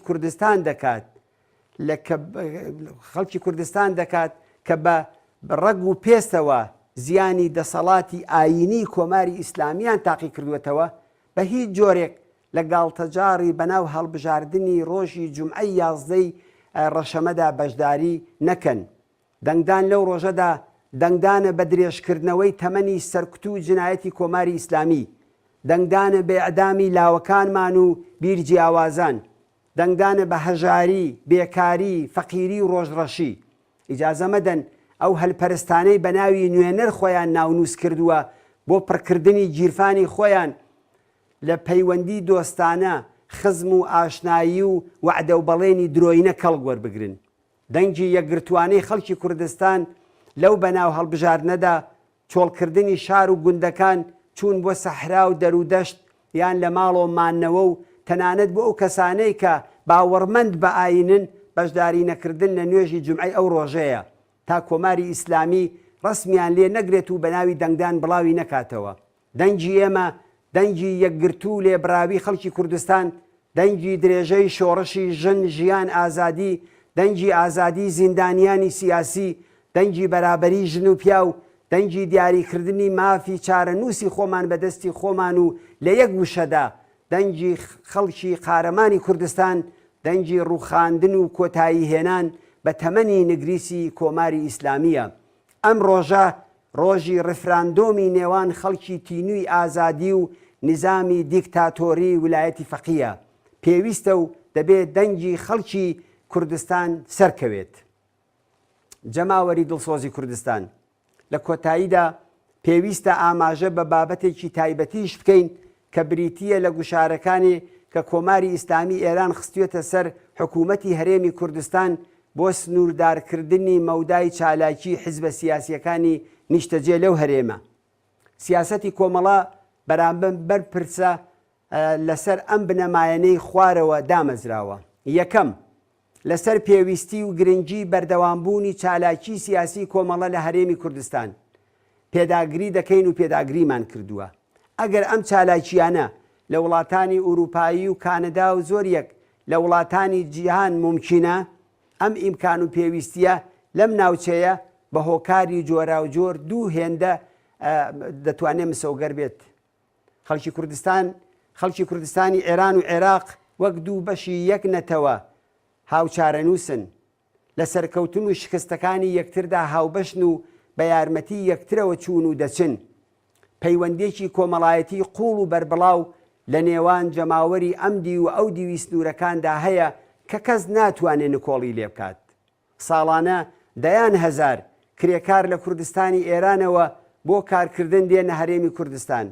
هەزاران کۆڵبەری زەحمەتکێش لە ڕێگای ئاڵ و گۆڕ و هێنان و بردننی کاڵا لە نێوان هەردوو دیوی سنووردا بژێوی ژیانیان دابین دەکەن. پەیوەندیەکی سروشتی بەربڵاو لە نێوان هونەرمەندان و ڕووناکبیرانی هەردوو بەشی کوردستان دروست بووە و تا ڕادەیەک جێکەوتووە. جگە لەوەیش هێزە سیاسیەکانی ڕۆژهەڵاتی جێگیر لە باشوور لە ماوەی 40 ساڵی ڕابردوودا لە داوێنی پڕ لە مێهرەبانی خەڵکی کوردستانی عێراقدا درێژەی بە چالاکی خۆیان داوە و لە پشتیوانی جەماوەری ئەو خەڵکە بەهرەمەند بوون. دووهەم، کۆمەڵە هەرگیز نەیویستووە کە تێچووی چالاکیە چەکداریەکانی خۆی بخاتە سەرشانی خەڵکی هەرێمی کوردستان و ساڵانێکی زۆرە سنوورەکانی ئەو دوو پارچەی کوردستان بۆ چالاکی چەکداری دژ بە کۆماری ئیسلامی بەکار نەهێناوە. ئەم سیاسەتە هەم هاو ئاهەنگ و گونجاو بووە لەگەڵ بەرژەوەندیەکانی خەڵک لە کوردستانی ئێران و ئەولەویەتەکانی استراتێژی کۆمەڵە لە بزوتنەوەی شۆڕەژێڕانەی کوردستاندا و هەم لە بەرچاوگرتنی بەرژەوەندەکانی خەڵکی کوردستانی عێراق بۆ ئەوەی هیچ بیانوویەک بەدەست کۆماری ئیسلامیەوە نەدا کە بەو هۆیەوە ئەمنیەت و بژێوی ئەو خەڵکە بە بارمتە بگرێت. کۆمەڵە لەسەر ئەم سیاسەتە ئوسولیەی خۆی هەروەها بەردەوام دەبێت. سێهەم، ئەو سیاسەتە لە ڕێگای وتەبێژ و وتوێژ و هەماهەنگی و ڕێکەوتن لەگەڵ حکوومەتی هەرێمی کوردستان و لە چوارچێوەی چارەسەرکردنیدا پەیرەو دەکرێت بۆ ئەوەی یەکەم لەگەڵ پاراستنی ئەتباری سیاسی و پرینسیپەکانی ئێمە ناکۆک نەبن و دووهەم گوشارەکانی کۆماری ئیسلامی لەسەر حکوومەتی هەرێمی کوردستانیش کەم بکاتەوە. چوارەم، کۆمەڵە هەوڵ دەدات لە پەیوەندی لەگەڵ ئەم پرسەدا زۆرترین هاوکاری و هاو ئاهەنگی هەبێت لەگەڵ باقی ئەو هێزانەی ئۆپۆزیسیۆن کە لە هەلومەرجی هاوشێوەدان لە هەرێمی کوردستان بۆ ئەوەی کە تا ئەو جێگایی دەتوانرێت سیاسەتێکی هاوبەش لەم بوارەدا بگرینە بەر. پێنجەم، هێزە سیاسەکانی ڕۆژهەڵاتی کوردستان کە ماوەیەکی دوور و درێژە لە باشووری کوردستان چالاکی سیاسی دەکەن ئاوارە و لێقەوماوی شەڕ نین، بەڵکو حیزبی سیاسی خاوەن مێژوو خاوەن خەبات و نەیاری کۆماری ئیسلامین. پێویستە و دەبێ وەک حیزبی سیاسی چاویان لێ بکرێ، درێژەی مەجای سیاسیان پێ بدرێت و حکوومەتی هەرێمی کوردستان و لایەنە بەرپرس و دەسەڵاتدارەکانی هەرێمی کوردستان وەڵامی فشار و زەخت و زۆرەکانی کۆماری ئیسلامی نەدەنەوە و ئیجازە نەدەن کۆماری ئیسلامی و دەست و پەیوەندەکانی لە بەغا پیلانگێڕی بکەن و ڕابردووی هاوبەش و خەباتکارانەی خەڵکی کوردستانی ڕۆژهەڵات و باشووری کوردستان تێک بدەن و یا حەول بدەن کە هێزە سیاسیەکان بە قەولی خۆیان لە شوێنهایە کە مەبەستی ئەوانە جێگیر بن. ئەوە وتراوە کە لەلایەن هەموو لایەنە سیاسیەکانەوە ڕەت کراوەتەوە. کۆمەڵانی مافخوازی کوردستان لە ماوەی 45 ساڵی ڕابردوودا بەشێکی گیان نەکراوە لە ڕووداوە سیاسی و گرنگەکانی ئێران و ناوچەکە بووە.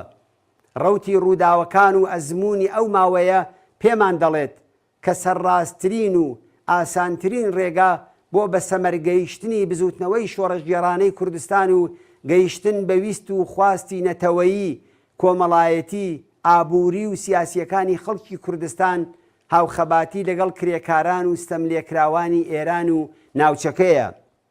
ئەزمموی بەشەکانی دیکەی کوردستانیش لە ساڵانی ڕابردوودا ئەم ڕاستیەمان پێ دەڵێت کە چارەنووسی دەسەڵاتی سیاسی هەر وڵاتێک کە خەڵکی کوردی تێدایە لە ناوەندی ئەو وڵاتە دیاری دەکرێت، نە لەلایەن هێزە ئەمپریالیستەکان و دوژمنانی خەڵکی کورد لە شوێنەکانی دیکە کە بە شوێن بەرژەوەندی خۆیانەوەن. ئەم لێکدانەوەیە بەم مانایە دێت کە خەباتی خەڵکی کوردستان بە هیچ جۆرێک نابێت لە خەباتی خەڵکی ئازادی خوازی ئێران و لە بەرەی چەپ و کرێکاری و شۆڕژگێری ئەو خەباتە دابڕێت. بۆ کۆمەڵە گرینگە و هەوڵ دەدات کە بەرەی چەپ و سۆسیالیست لە ئاستی کوردستان، لە ئاستی ڕۆژهەڵات و لە ئاستی ئێران و ئەو وڵاتانەیش کە خەباتی ئازادی خوازانەی خەڵکی کوردستان بۆ مافی سیاسی و نەتەوایەتیەکانی لە ئارادایە یەک بخات و لە یەک نزیک بکاتەوە. کۆمەڵە هەر ئەو هێزە کۆمۆنیست و شۆڕژگێڕەیە کە جاران و لە خاڵە وەرچەرخانە مێژوویەکاندا تاقی کراوەتەوە. هەڵوێستەکانی لە قۆناغی هەستیاردا متمانەی جەماوەری بەدەستێناوە. نمونونەکانی کەم نین و لە بیرمان نەچوەتەوە. لە داهاتوویشدا دیسانیش دەکەوینەوە وەها قۆناغگەلێکەوە. بەو پێشینەوە بە عەقڵ و تەجروبە و زانستێک کە بەدەستی هێناوە دڵنیاین کە ئەتوانێ سەربەرز و سەرکەوتوو لە مەیدانی خەباتی ئەمڕۆمان و بەرەو پێشبردننی شۆڕشی ژیان ئازادیدا سەرکەوتوو بێتە دەرێ. ئەگەر باز لە خاڵە گرنگە مێژووەکان دەکەین و بۆ ئەوە نییە سەرینی ئارخایەنی لە سەرسەرین بنین و میداڵی سەرکەوتن بە سینگمانەوە هەڵواسین، بەڵکو بۆ ئەوەیە کە بیانکەین بە توێشووی ڕێگای بەرەو پێشچوونمان بۆ سەرکەوتن. لە هەمان کاتیشدا هەڵەکان و ئەزمونونەکانمان دەرز وەردەگرین و هەوڵ دەدەین دووپاتیان نەکەینەوە. خەڵکی ئازادی خواز متمانە بە کۆمەڵە بکەن، پاڵپشتی بکەن، دڵنیا بن هەمومان پێکەوە سەردەکەوین. بژی کۆمەڵە، بژی سۆسیالیزم، ئێوەش هەر شاد و سەربەرز و سەرکەوتوو بن.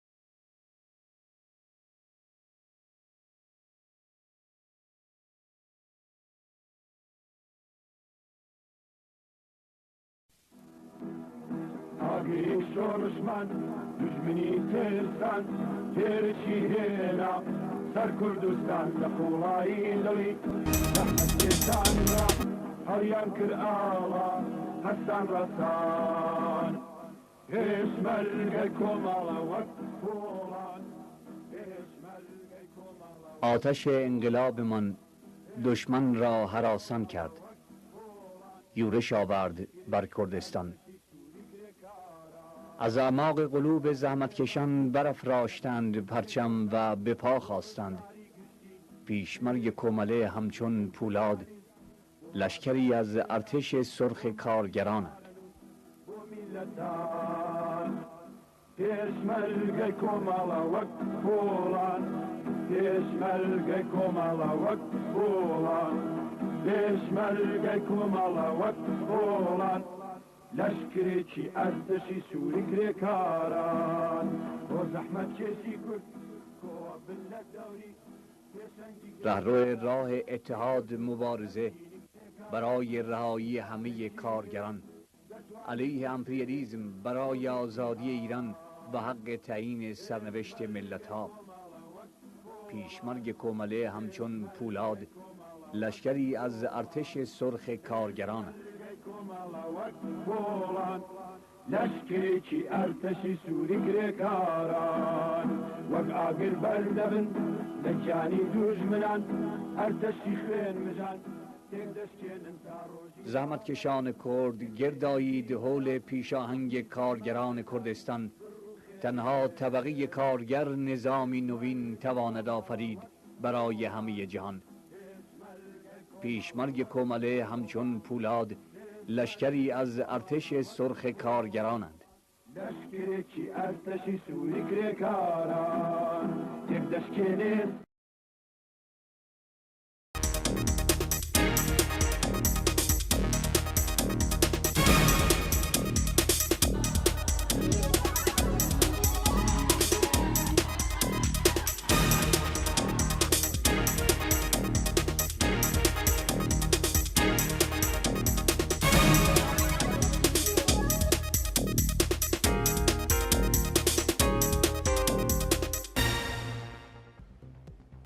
درودهای گرم ما را از تلویزیون حزب کمونیست ایران پذیرا باشید. بینندگان عزیز، با بخش خبری شبانگاهی در روز پنجشنبه در خدمت شما هستیم برای تقدیم خبرهای ایران، منطقه و جهان.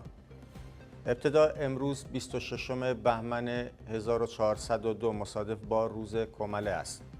از طرف خودم به مناسبت این روز از طرف خودم و همکارانم در تلویزیون این روز را به شما بینندگان گرامی، دوستان، هواداران، اعضا و تمام خانوادگان جانباختگان این را تبریک و شادباش میگوییم.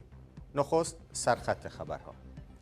گرامی داشته 26 بهمن روز کومله در روستای مربزان سنندج، فعالیت تبلیغی به مناسبت روز کومله در سلاس باباجانی، تداوم اعتصاب کارگران گروه ملی فولاد اهواز، نارضایتی کارگران روزمزد پتروشیمی جم در اصلویه و سومین روز اعتصاب کارگران آب و فاضلاب بهبهان.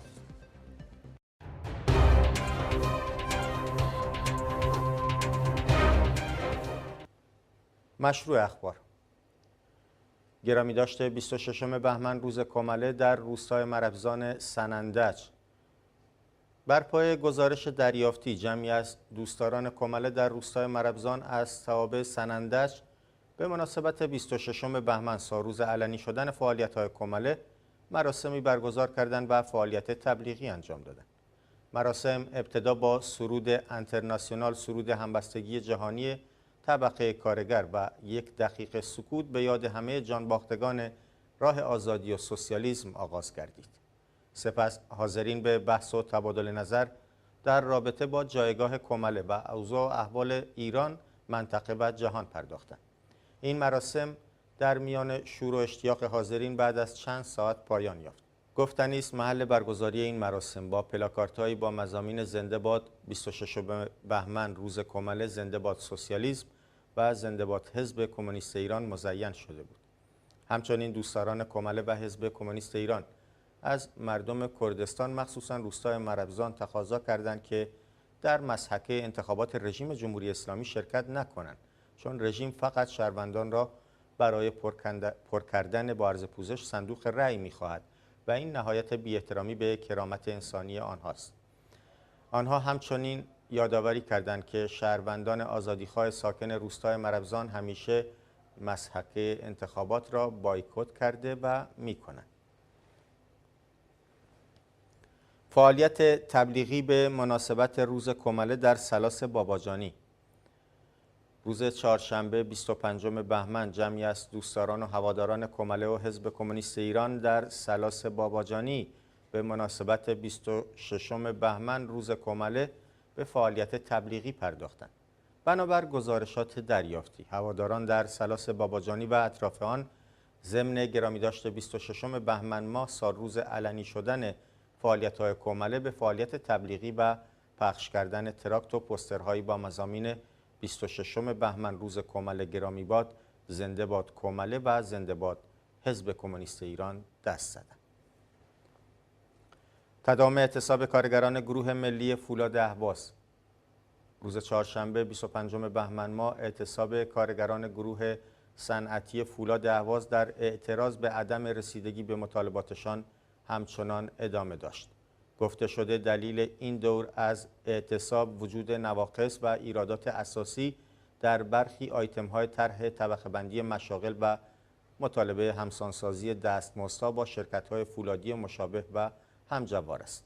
همچنین کارگران همه فعالیت‌های شرکت در تمامی بخش‌ها را متوقف کردند و خواستار افزایش حقوق و دستمزد و ارتقاء سطح معیشت پرسنل، افزایش تولید و رفع موانع تولید، تغییر ساختار معیوب و ناکارآمد مدیریتی موجود و استفاده از مدیران جوان و متخصص و پرداخت حق بدی آب و هوا هستند. نارضایتی کارگران روزمزد پتروشیمی جم در عسلویه.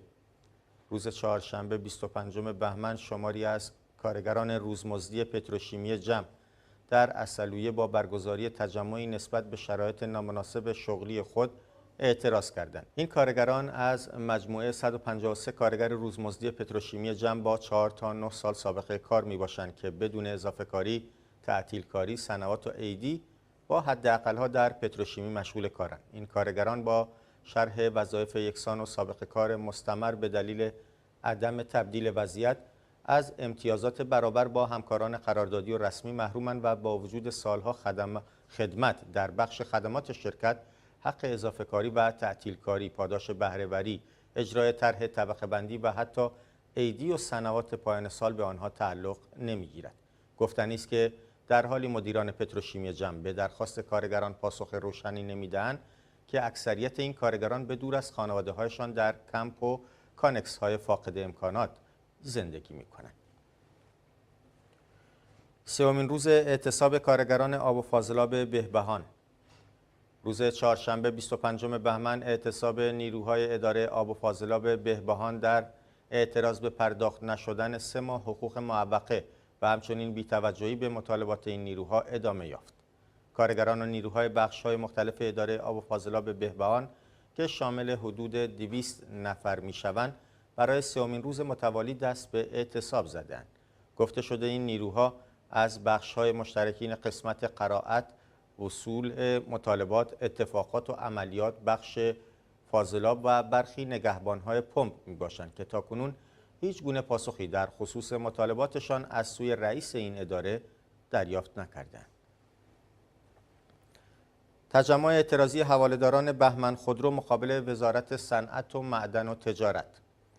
روز چهارشنبه 25 بهمن ماه نزدیک به 500 نفر از حواله‌داران گروه بهمن خودرو در اعتراض به عدم دریافت فراخوان تکمیل وجه خودرو مقابل وزارت صنعت، معدن و تجارت تجمع کردند. همزمان با تجمع این شهروندان شمار زیادی از ماموران یگان ویژه به نزدیکی ورودی ساختمان وزارت صنعت و معدن تجارت در تهران گسیل شدند و سعی کردند که معترضان را پراکنده کنند و مانع تداوم تجمع شوند. این معترضان سال 1401 مبالغی را برای ثبت نام خرید خودرو پرداخت کردند و در حالی که موعد تحویل خودروهایشان زمستان سال جاری ابلاغ شده بود، تا کنون فراخوانی برای ثبت قرارداد و تکمیل وجه دریافت نکردند. تایید حکم حبس توماج صالحی. حساب کاربری توماج صالحی روز چهارشنبه 25 بهمن با انتشار مطلبی در شبکه اجتماعی ایکس از رد اعتراض توماج به حکم 1 سال حبس خبر داد. حکم 1 سال حبس ناعادلانه توماج صالحی که در دادگاهی مخفیانه بدون حضور وکیل و اطلاع قبلی صادر شده بود، عیناً تایید شده. تایید این حکم در حالی صورت گرفته است که همچنان پس از گذشت بیش از 2 ماه از حمله، ضرب و شتم و ربایش خیابانی برای تفهیم اتهام و همچنین در دادگاه فرمایشی هیچ گونه مستندات قانونی توسط قضات ارائه نشده و صرفاً بر طبق دستور نهادهای امنیتی حکم صادر شده است. جان باختن و مصدومیت 14 کارگر در شهرهای مختلف. روز چهارشنبه 25 بهمن ماه در سایه فقدان ایمنی محیط و شرایط نامناسب کار 14 کارگر در بروجرد، اصفهان، تهران دچار حادثه شدند که طی این حوادث یک کارگر جان خود را از دست داد و 13 نفر دیگر مصدوم شدند. بر اساس گزارشات منتشر شده 7 کارگر در پی یک مورد حادثه گاز گرفتگی در یک مغازه پیتزا فروشی بین خیابان باقری و فلک اول تهران پارس حین انجام کار دچار مسمومیت شدند. همچنین 2 کارگر 26 و 27 ساله در شهرضا واقع در استان اصفهان که برای ایجاد گرمایش در شهرک صنعتی رازی از اجاق گاز استفاده کرده بودند، دچار مسمومیت با گاز سمی مونوکسید کربن شدند. در پی وقوع این حادثه یک کارگر جان خود را از دست داد و کارگر دیگر جهت سیر مراحل درمان به بیمارستان شهرضا منتقل شده است. در همین روز دست یک کارگر حین انجام کار در یک کارگاه صنعتی واقع در شهرک صنعتی شهرستان بروجرد زیر دستگاه گیر کرده و منجر به مصدومیت وی شده است. علاوه بر آن 4 کارگر در سفیددشت واقع در شهرستان بروجرد نیز در پی آتش‌سوزی واحد تصفیه روغن سفیددشت با عرض پوزش حین انجام کار دچار سوختگی و مصدومیت شدند. کشته و زخمی شدن 2 شهروند بلوچ در ایرانشهر. به گزارش کمپین فعالین بلوچ روز چهارشنبه 25 بهمن ماه در پی تیراندازی افراد مسلح ناشناس در ایرانشهر 2 شهروند بلوچ که برادر هستند کشته و زخمی شدند. هویت شهروند جانباخته خدارحم عالیزهی 29 ساله و هویت شهروند مجروح عبدالجلیل عالیزهی 31 ساله هر دو اهل منطقه علیزاده ایرانشهر عنوان شده است. به گفته شاهدان عینی این تیراندازی در خیابان علیزاده ایرانشهر رخ داده که یک نفر با اصابت مرمی گلوله به قلب جان خود را از دست داده و دیگری به شدت زخمی و در بخش مراقبت‌های ویژه بیمارستان به سر میبرد. گفتنی است که تا لحظه تنظیم این خبر از هویت و انگیزه ضاربین اطلاعی در دسترس نیست. اعمال تحریم‌های جدید آمریکا علیه یک شبکه قاچاق مرتبط با بانک ایران. دولت ایالات متحده آمریکا روز چهارشنبه 25 بهمن تحریم‌های جدیدی را علیه 3 فرد و 4 شرکت در ایران، امارات متحده عربی و ترکیه اعمال کرد. دفتر کنترل دارایی‌های خارجی وزارت خزانه‌داری آمریکا در بیانیه‌ای گفته این شبکه تدارکات با نقض قوانین صادراتی و تحریم‌های آمریکا تکنولوژی آمریکایی را برای استفاده از سوی بانک مرکزی ایران به این کشور منتقل می‌کرده است. به گفته وزارت خزانه‌داری آمریکا برخی از مواد و فناوری‌های ارسال شده برای بانک مرکزی ایران از سوی سازمان تجارت این وزارتخانه به عنوان اقلام امنیتی و اطلاعاتی موضوع امنیت ملی و کنترل‌های ضد تروریسم رده‌بندی شدند. اسامی این بانک‌ها: بانک بین‌المللی اسلامی کردستان برای سرمایه‌گذاری و توسعه، بانک بین‌المللی آشور، بانک جنوب اسلامی، بانک الهدا، بانک سرمایه‌گذاری، بانک اتحاد عراق، بانک اسلامی عربیه و بانک بازرگانی حمورابی اعلام شد. اعتصاب و اعتراض کارکنان هواپیمایی آمریکا. 3 اتحادیه مجزا به نمایندگی از خدمه پرواز در خطوط هوایی ایالات متحده آمریکا روز چهارشنبه 25 بهمن ماه در 30 فرودگاه این کشور برای افزایش حقوق خود تجمع اعتصاب برگزار کردند. به گزارش شبکه تلویزیونی آمریکا، خدمه هواپیمایی امریکن ایرلاینز در اعتراض به قراردادهای جدید و عدم افزایش حقوق در این قراردادها با راه اندازی اعتصاب یک روزه اعتراض خود را اعلام کردند.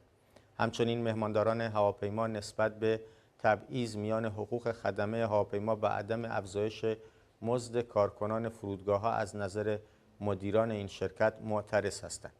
این کارکنان در حین این اعتصاب یک روزه اعلام کردند برای کار کردن در دوره کرونا و اجرای برنامه‌های مربوط به ایمنی مسافران هیچ پاداشی دریافت نکردند.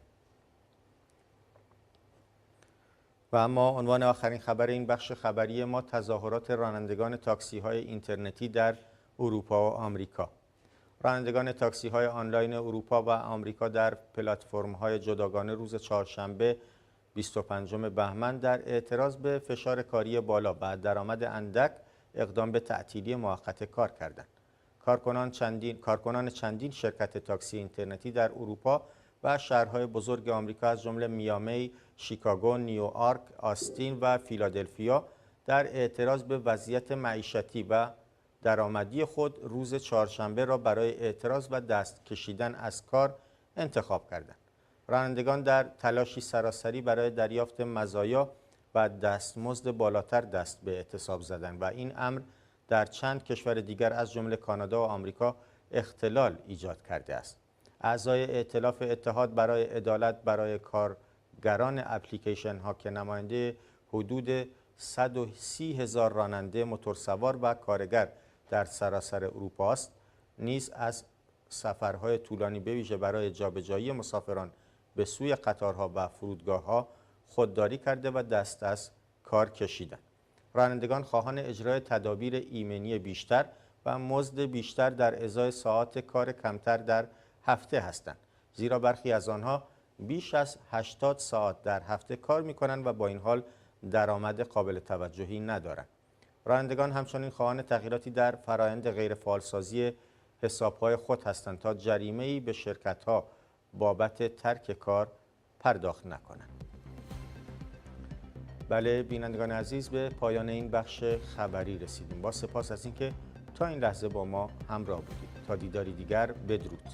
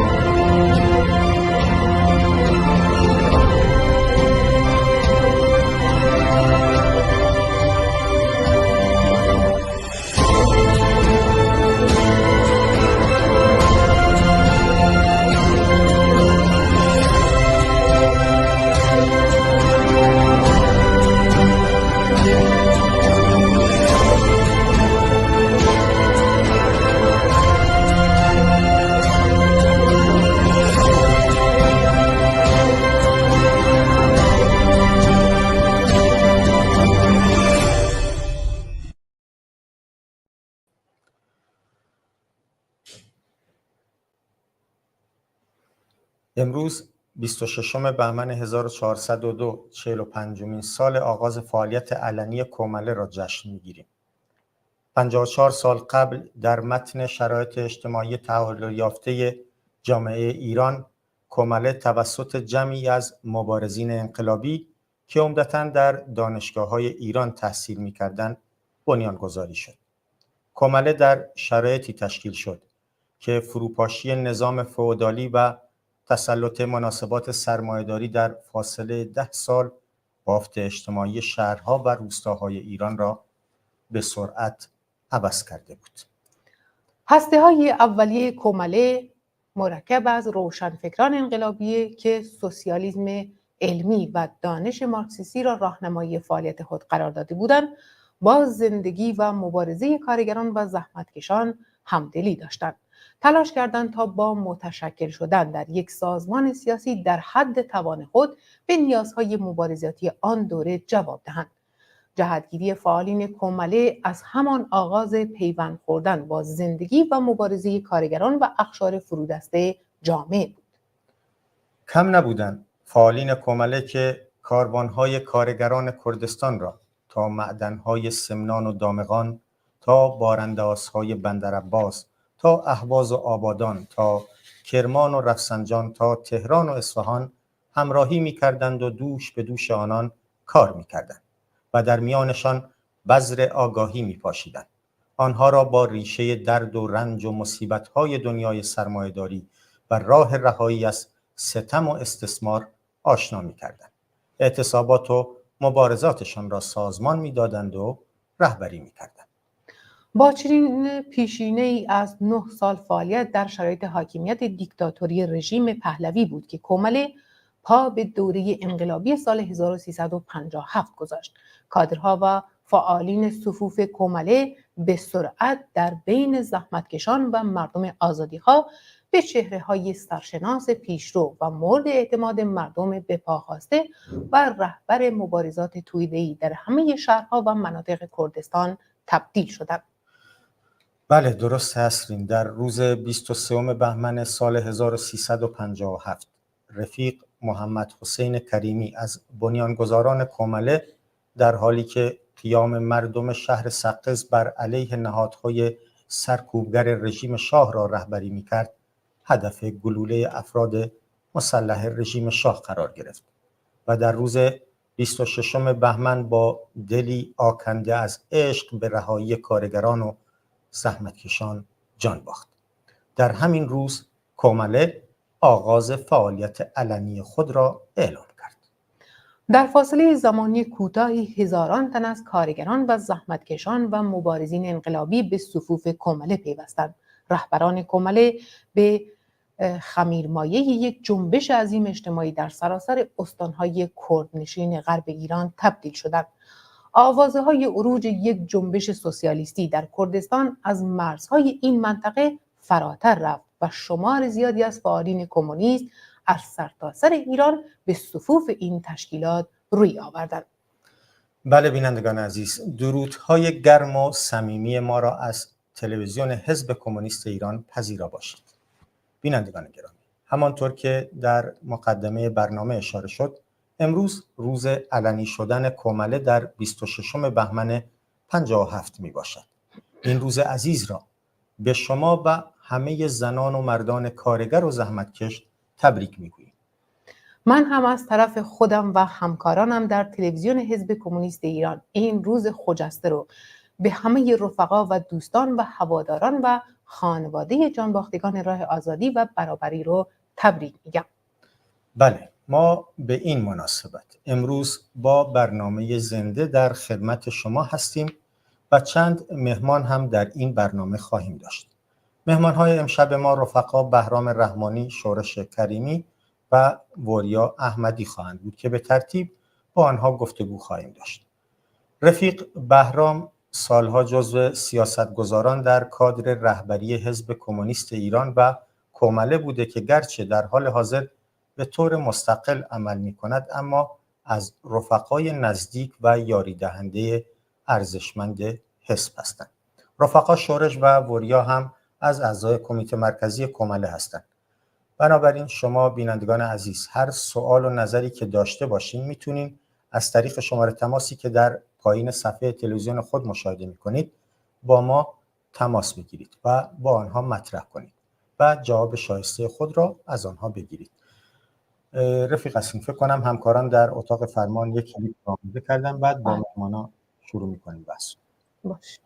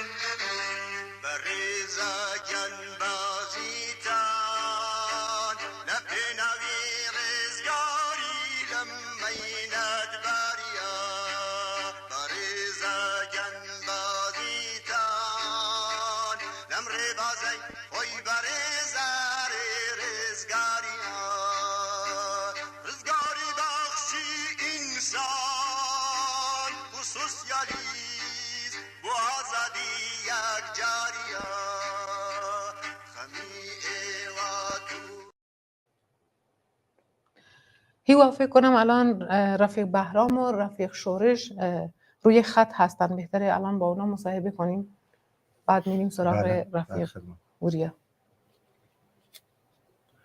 رفقا پیشاپیس روز علنی شدن کماله را به شما تبریک میگیم و خوش آمدید به این برنامه زنده. منم متقابلا از شما تشکر میکنم. برای شما و بینندگان این برنامه روز کماله، این روز عزیز رو تبریک میگم و برای همتون در کردستان و داخل سراسر ایران آرزوی موفقیت دارم. خیلی ممنون رفیق بهرام. رفیق شورش درود بر شما و ضمن تبریک روز کماله به شما. منم سلام میکنم خدمت شما و همه بینندگان عزیز تلویزیون حزب کمونیست ایران. خسته نباشید که امروز یک روز خیلی پرکاری رو پشت سر گذاشتید، خیلی زحمت کشیدید. منم به نوبه خودم روز کماله رو 26 بهمن رو تبریک میگم به همه رفقایی که روزی از روزها در این تشکیلات زحمت کشیدن، براش زندانی دادن و همچنین سلام دارم خدمت همه کسایی که صدا و تصویر ما رو میبینن. خیلی ممنون از شما هم رفیق شورش. رفقا من فکر کنم قبل از این که بریم سوال پرسش هایی که تو این برنامه برای شما آماده کردیم، اگه دوست دارید پیامی به مناسبت این روز برای بینندگان و رفقا و هواداران کماله و حزب کمونیست ایران دارید بفرمایید. من واقعا اون احساس خودم رو از همون اوایل انقلاب میخوام اینجا بیان کنم. اونم اینه که من قبل از انقلاب با سازمان پیکار فعالیت میکردم و 7-8 سالی بود از شهرستان خوی تهران رفته بودم تهران زندگی میکردم، ولی تو انقلاب برگشتم به آذربایجان دوباره.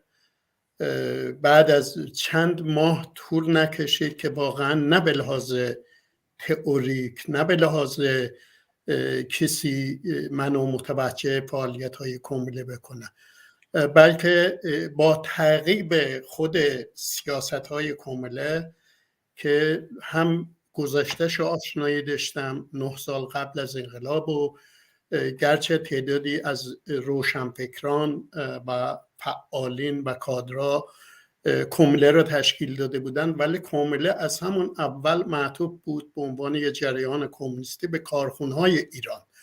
یعنی کماله را گرچه پایه اصلیش در کردستان بود، ولی ما میتونیم کماله را به نوعی هم سراسری تعریف کنیم. سراسر ایران تو تمام کارخانه‌های ایران کارگرای کردستان کار میکردن، دانشگاهاش درس میخوندن، شهرهای مختلف بویژه تو اونجایی که من بزرگ شده خوی هستم برمیگرده به آذربایجان غربی.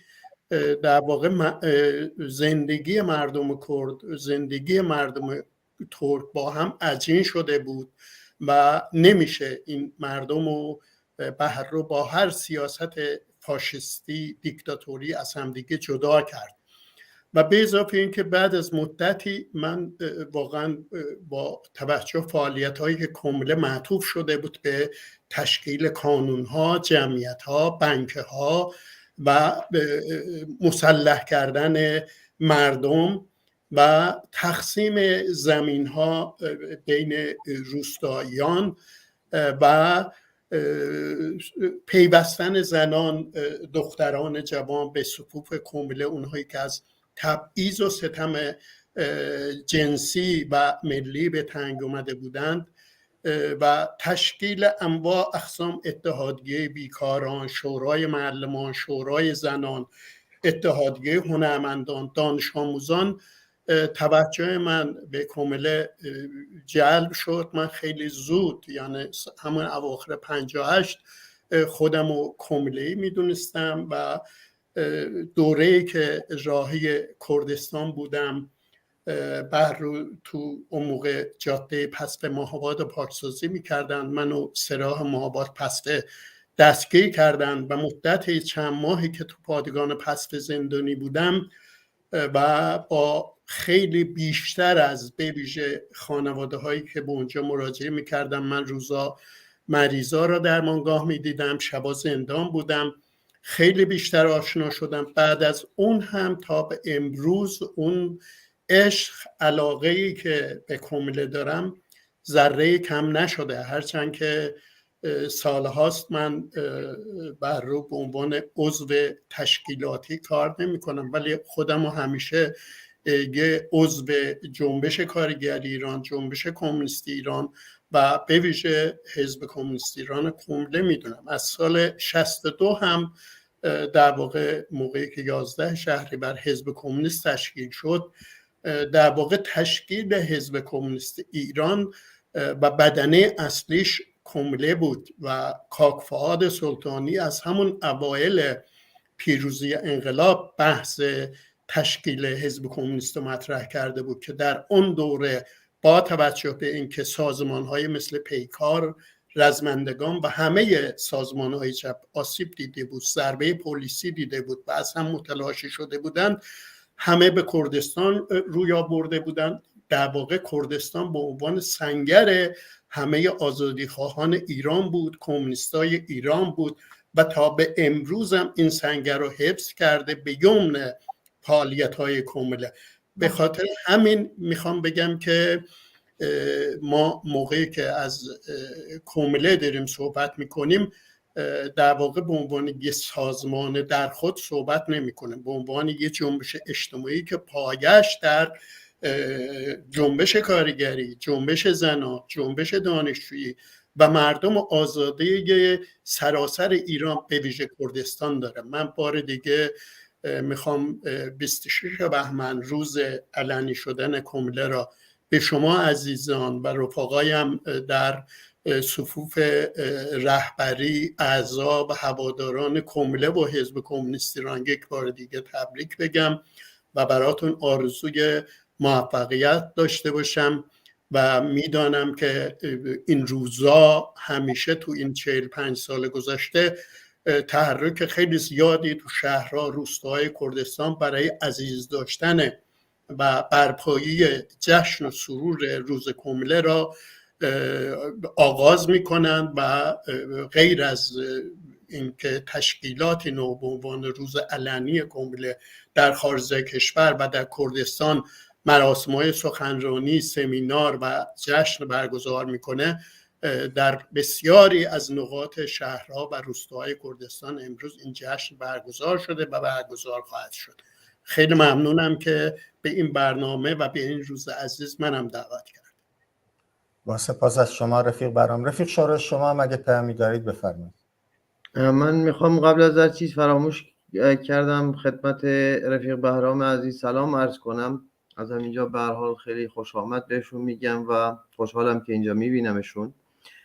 پیام منم به هر حال همون حرفایی که رفیق بهرام زدن، یعنی اینکه کومله یک جریان خیلی خوشنام، صادق، محبوب و همیشه از اون حرفایی که زده، یعنی تئوری حرفاش و عملش با هم دیگه خونده، یعنی در طول همه این سالهایی که مبارزه کرده فراز و نشیب‌های خیلی رو طی کرده، ولی همیشه به این منافعی که از اول و از ابتدا برای خودش مشخص کرده پایبند بوده.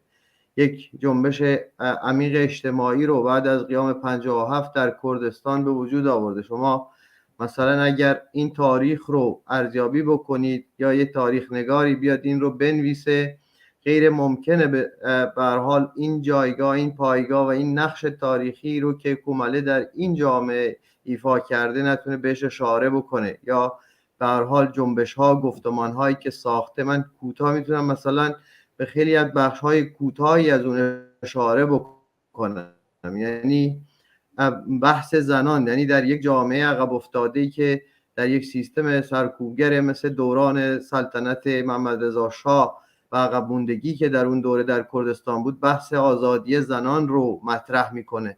زنان به عرصه فعالیت سیاسی کشونده میشن، در واحدهای نظامی سازماندهی میشن و اینها به یه الگوهایی برای همه اون زنایی که به هر حال در گوشه آشپزخونه ها و در خونه ها در تحت تاثیر یک نظام ارتجاعی مردسالار مذهبی به اسارت گرفته شده، اینها رو بهشون اعتماد به نفس میده. یعنی جامعه کردستان در تحت تاثیر اینها و جنبش های اجتماعی که در شهرها بوده، مثلا شورای زنان تشکیل میشه، جمعیت ها تشکیل میشه و اینها به هر حال یک نقش ویژه‌ای رو به اونها میده. یعنی بخش زیادی تقسیم زمین ها در بخش های زیادی از کردستان، گرفتن اونها از فئودال های بزرگ و تقسیم بین کشاورزان و دهقانان مناطق مختلف کردستان رو مشاهده میکنید. نقش اون در روشنگری در مورد مذهب و دخالت مذهب در درون جامعه رو مثلا میتونید مشاهده بکنید.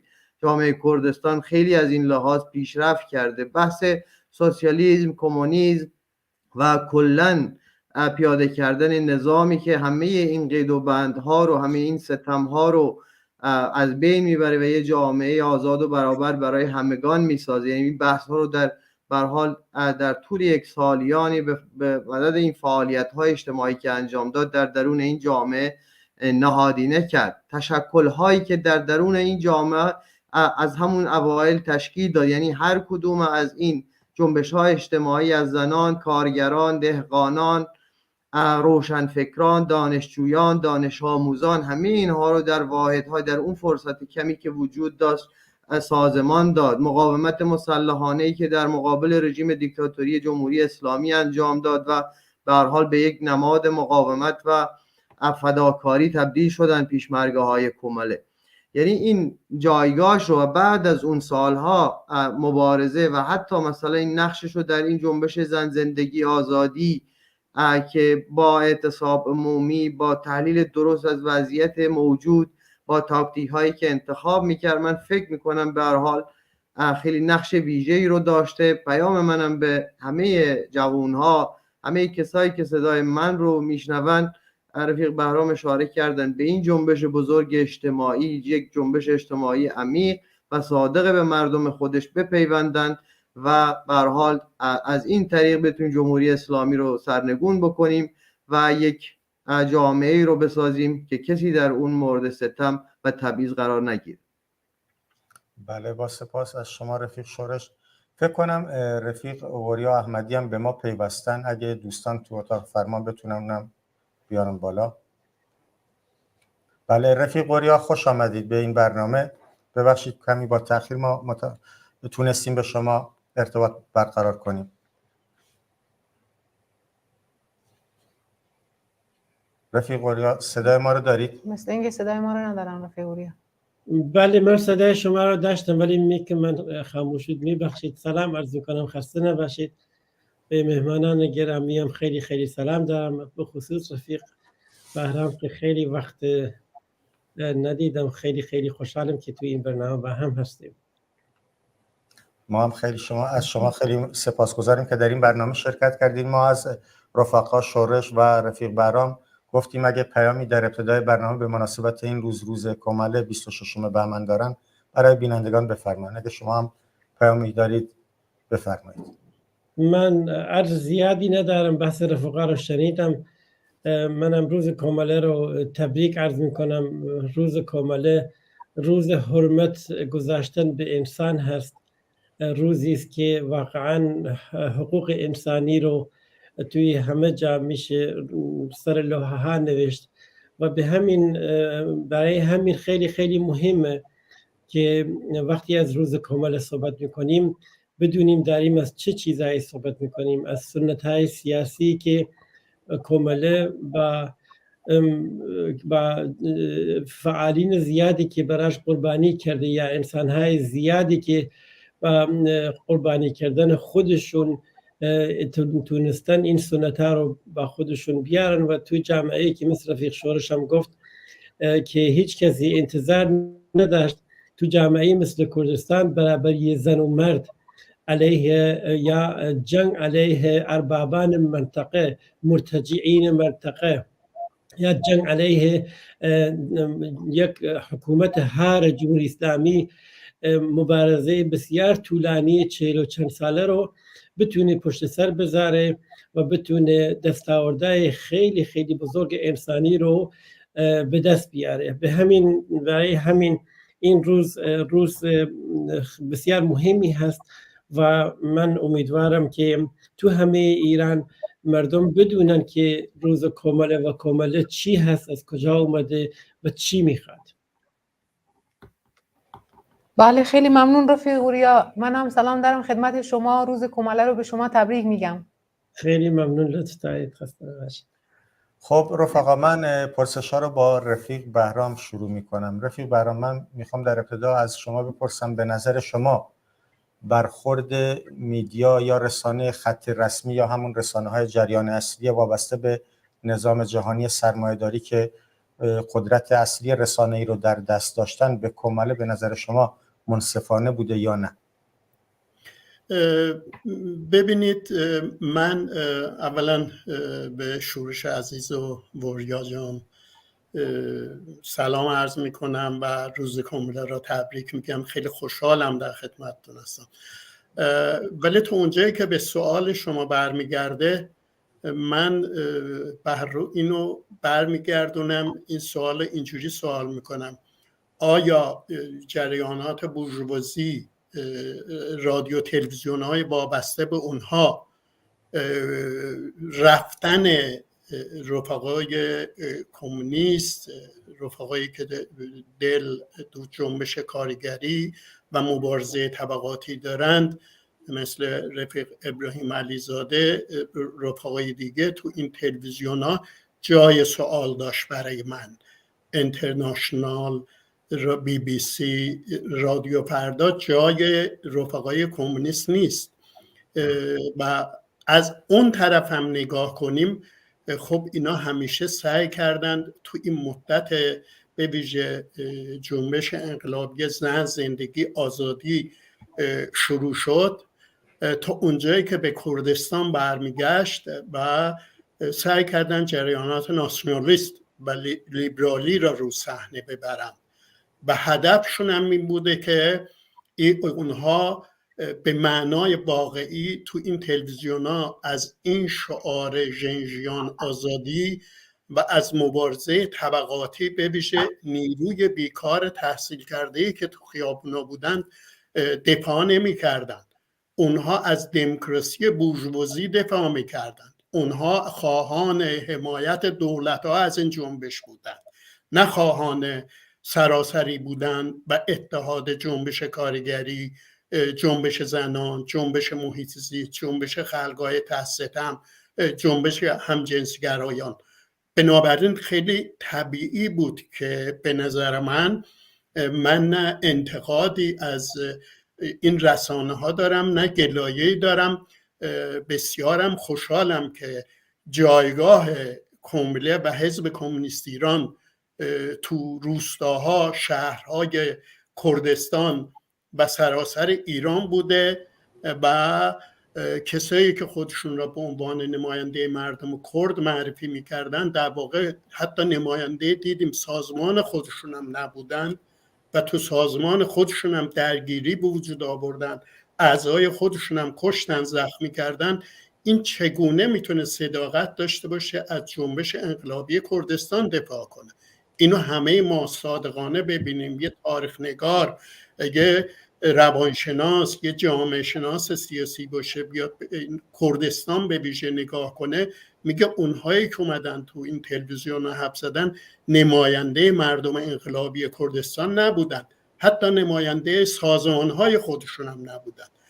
بنابراین اولا اگر از موضع طبقاتی نگاه کنیم، خب جای رفقای ما تو این تلویزیون ها نیست و صداشون را از دهن هزاران میلیون ها کارگر به گوش جامعه میرسونه و از طرف دیگه بهر اونهایی که رفتن تو این تلویزیون حرف زدن، اون جنبش انقلابی نه کردستان نه جنبش زن زندگی آزادی را اونجا نه ترویج کردن نه تبلیغ کردن، بلکه در کنار کسایی مثل رضا پهلوی یا سلطنت طلبان که ارتجاعی میخواد اون رژیم سرنگون شده 45 سال پیش دیکتاتوری را دوباره احیا کنند، در کنار اونا بشینه و در مورد مسئله کسایی که زندانی سیاسی زمان شاه بودند با پسر اون بشینه و فکر کنه که میریم برای جامعه 90 میلیونی ایران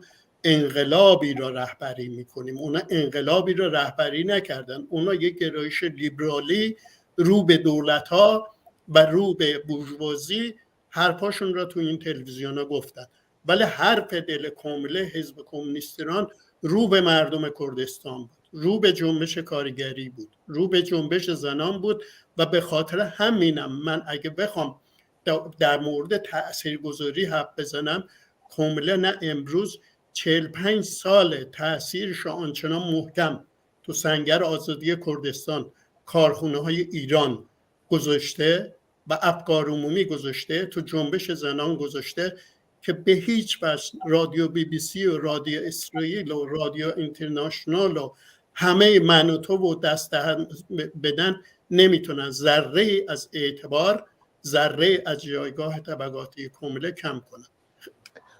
بله خیلی ممنون رفیق بهرام از توضیحاتتون. من رفیق گوریا این سوال از شما بپرسم که آیا شما نکاتی دارین که به توضیحات رفیق بهرام اضافه کنین؟ بفرمایین و بگویین چرا رسانه‌های خط رسمی آنچنان برخوردی به کماله کردن؟ یعنی نظر شما در این مورد چیه؟ ببینید در مورد سوال شما که در مورد کلمه خط رسمی یک بحث هست، اینا من نمیدونم کجا رسمیت دارن این رسانه ها، ولی در مورد نفوذشون و امکاناتی که دارند و دسترسیشون به مردم میشه صحبت کرد. اینا تو ظرف بسیار یا کوتاهی خیلی هاشون توی تمام دنیا خبرنگارای زیادی رو استخدام میکنن، یک تلویزیون رو ور میدارن، یک تلویزیون دیگری رو جاش میذارن و در اکثر نقاط ایران هم قابل دسترس هستن و یا خودشون رو قابل دسترس یه جوری میذارن. من از این مطبوعات ها صحبت کردن هیچ اشکالی توش نمیبینم، برعکس من فکر میکنم هر نوع امکانی که صدای ما رو به مردم ایران و خارج از ایران برسونه ما باید ازش استفاده بکنیم، یعنی نگین که استفاده بکنیم. فکر میکنم این کار درستیه، منتها این نباید با هیچ توهمی همراه باشه. مثلا مطبوعاتی که الان شما ازشون اسم بردید یه مطبوعاتی هستن که هیچ ربطی به طبقه کارگر و منافع طبقه کارگر ندارن، یعنی هیچ ربطی به مناسبات و سنت‌های سیاسی که کاملا در کردستان زحمت کشیده و هزاران انسان براش جانش تو کف دستشون گذاشتن و جان باختند و به دست از این طریق به دست آمده است، اینا هیچ ربطی به این تاریخ و سنت‌ها ندارن. اینا پول دار هستند و منافع پولدارهای دنیا رو دارن، میخوان از این طریق تأمین بکنن. و اگر متوجه شده باشید توی تمام فاصله جنبش زن زندگی آزادی همه این مطبوعات درست کلمه زن زندگی آزادی رو سر لوحه های تلویزیوناشون می نوشتن، ولی کسانی که می آوردن و حرفا و تحلیلایی که داشتند مثلا همش فقط یعنی واقعا هیچ کدومشون در همراهی کردن این جنبش و جهت تقویت این جنبش نبود، عکسش بود. مثلا شعارهای مرد میهن آبادی و غیره رو در مقابل شعار زن زندگی آزادی قرار میدادن. اینه که به نظر من برخورد اونها خب از منفعتشون، از منفعت طبقاتیشون نشأت میگیره. به همین دلیل منم شخصا انتظاری ندارم که برخورد بهتری رو به ما بکنن، ولی خود همین که یک کماله‌ای که با 44 سال یا حتی با سابقه بیشتر از 50 سال در مجموع فعالیت و تلاشی که در کردستان کرده و حتی توی ایران تأثیراتی که گذاشته و نتیجه این تلاش الان یه چیزی مثل جنبش زن زندگی آزادی رو میدان میاد، اینا همش رو نادیده میگیرن. و تلاش میکنن هیچ اینا رو بدون ربط به هم دیگه قلمداد بکنن. این به نظر من یک تلاش نوع خصمانه هم هست، چون که این جنبش به ما مربوطه، به تاریخ ما مربوطه، به تلاشایی که ما کردیم مربوطه. چرا تو افغانستان چنین جنبشی، چرا تو یمن چنین جنبشی نیست، چرا تو پاکستان نیست، چرا بغل دستمون توی عراق نیست، چرا این تو مثلا توی حتی توی ایران فقط توی کردستان این برجستگی رو داره. این به همه اینا به ریشش به مبارزات کماله برمیگرده. به همین دلیل من فکر میکنم نقش مطبوعات بسیار بسیار مهمه، حضور ما هم توشون خیلی مهم هست، ولی خب این که توهم داشته باشیم به این که این مطبوعات برای رهایی انسان ها تبلیغ میکنن، من فکر میکنم نه اینجوری نیست، عکسش هم هست. بله، با سپاس از توضیحات شما رفیق اوریا احمدی. رفیق شورش، میام پیش شما. به نظر شما برخورد میدیا رسانه‌های اپوزیسیون به تفکیک در جناح‌های چپ و راست نسبت به کومله چگونه بوده از نظر شما؟ من به هر حال من این سوال رو کلی میگیرم، یعنی اینکه به هر حال طی همه این سالها، نه به هر حال در این سالهای آخر، خب منم با این موافقم که یعنی اونا کاری رو انجام میدن که باید انجام بدن.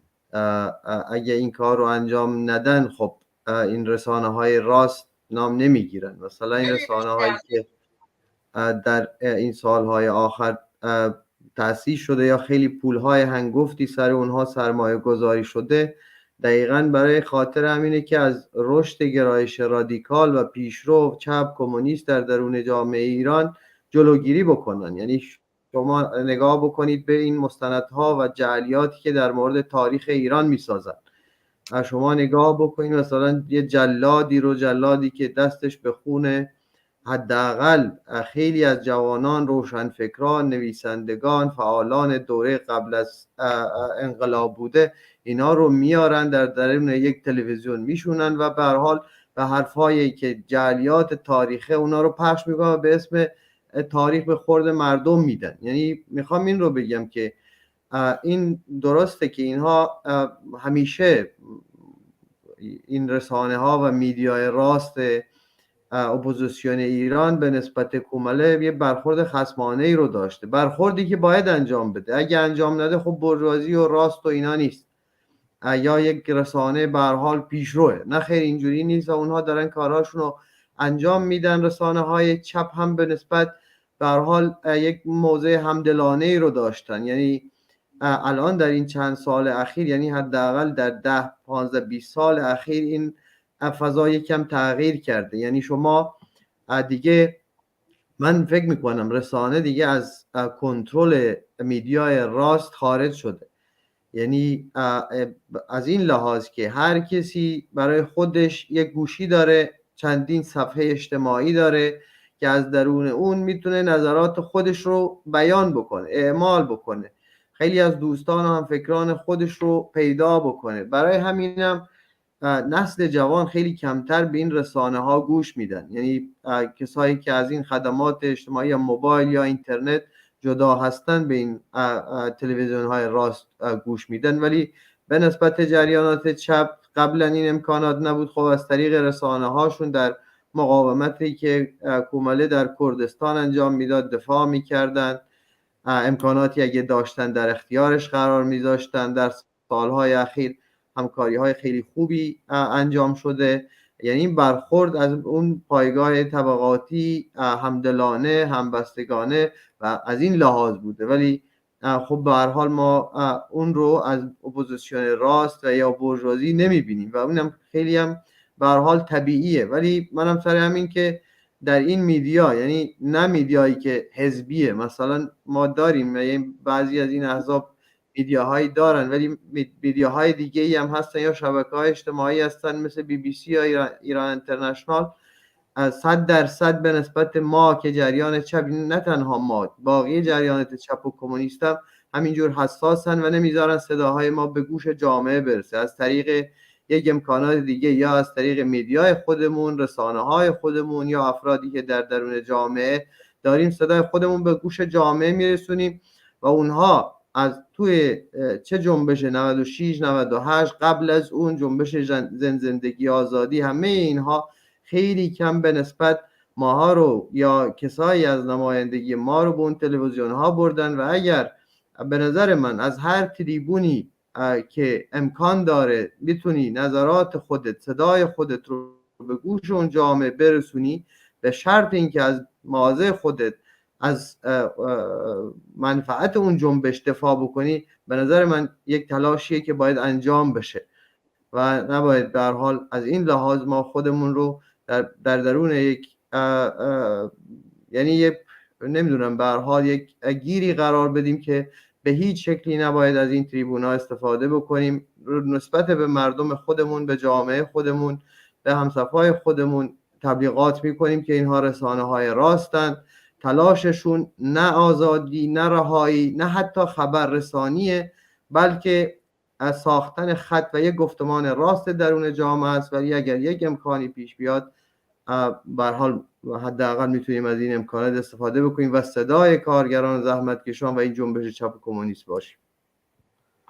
بله، خیلی ممنون رفیق شورش از توضیحاتتون. رفقا اگر اجازه بدن چند پیام از داخل اومده هستیم. من یکی از این پیام ها از سنندج اومده از طرف کاوه، نوشته سلام رفقا، وقتتون بخیر. من هم 26 بهمن روز کمله رو به شما و تمام تشکیلات کمله و خانواده جانباختگان راه سوسیالیسم تبریک و شادباش میگویم. امیدوارم شما عزیزان در کار و فعالیت انقلابیتان موفق و پیروز باشید. خیلی ممنون از این رفیقمون که این پیامو از سنندج فرستادن. ما هم این روزو به ایشون و تمام خانوادهشون تبریک میگوییم.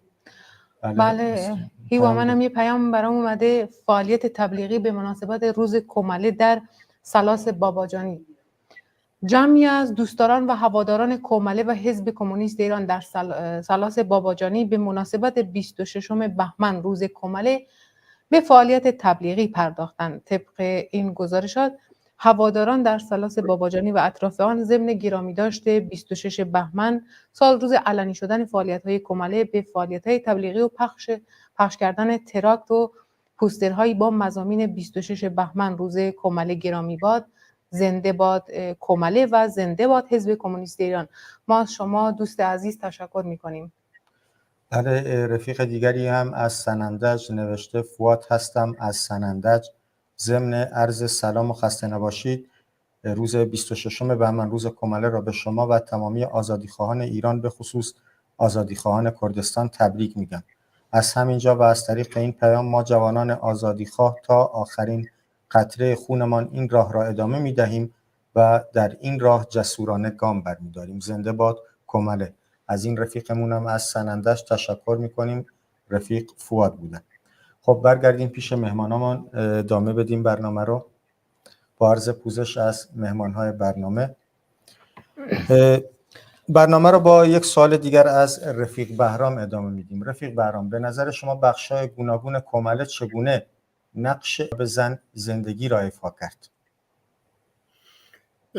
ببینید، این اول من این توضیح رو ضروری میبینم بدم که موقعی که این اتفاق روی داد، این اتفاق خیلی مهم، موقعی که ژینای عزیز را پلیس گشت جمهوری اسلامی در تهران کشت، قبل از اونم خیلی از جوونا دختر پسر رو تو شهرهای مختلف کشته بودن، از جمله پایتخت ایران تهران. و این بسیار بسیار مهمه که ما اینو بدونیم. حتی بعد از ژینا جوانانی را کشتند، ولی برای همه این سوال پیش میاد که چرا فقط کشتن ژینا به یه جنبش انقلابی تبدیل شد. این بسیار مهمه به نظر من.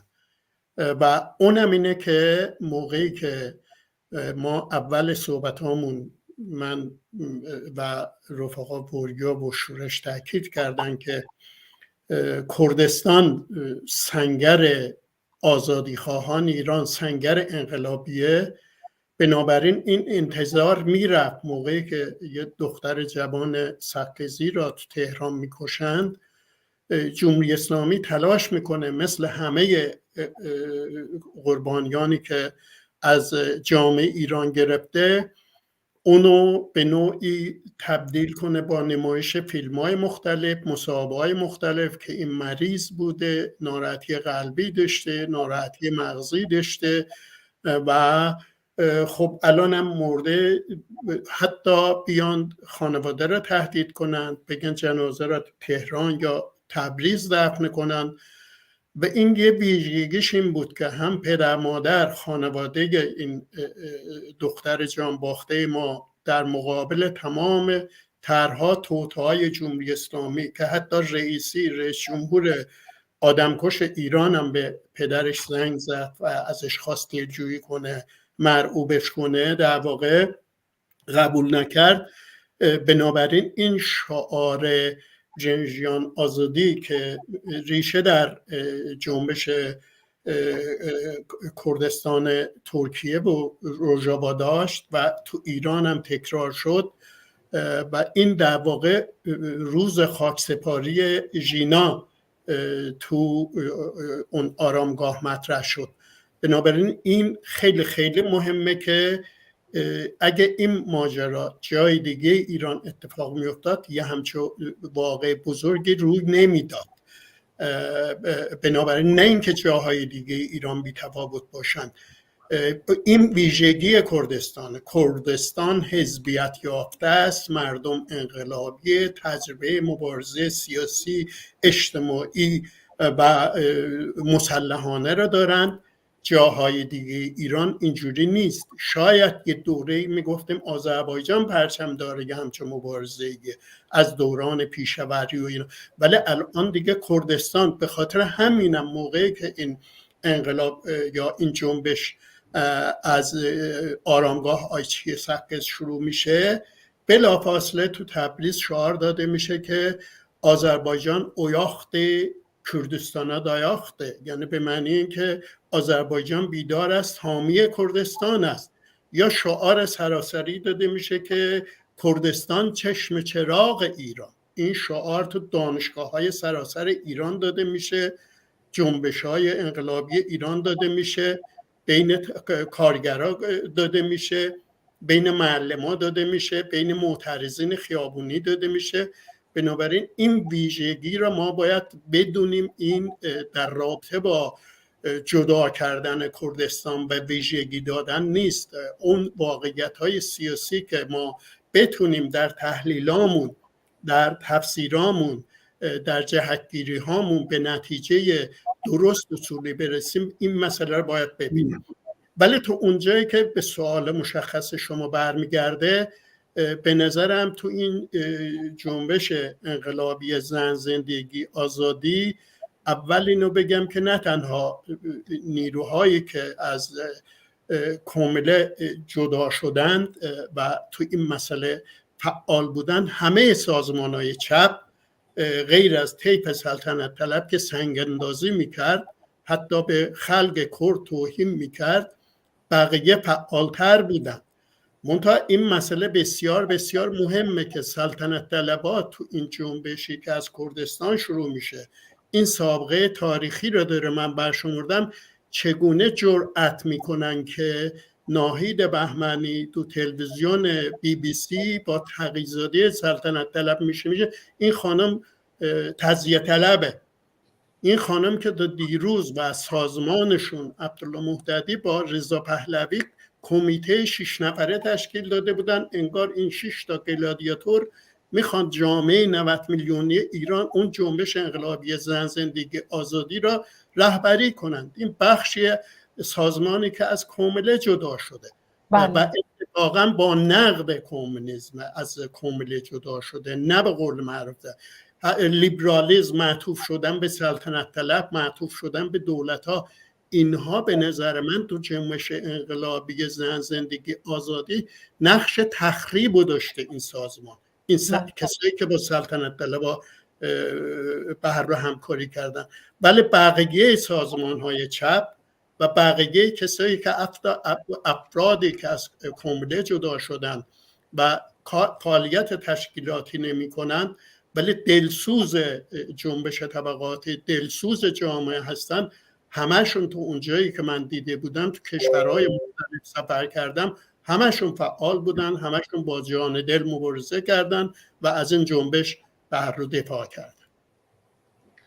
بله، خیلی ممنون رفیق بهرام برای توضیحاتتون. من الان یه پیامی از سنندج برام اومده، از رفیق وریا میپرسم که نوشته که چرا چپ‌های خارج کشور متحد نمیشن و نظر شما در مورد عبدالله مهتدی و سیاست‌های حزبش چیه؟ اینو از رفیق وریا پرسیدم. بعدم اگه ملاحظاتی هم دارید راجع به حرفای رفیق بهرام میتونین اینم بیان کنین.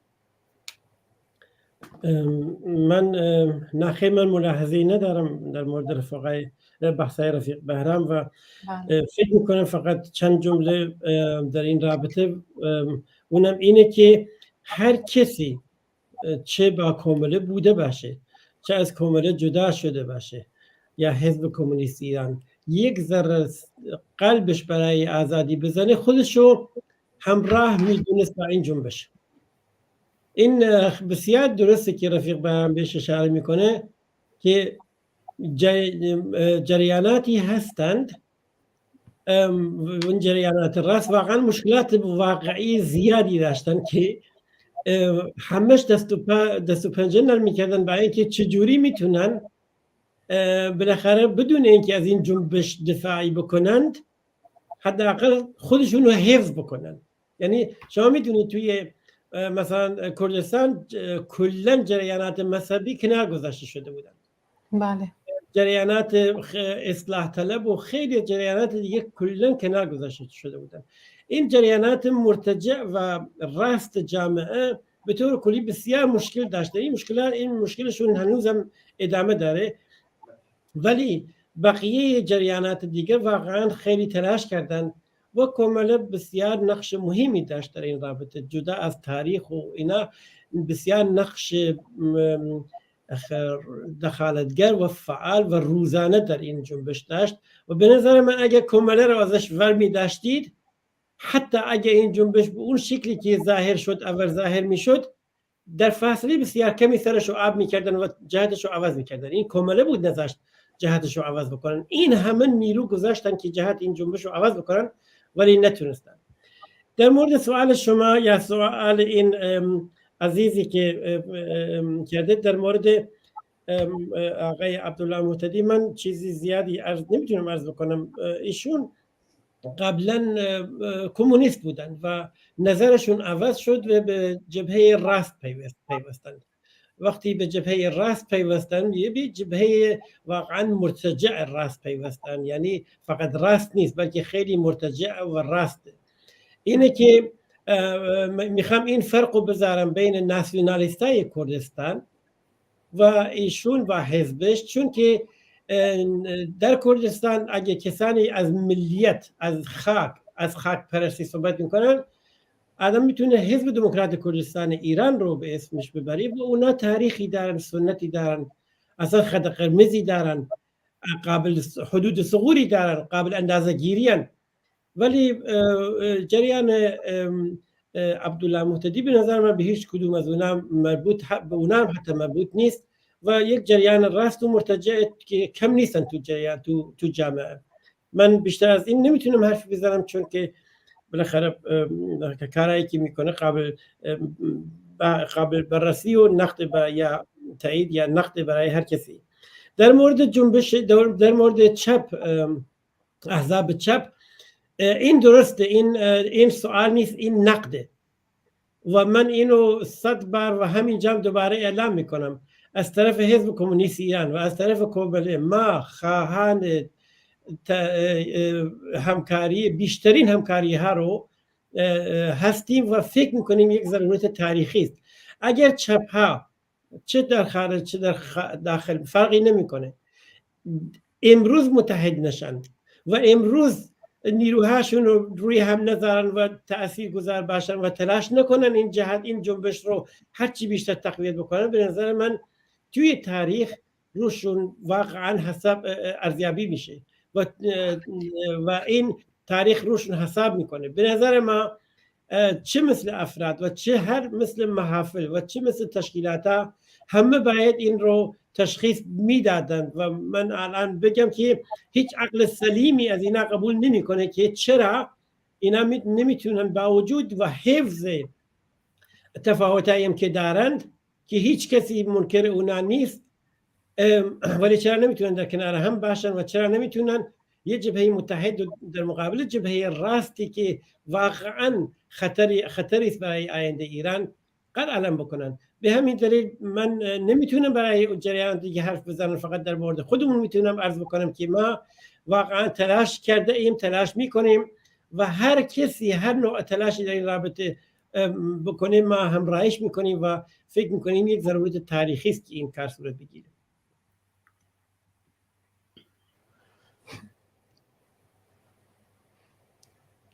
نمیدونم بله، خیلی ممنون رفیق وریا از توضیحاتتون. همین سوالو دوست دارم از رفیق شورش هم بپرسیم که شما به نظر شما بخشای گوناگون کماله چگونه نقش انقلابی و کمونیستی خود در انقلاب زن زندگی آزادی را ایفا کردن؟ خب نقش تاریخیش بخش زیادی برمیگرده به این تاریخی که قبل از این قیام ژینا بوده، یعنی خود همه اون مبارزاتی که گفتم بعد از قیام در مورد به خصوص رهایی زنان، مبارزه زنان، فعال شدن اونها در چه جنبش‌های اجتماعی در واحدهای پیشمرگ، اومدن به خارج کشور در تشکیلات علنی، کارهای مثلا هنری، انقلابی، ادبیاتی که در مورد کودکان، در مورد زنان، یعنی واقعا من میخوام این رو بگم بدون اینکه خیلی این رو ایدئالیستی بکنیم، ولی کماله واقعا در این زمینه یک انقلابی رو به پا کرده. این انقلاب یعنی این پیش زمینه قبل از انقلاب ژینا بوده، یعنی انقلاب ژینا یک چیزی نبوده که در خلأ صورت بگیره، یعنی حتما قبل از اون یک تاریخی وجود داشته، یک تاریخی که در اون جامعه مشخص در نتیجه یک مبارزات، یک جنبش وسیع اجتماعی چپ و رادیکال و کمونیست صورت گرفته و سبب شده در درون این جامعه رشد بکنه، ترقی بکنه. این جامعه الان جامعه 40-50 سال پیش نیست و ما در همه جا گفتیم ما به این جامعه افتخار میکنیم الان.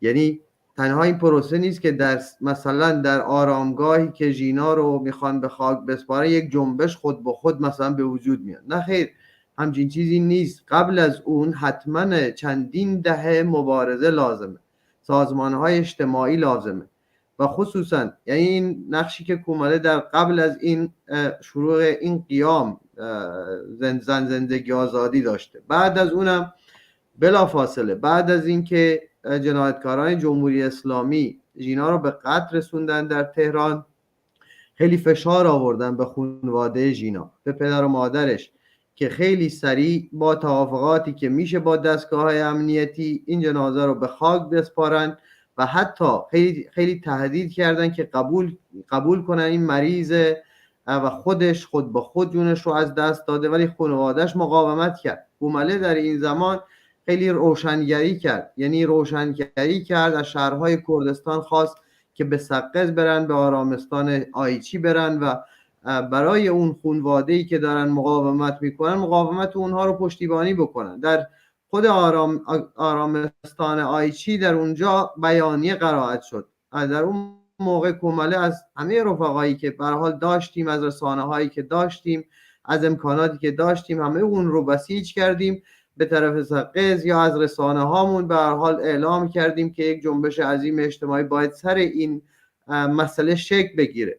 نباید اجازه بدین جمهوری اسلامی به همین سادگی جوانها رو اعدام بکنه، بکشه، قتل عام بکنه و سر حجاب به قتل برسونه. در همونجا بیانیه خونده شد، شعارهای خیلی رادیکالی سر داده شد، روسری ها سوزونده شد، به هر حال این شعار سر داده شد و در درون شهرها هم تظاهرات صورت گرفت که ما وسیعا از همه اونا پشتیبانی کردیم. در شهرهای دیگه هم به این پیوستن. در خود پروسه انقلاب ژینا به هر حال خیلی اتفاقات روی داد که کاگوریان بهش اشاره کرد. کومله خیلی نقش اساسی رو در این بین بازی کرد.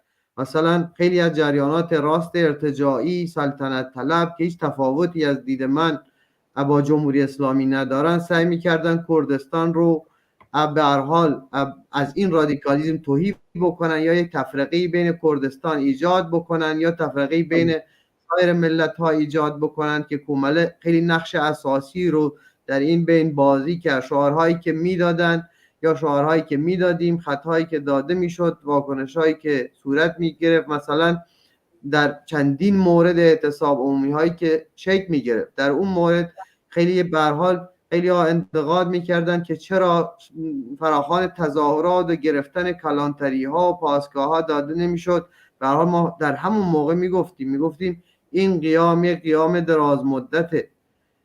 کردستان با همه امکاناتش آماده است، ولی نباید با دست خالی این مردم رو به قتلگاه برد. باید یک ابزار، یک تاکتیک مناسب رو برای این مبارزه انتخاب کرد و در همین زمینه حتی شعارها، تاکتیک ها، کومله واقعا نقش خیلی موثر و خوبی رو بازی کرد.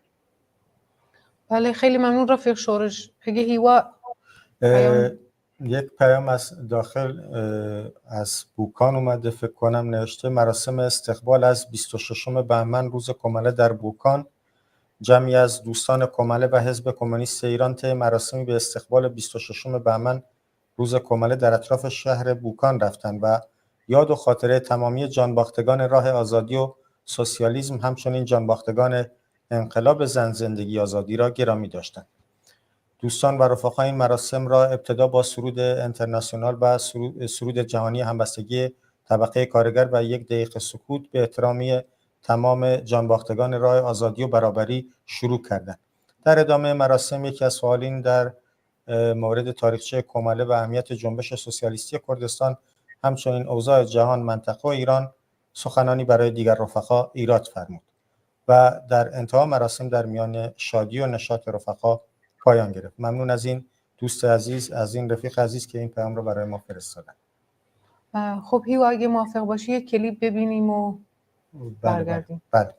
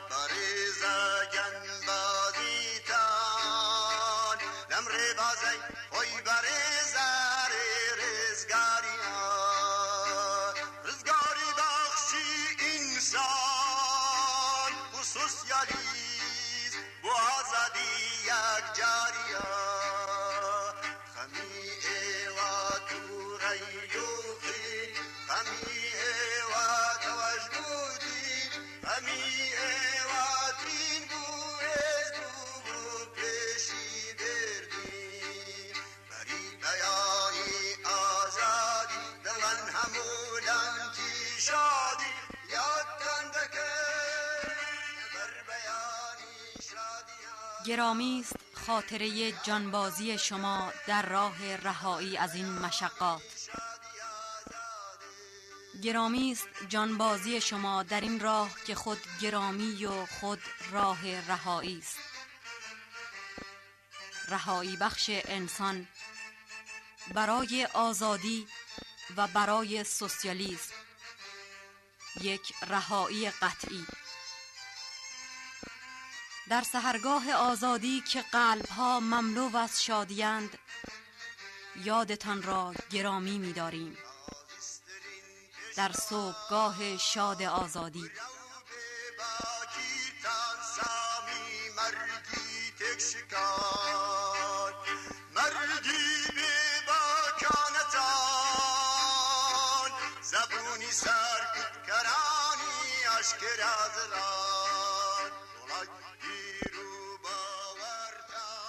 در خیابان‌ها و کوچه‌های شهر موج موج خروشان دریای رزماوری است. هر سنگر کوه‌ها پرچم سرخی است به یاد شما برافراشته. فریادهای زندانها پرده سیاه شب را می شکافد و کنار می زند. در بامداد آزادی که دلها همه گهواره شادی است، یادتان را گرامی می داریم. در بامداد شاد آزادی.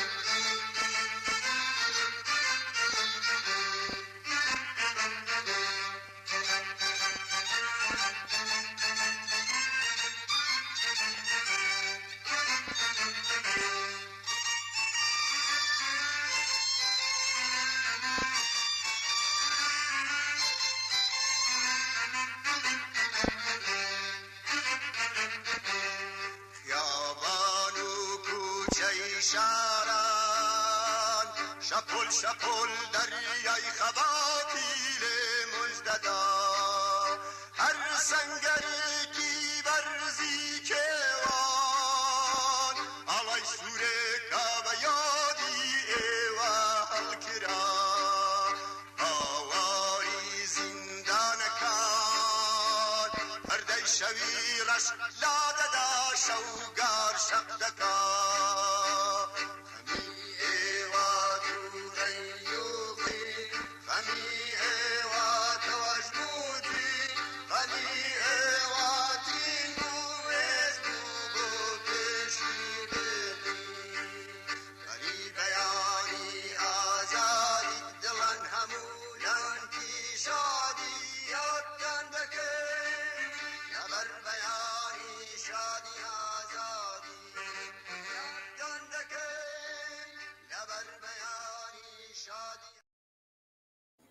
بله، با تشکر از رفقای اتاق فرمان برگردیم پیش مهمانان. رفیق اسرین. بله، من یه سوالی از سنندج برام اومده از کاوه سنندج.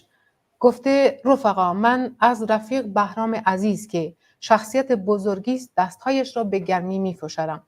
این سوالم ازش دارم که چرا عضو حزب کمونیست ایران نشده؟ ولی رفیق بهرام این جواب خیلی اگه میشه کوتاه جواب بدین، چون یه سوال دیگه هم از شما داریم. من از این رفیق عزیز و از این پیشنهادی که کردند استقبال میکنم، خیلی ممنونم ازش. خب من فرق نمیکنه برای من که چه عضو حزب کمونیست ایران کمله باشم چه الان عضو تشکیلاتش نیستم، ولی هر کاری از دستم بر بیاد با جان دل برای کمله حزب کمونیست ایران جنبش انقلابی کردستان انجام میدم. ممنون از لطفش. خیلی ممنون. الان سوال خودم اینه که رفیق بهرام، چه عواملی سبب شد که جرقه انقلاب ژینا از کردستان زده بشه؟ نقش کمله در شکلی اون چه عوامل هایی بوده از نظر خودتون؟ ببینید الان این سرود رو پخش کردین، خب به نظر من یه ذره به این مسئله و اون تصویری که رفقا رو من میدیدم از دست دادیم. نزدیک 2700 تا رفیق عزیزمون را در جنگ طبقاتی، در جنگ با جهل و جنایت جمهوری اسلامی و ارتجاع منطقه‌ای یاد گردان شاهند، گردان شمال، یاد دکتر جعفر شفیعی، صدیق کمانگر، غلام کشاورز، فرهاد شعبانی، عیسی و همه رفقایی که در این راه جان باختند، ما باید یادشون را هم عزیز بداریم، هم رفقایی که امروز در صفوف کمله حزب کمونیست ایران مبارزه میکنند نگاه کنیم. در واقع ریشه این جنبش رو میبریم به اوایل انقلاب. یعنی از امروز هیچ جنبشی، هیچ مقوله‌ای ما میخوایم بشکافیم، تحلیلش کنیم، در خود از همون لحظه که مشاهده میکنیم مورد بحث، مورد تحلیل قرار بدیم، بحث ناقصیه. حتی مثلا خود جمهوری اسلامی را ما اگه در خود فکر کنیم که انقلاب 57 شد، حکومت پهلوی سقوط کرد، بلافاصله گرایش مذهبی به رهبری خمینی این دولت جدید قدرت رو به دست گرفت، بحث ناقصیه. روحانیت تاریخش به صدها سال گذشته ایران برمیگرده و به ویژه نقش جمهوری اسلامی، قدرتگیری خمینی جمهوری اسلامی را باید در سیاست‌های محمد رضا پهلوی جستجو کرد. عامل اصلی قدرتگیری گرایش مذهبی اون امکاناتی بود که شاه در اختیار اینا گذاشته بود، از روستاها تا قلب شهرها، مساجد، خمس و زکات، اینا هم جیب مردم رو خالی میکردن، هم با دربار شریک بودن. و این مسئله انقلاب زن، زندگی، آزادی را من برمیگردونم به همون اولین روزایی که انقلاب شده، در همون 24 بهمنی که رفیقمون محمد حسین تیر میخوره، 26 بهمن جام میبازه، روز علنی کومیله میشه.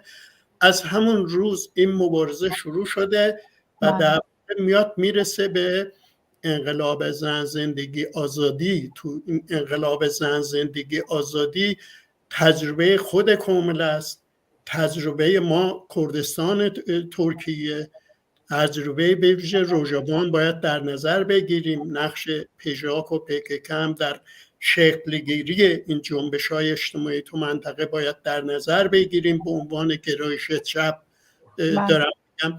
هرچند که گرایشات ناسیونالیستی و زن ستیز تلاش کردن این جنبش رو به هر روز ضعیف کنند، این جنبش رو به حاشیه برونند، ولی جنبش انقلابی زن، زندگی، آزادی یک سرآغازیه که پایان اون فقط سرنگونی جمهوری اسلامی هم نیست، پایان اون یه سیستم جدید و نوینی در جامعه ایرانه که این بار تجربه‌ای که کومیله داره، حزب کمونیست داره، جنبش‌های اجتماعی داره و همه آزادی خواهان داره، این بار اجازه نمیدن.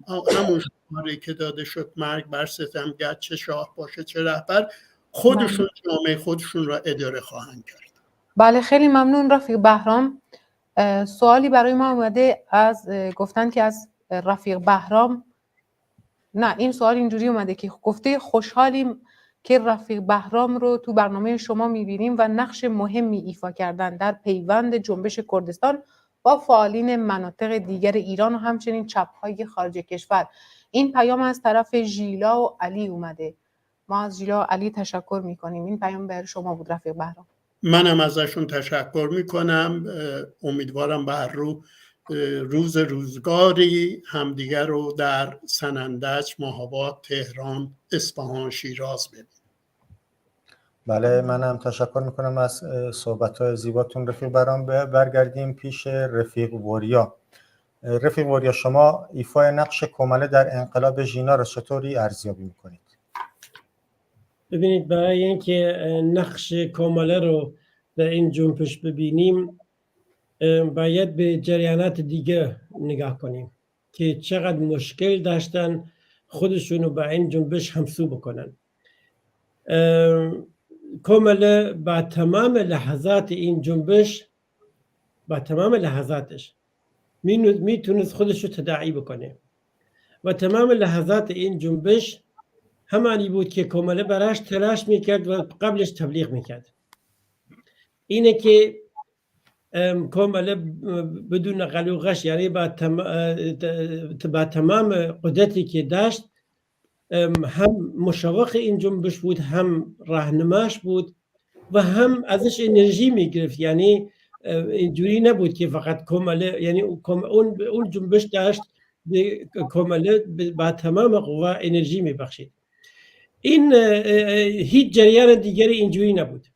میخوام نقش کومیله رو اینجوری ارزیابی بکنم که چون که شما ببینید تمام جریانات، چه رسانه هایی که قبلش بهش اشاره کردیم و چه جریانات یعنی تحزب یافته، اولا مثلا از جریانات اصلاح طلب و جریانات ملی مذهبی و حتی جریانات مذهبی که از عربستان و غیره خیلی پشتیبانی می شدن و خیلی نیرو داشتن و خیلی هم انرژی داشتن و حتی مثلا جریانی مثل جریان مفتی زاده تشکیلات بسیار بزرگ و سازمان یافته‌ای دارن اینا، ولی توی هیچ لحظه‌ای نتونستن حتی خودشون رو هماهنگ بکنن، حتی هماهنگ بکنن.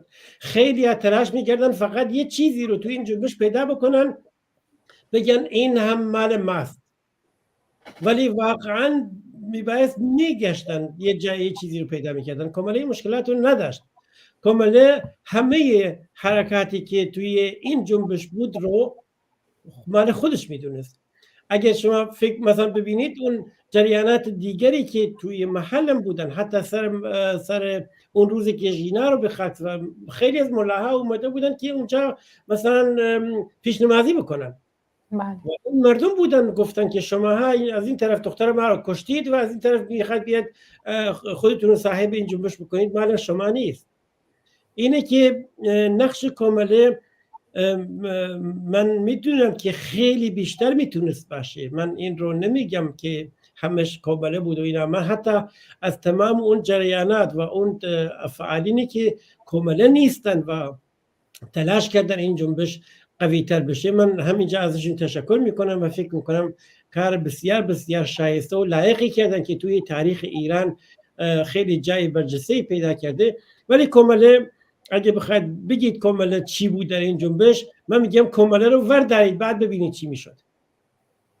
اگه کامله نمی بود با شعراش با خواستش، نه اینکه کامله امروز چی بگیم و اونا تکرارش بکنه. من اینو نمیگم.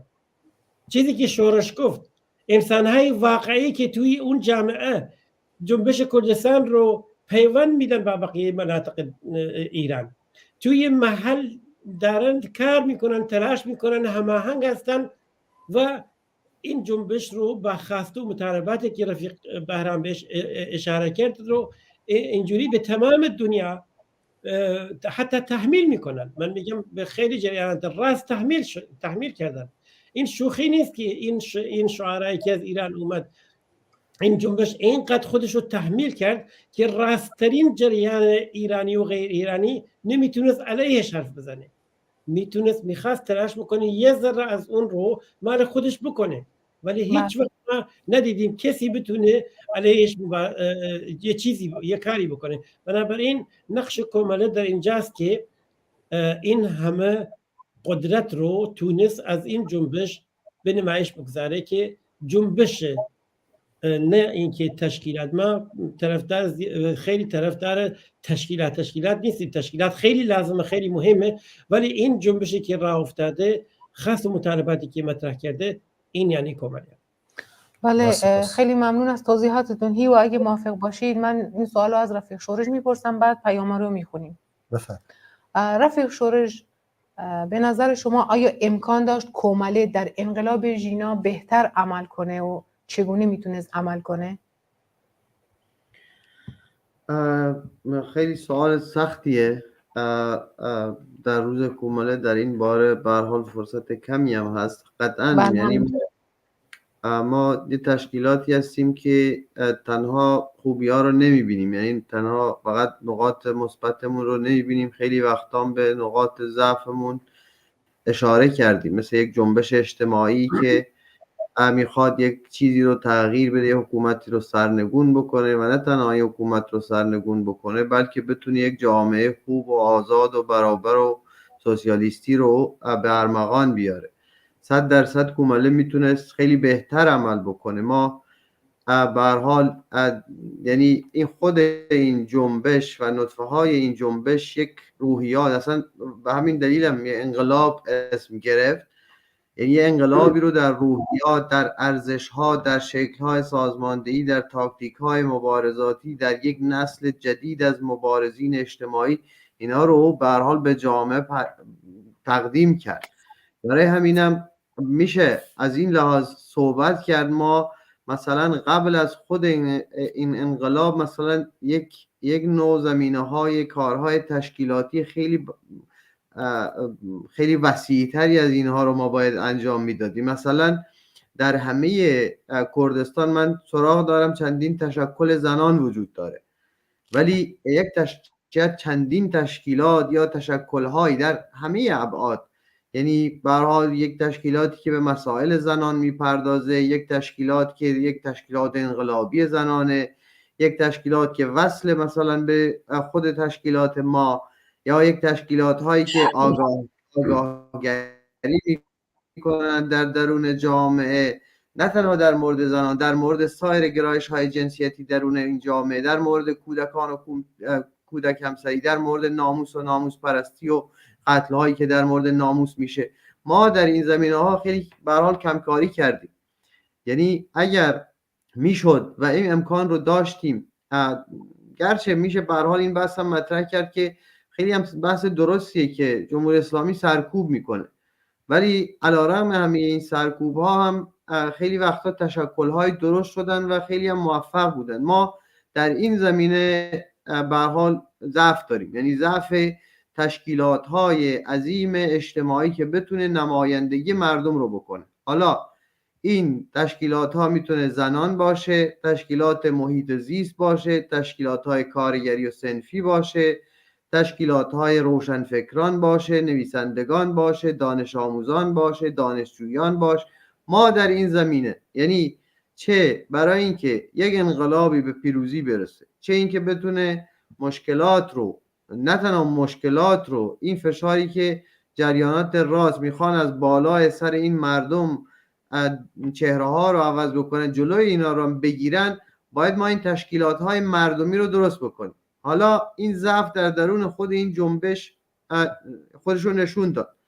این ضعف ها رو مثلا از طریق نیروهای رسانه‌ای ما میتونستیم جبران بکنیم، از طریق مثلا تلویزیون، رسانه هایی که در فضای اجتماعی داشتیم میتونستیم اینا رو جبران بکنیم و صدامون رو به جامعه برسونیم، ولی خیلی بهتر می بود و خیلی بهتر میشه و خیلی به هر حال ما رو به این استراتژی که داریم کمک میکنه که ما در همه این زمینه هایی که گفتم تشکیلات های وسیع اجتماعی رو داشته باشیم، نه تنها در یک سطح بلکه در سطح های خیلی متفاوت و بزرگ که بتونه ما رو در مبارزمون هم برای سرنگونی جمهوری اسلامی و هم برای ساختن جامعه‌ای که خودش رو میتونه نمایندگی بکنه و ما میگیم این جامعه قادر خودش رو نمایندگی بکنه. ما به اینها به هر حال در این فردای انقلاب نیاز داریم و این یکی از ضعف‌های ما بود اگه به هر حال کوتاه بهش اشاره کرد. خیلی ممنون رفیق شورش. من الان یک پیامی هیو از کامیاران میخورم، بعد شما سوالتون از رفیق بهرام بپرسیم. بله. یک پیامی برامون اومده: گرامی داشته 26 بهمن روز کماله در کامیاران. جمعی از دوستداران کماله و حزب کمونیست ایران در کامیاران به مناسبت سال روز علنی شدن فعالیت‌های کماله در اطراف این شهر مراسم برگزار کردند. مراسم ابتدا با سرود انترناسیونال، سرود همبستگی جهانی طبقه کارگر و 1 دقیقه سکوت به یاد همه جانباختگان راه آزادی و برابری و همچنین به یاد 2 جانباخته انقلاب ژینا، فؤاد محمدی و برهان کرمی آغاز گردید. سپس حاضرین به بحث و تبادل نظر در رابطه با جایگاه کماله و اوضاع و احوال ایران، منطقه و جهان پرداختند.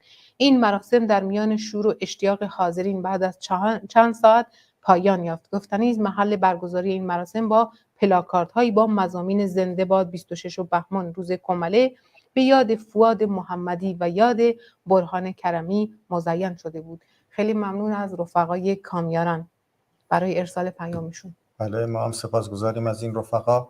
برگردیم پیش رفیق بهرام. رفیق بهرام، البته برای رفیق بهرام هم در رابطه با سوالی که الان میخوام ازش بپرسم، یک پیامم از داخل اومده از شهر سقز، اسمشو ننوشته. نوشته: رفقا با درود و خسته نباشید. روز کماله روز علنی شدن این تشکیلات را به همه کسانی که یک روز با این تشکیلات بودن و کماله را به این جایگاه رساندن تبریک میگم. رفقا صحبت‌های رفیق بهرام میگه، نوشته رفقا صحبت‌های رفیق بهرام درست و باید آن را عملی کرد. ما نباید از رسانه‌های بورژوازی انتظار داشته باشیم. در ادامه پیامش نوشته: آیا کماله و حزب کمونیست ایران این توانایی را دارد که مردم معترض و آماده به انقلاب را رهبری کند؟ امیدوارم رهبری این تشکیلات ها عملاً اقدامات لازم را انجام دهند. با تشکر از این دوست عزیز که اسمش رو ننوشته. تقریبا سوالی هم که الان میخوام از رفیق بهرام بکنم تقریبا به این همین رابطه این پیام این رفیقمون نزدیک است. رفیق بهرام، جامعه ایران به طور عام و سازمان‌ها و نیروهای کمونیست به طور ویژه در یک شرایط خاص تاریخی قرار گرفتند. به نظر شما کمل چشمانداز درست، ظرفیت لازم و کلاً امکان ایفای نقش شایسته در این دوره تاریخی را دارد؟ تقریبا همین دوستمون هم از داخل این سوال را پرسیده بود. من از این رفیقمون تشکر میکنم. سوال مهمیه، هم سوال این رفیق و هم سوال شما. به نظرم کمله حزب کمونیست ایران به عنوان یه نیروی صادق و بدون ادعا تو این 54 سال مبارزه در واقع سابقه پشت سرش داره، این ظرفیت و توانایی را داره. من خب اشاره میکنم به یه نمونه‌ای که موقعی که اگه اشتباه نکنم 2009 بود، منم اون موقع تو حزب بودم، یه جوانی به اسم شاهانه قادری را تو مهاباد کشته بودند سپاهپاسداران به شیوه خیلی غیر انسانی. کمله خودش فراخوان اعتصاب در کردستان داده بود. همین برنامه‌ای که الان امروز داریم کردی فارسی، همین برنامه رو همون روز اعتصاب عمومی کمله اعتصاب عمومی فراخوان داد در اعتراض به این وحشیگری و جنایت جمهوری اسلامی و خیلی جریانات دیگه از این مسئله، از این اعتصاب حمایت نکردن و به ویژه حتی بعضیا گفتن مثل جریان عبدالله مهتدی همچون اعتصابی وجود نداره. ولی ما دیدیم که سراسر کردستان از اورمیگه گرفته تا نزدیکی‌های کرمانشاهان این اعتصاب شکل گرفت و این اعتصاب برگزار شد. بنابراین من این مثال زدم اینو به طور زنده با یه فاکت تاریخی که کمله این ظرفیت و این توانایی را داره.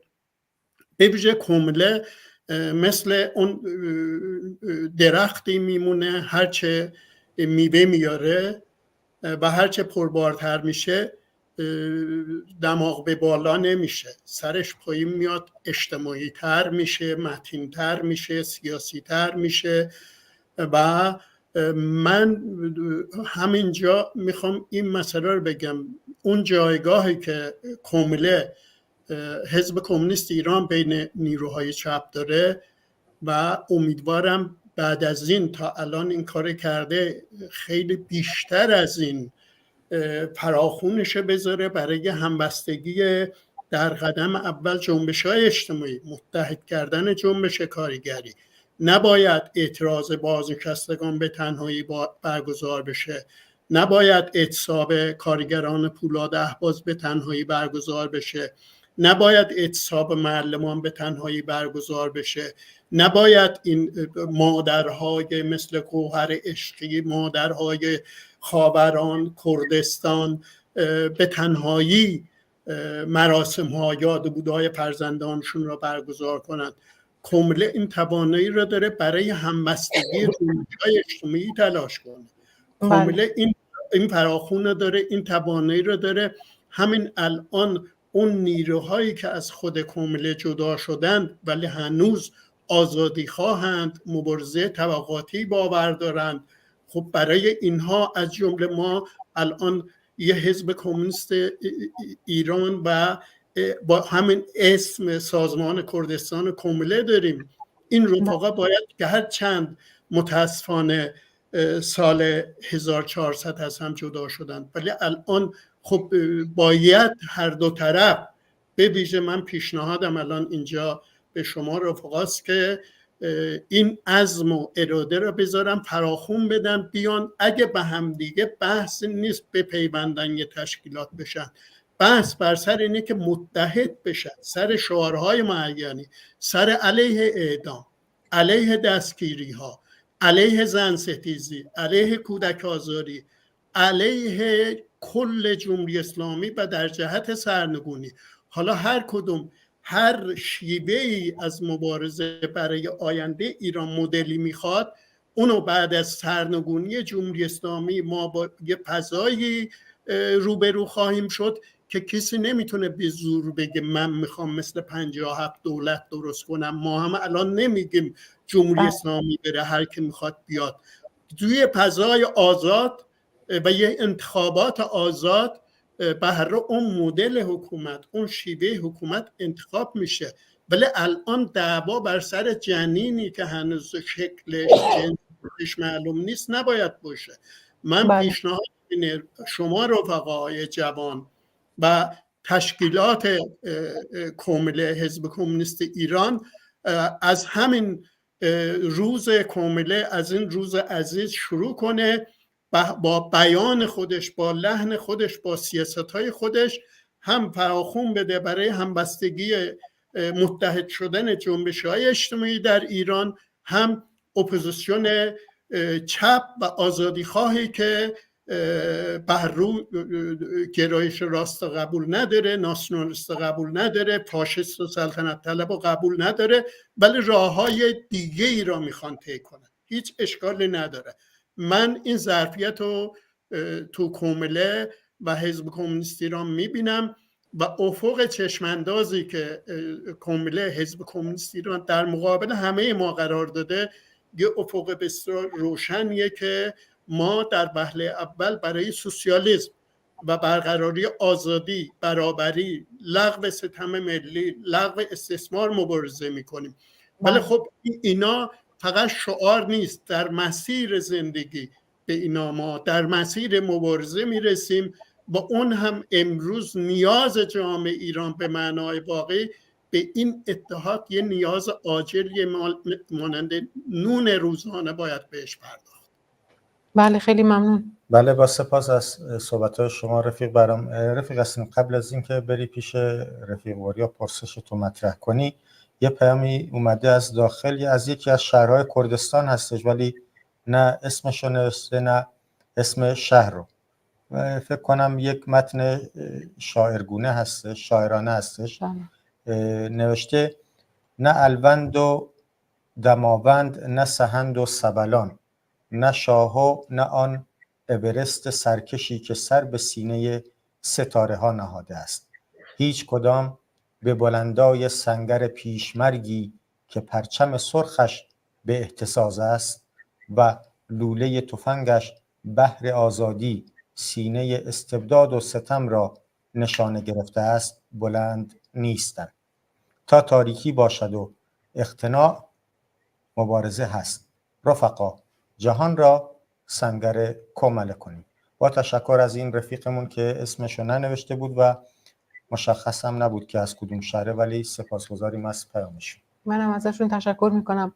رفیق وریا، برای اینکه کماله بتونه نقش مورد انتظار در این شرایط حساس تاریخی رو ایفا کنه باید چه کارهایی رو انجام بده از نظر شما؟ به نظر من کماله باید دستاوردهایی که به دست آورده شده رو ارزیابی بکنه، خودش رو در این رابطه بروز بکنه و این دستاوردها رو حفظ بکنه. به نظر من این تجاربی که کاملا به دست آورده رو باید منتقل کرد، به بقیه مناطق ایران باید منتقل کرد.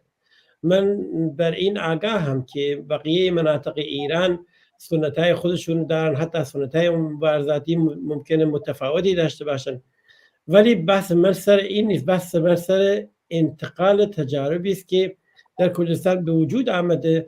این جو مبارزاتی و امیدبخشی که در کردستان به وجود آورده ما باید به شکل سازمان یافته، هدفمند و هدایتگر، یعنی هدایتگرانه به بقیه مناطق ایران منتقل بکنیم. به نظر من کاملا باید تلاش بکنه که از این به بعد وقتی اعتراضات صورت میگیره این اعتراضات در وسعت بیشتری داشته باشه، فقط تو چند تا خیابان یا توی شهر، تو چند تا خیابان توی شهر نباشه.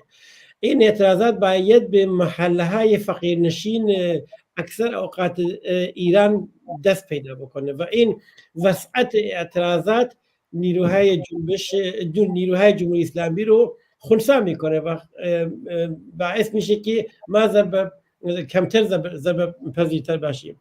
در هر صورت به نظر من جنبش‌های مختلفی که رفقا بهش اشاره کردن من نمیخوام تکرار بکنم، ولی وصل این جنبش‌ها، تقویتشون، هماهنگیشون، محیط زیست، معلمان، دانشجویان، کارگران، همه اینا این ما به اندازه کافی کادر و کادرهای کارکشته توی ایران داریم. این به نظر من خیلی مهمه که توی این شرایط این حلقه واسطه رو پیدا بکنیم و این هماهنگی رو عملا به وجود بیاریم، نه اینکه ما هممون آرزو میکنیم و هممون هی میگن تلاش میکنیم، ولی این عملا باید انجام بگیره. به نظر من ما در مورد رفیق بحثی که رفیق بهرام گفت، رفقایی که جدا شدند یا انشعابی که دوچار ما شد این اواخر، ما به نظر من با این رفقا و خیلی از تشکیلات‌های دیگه باید یک کاری بکنیم که با هم هماهنگ باشیم سر مطالبات زیادی که الان حتی بیشتر از 80-90% از مطالباتی که موجود هست ما اختلافی با هم دیگه نداریم. در نتیجه خیلی چیزی که کومله و حزب کمونیست ایران باید انجام بدن در این رابطه به نظر من فعالیت علنی است که باید انجام بگیره. یعنی هر کسی از دور وقتی نگاه میکنه به این تشکیلات‌های زیادی که موجود هستن باید بدونن که کی واقعا تلاش میکنه. این حرفی که شما زدید تلاش صادقانه باید فکت بشه، یعنی یه جوری بشه که همه بدونن که این تلاش صادقانه رو ما واقعا داریم انجام میدیم. به همین دلیل فکر میکنم در این رابطه ما خیلی کار داریم، خیلی وظیفه داریم، ولی از عهدهشم برمیاییم. یعنی چیزی نیست که ما نتونیم با تشکیلاتایی که در خارج کشور هستن و حتی با تشکیلاتایی که ایرانی نیستن ولی چپ هستن تو سطح ما، بزرگترین شانسی که داریم اینه که در اکثر کشورهای دنیا هم هستیم، یعنی فقط ایرانیان نیستن. در انتقال تجارب از کشورهای دیگه به ایران و بالعکس همین جنبش زن زندگی آزادی میدونید چقدر تجارب رو به تمام جهان منتقل کرد، چقدر توی کشورهای مختلف تونستن امید پیدا بکنن مسئله زن فقط یک پدیده ایرانی نیست. به همین دلیل این حالت اینترنشنالیست بودن ما رو هم بسیار تقویت میکنه به شکلی که ما تو این فعالیت‌ها بیشتر دخالت بکنیم و اون ظرفیت‌های موجود رو بتونیم واقعا همش رو به کار بگیریم. بله خیلی ممنون رفیق گوریا برای توضیحاتتون. رفیق شورش، جواب شما نسبت به این سوالات چیه؟ نظر شما رو میخوایم بدونیم در مورد حرفای در مورد این سوالی. بله اینکه کومله میتونه نقش مورد نظر در شرایط حساس ایفا کنه. خب گوریا صحبت‌های خیلی خوبی کردن، در مورد صحبت‌هایشون هیچ حرفی ندارم، ولی به هر حال کارهای خیلی زیادی هست که ما باید در دستور کار قرار بدیم و براش کار بکنیم. یعنی اینکه ما این ظرفیت رو داریم تا این حد کارهای خیلی خوبی رو انجام دادیم، اینها به هر حال سبب نمیشه ما که در آینده دستور یک کارهای خیلی بزرگتری رو نداشته باشیم یا از اون نقاطی که ضعف ماست و نتونستیم مثلا این جمهوری ها رو به زیر بکشیم، اینا رو باید خیلی بیشتر برجسته بکنیم و تنها به هر حال فقط به این نقاط برجسته کردن نقاط قوتمون بسنده نکنیم و ضعف ها رو هم ببینیم. و این بخشی هم برمیگرده به همین وظیفه تاریخی هم که داریم. کومله یک سازمان چپ و سوسیالیستی یعنی به سبب همین خوشنامیشه، یعنی خوشنامی که داره در بین نیروهای چپ و کمونیست و پیشرو جامعه ایران، این امکان رو داره که در آینده و در همین امروز هم بتونه نقش برجسته رو ایفا بکنه. به سبب این ارتباطی که با جامعه داشته، ارتباط مستقیمی که با جامعه داشته، تونسته یک تشکیلات شاداب و سرزنده بمونه. یعنی اینا و مثل که گوریا هم گفت در کشورهای خیلی زیادی هم حضور داشته باشه، امکاناتی در اختیار داشته باشه، گوله‌باری از تجربه داشته باشه، اینا رو به کار ببنده برای اینکه بتونیم راه‌های تازه‌ای رو پیدا بکنیم که از شر این جمهوری اسلامی خلاص بشیم و نه تنها از شر جمهوری اسلامی خلاص بشیم، به این جامعه آزاد و عادلانه سوسیالیستی هم برسیم. اینها چیزهاییه که ما باید روش فوکوس بکنیم. یکی بخش زیادی از همون به هر حال تشکیل یه نیروی خیلی قویه که بتونه این قدرتی رو در اختیار این قدرت سیاسی در حزب سیاسی نیست که بتونه به تنهایی این کار رو انجام بده. یه تشکیلات هایی رو میخواد، تشکیلات های بزرگی رو که بتونه میلیون ها از نفر از مردم اون جامعه رو در بخش های مختلف نمایندگی بکنه. یعنی نه تنها کردستان، در بخش های دیگر ایران هم بتونه به هر حال هم از ملیت های مختلف رو با خودش همراه بکنه، با نظراتش، با ایده هاش، بلکه در بخش جنبش کارگری و معلمان و جنبش دادخواهی و محیط زیست و روشنفکران و همه اینها باید ما این نقش رو بازی بکنیم و گره زدن این جنبش ها به همدیگه، یعنی مثلا جنبش کارگری، یعنی جنبش هایی که اسم میبریم یک چیزایی نیست که رویا باشه ما از یه چیزایی صحبت بکنیم که وجود نداره. این جنبش بازنشستگان هر روز در خیابانن و شعارها و صحبتهای خیلی رادیکال میکنن. کارگران در خیابانن و شعار میدن و اعتراض میکنن. ملیت ها در خیابانن و شعار میدن و هر جنبش دادخواهی به همین شکل. این چیزهایی که وجود داره، ما باید اینها رو خیلی تقویت بکنیم. از این ابعاد به هر حال تعداد کم و جمعیت زیاد ناراضی تماشاچی یک امکانی به وجود بیاد. حالا به نظر من بخش زیادیش مربوط به ساختن یک ابزارهایی که بتونه برای هر بخش از این جامعه مفید باشه، یعنی ظرفیت اون انسان در چه حد بتونه در اون ظرفیت خودش یک امکانی برای ارائه داشته باشه. حالا در هر بخشی از اون جامعه هست کار کردن در محله های فقیرنشین، نه تنها بخش زیادی از این جنبش ها سرمایه گذاری کردن روی اونها، کار کردن اونها محله های فقیرنشینه. در بخش زیادی از ایران خیلی از مردم در حاشیه شهرها زندگی میکنن. وجود در اون حاشیه شهرها خیلی مهم است. بخشن جریانات اسلامی تونستن در اونجاها رخنه بکنن. باید به هر حال نیروهای چپ و کمونیست کومله بتونه در اونها کارهای خیلی بهتری رو انجام بده. یک نمونه رو به هر حال عرض میکنم که در بعضی از شهرها مثلا تونستن یه مدرسه هایی رو درست بکنن برای بچه هایی که نمیتونن مدرسه برن یا امکاناتشو ندارن. کتابخونه هایی رو برای اون محلات درست کردن. باشگاه های هنری و گروه های سرود و موزیک و اینا رو درست کردن. یعنی منظور من اینه که انقلاب و کارهای انقلابی از کوچکترین کار شروع میشه و تا بزرگترین کارهایی که یک آدم میتونه به هر حال در راه آرمانهاش، در راه اهدافش جون خودش رو از دست بده. ما باید همه این امکانات رو داشته باشیم و روی اونها بیشتر کار بکنیم. بله خیلی ممنون رفیق شورش. بله همینطوره. هیوا من یه پیامی برامون اومده از سقز، من اینو میخونم شما دیگه بله بفرمایید صحبتی داشتین ادامه بدید. این رفیق عزیزمون نوشته من افسانه هستم از سقز، ضمن سلام و خسته نباشید 26 بهمن روز کمله را به همه هواداران کمله، خانواده شهیدان تبریک میگویم و امیدوارم که در این سال جاری کمله مشابه هر وقت به هر مناسبات دلیرانه خود را به جامعه ایران و کردستان ثابت کرده و ما جوانان کردستان تا به رسیدن به یک جامعه سوسیالیستی پا به پای کمله در صف اول مبارزه ایستادیم. زنده باد کمله، زنده باد 26 بهمن روز کمله. خیلی ممنون افسانه جان برای پیامت. با سپاس از این رفیق عزیزمون. خب برگردیم پیش رفقای گرامی مهمان امشب برنامه. تقریبا دیگه وقت برنامه تمام شده و سوالات ما هم از مهمونای برنامه تمام شده. من به هر سه تا این رفقا میگم اگه صحبت پایانی دارید در حد 1 الی 2 دقیقه هر کدام، از رفیق شورش شروع میکنیم. من خیلی ممنون رفقا که پارتی بازی کردی. منم دوباره این روز کمله رو به همه مردم کردستان، به همه اونهایی که به کمله کمک کردن، براش زحمت کشیدن، به پیشمرگه ها، به شما رفقای عزیز که زحمت میکشید تبریک میگم.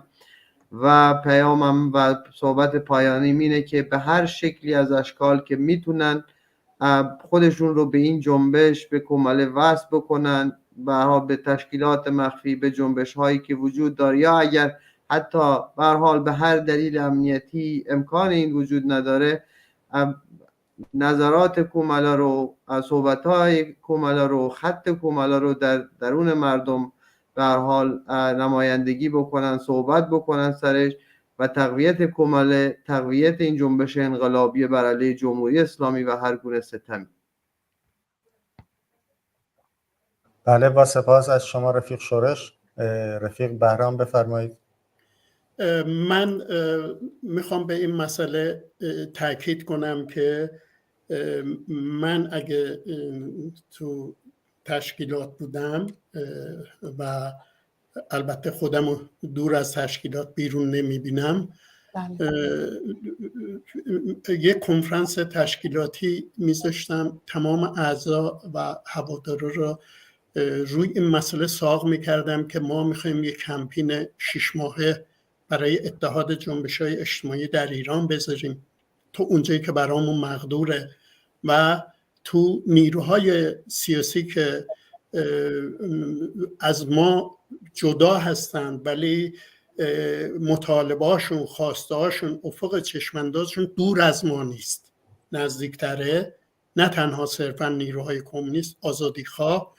و چندین سمینار تو خارج از کشور میذاشتم و سمیناری برای آمریکای شمالی و سمیناری در اروپا روش کار بشه و از نمایندگان احزاب و افراد دعوت بشه بیان اونجا و هدف اینم این باشه که نزدیکی، نه متحد شدن، نه ائتلاف کردن.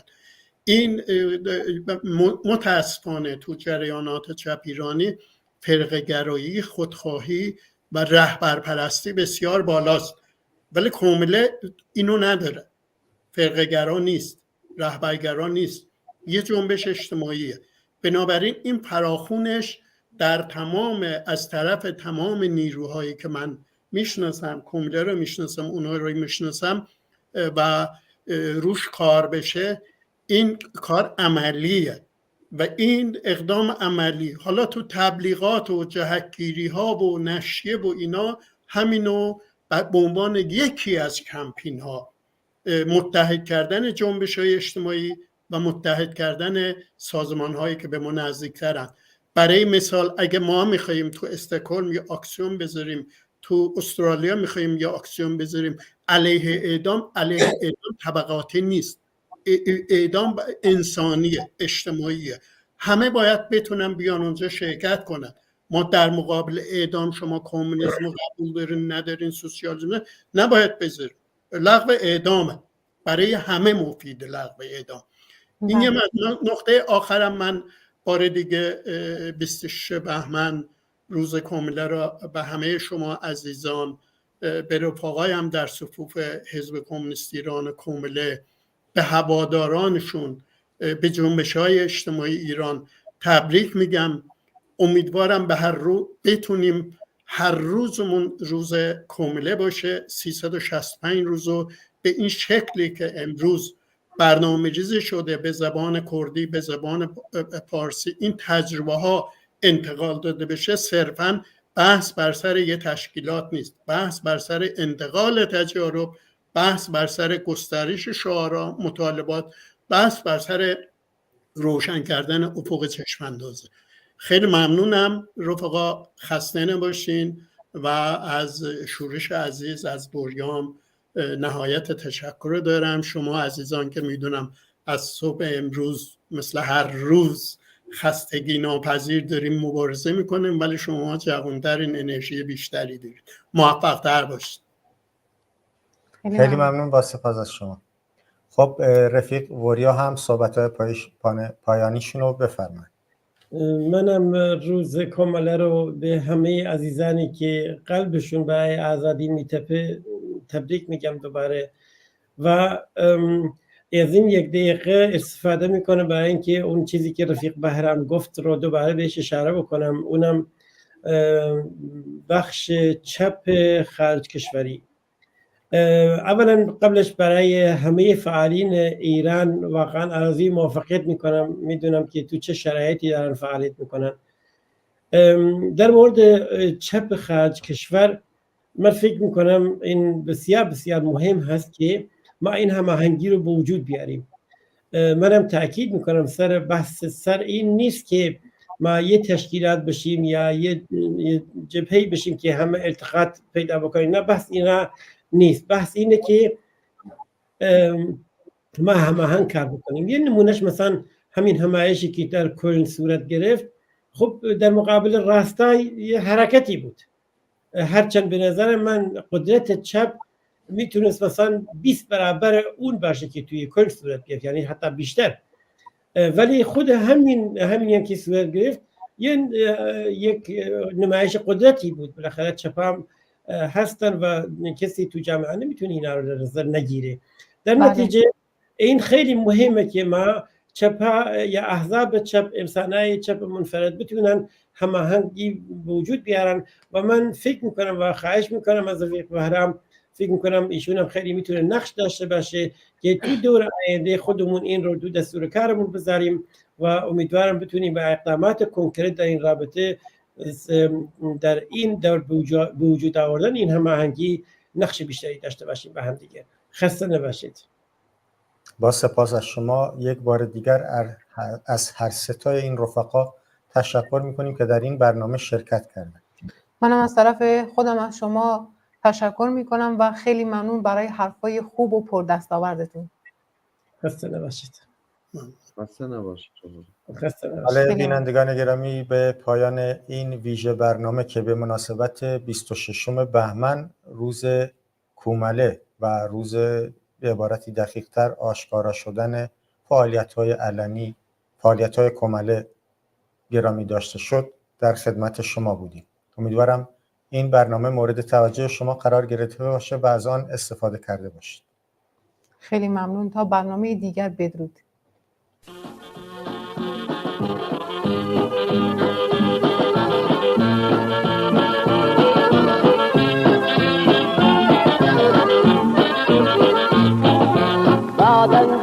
توالا دنیا لحر شنه دسته بدن آلا حل گریبه باشین داوا تاری دنیای باشین دنیای به سوسانوا حسنی بدا جلانوا حسنی سوری کری کار جسالی حسوری رو خان دلی سوسی نران رو خان دلی سوسی نران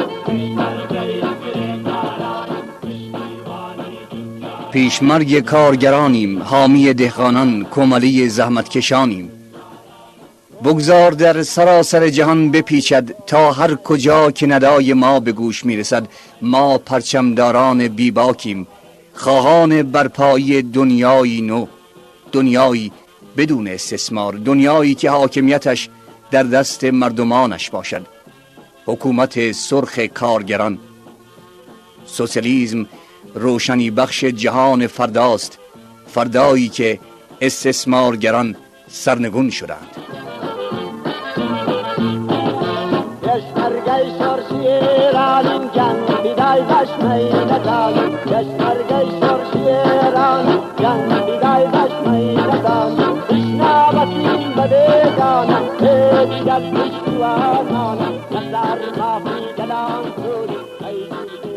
پیشمرگ انقلاب ایرانیم، جانبازان رعایی ستم دیدگان.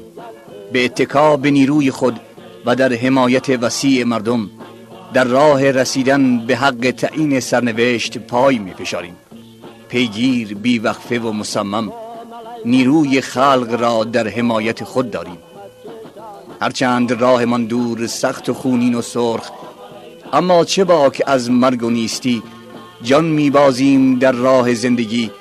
از پیکر خود پلی سرخ میسازیم بین دو دنیای کهن و نو. با خون سرخ خود خواهیم نوشت این سرزمین را، برای مرتجعین گورستان خواهیم کرد.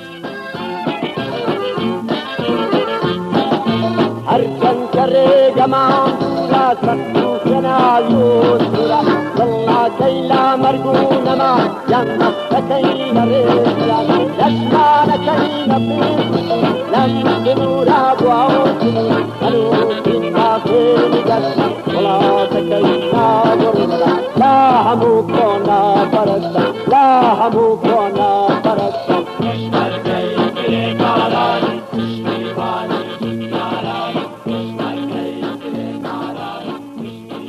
ما پیشران کارگرانیم، خار چشم سرمایداران، فوران خشم و کین، بیرحم در برابر دشمنان، فروغ رهایی مهنت زدگانیم، دشمن اهریمن استعماری.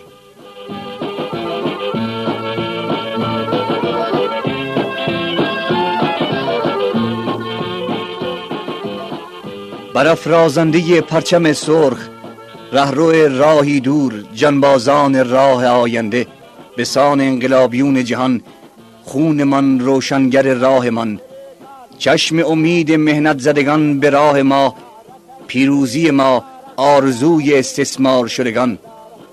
آینده زحمتکشان روشن خواهد شد. نگاه کن حکومت کارگری را. دادا دنیای سرمایه دادا دنیای سرمایه دادا دنیای سرمایه کشور گیری کارای پشتیبانی کارای کشور گیری کارای پشتیبانی کارای کوملای زحمت کشانی کوملای زحمت کشانی کوملای زحمت کشانی کوملای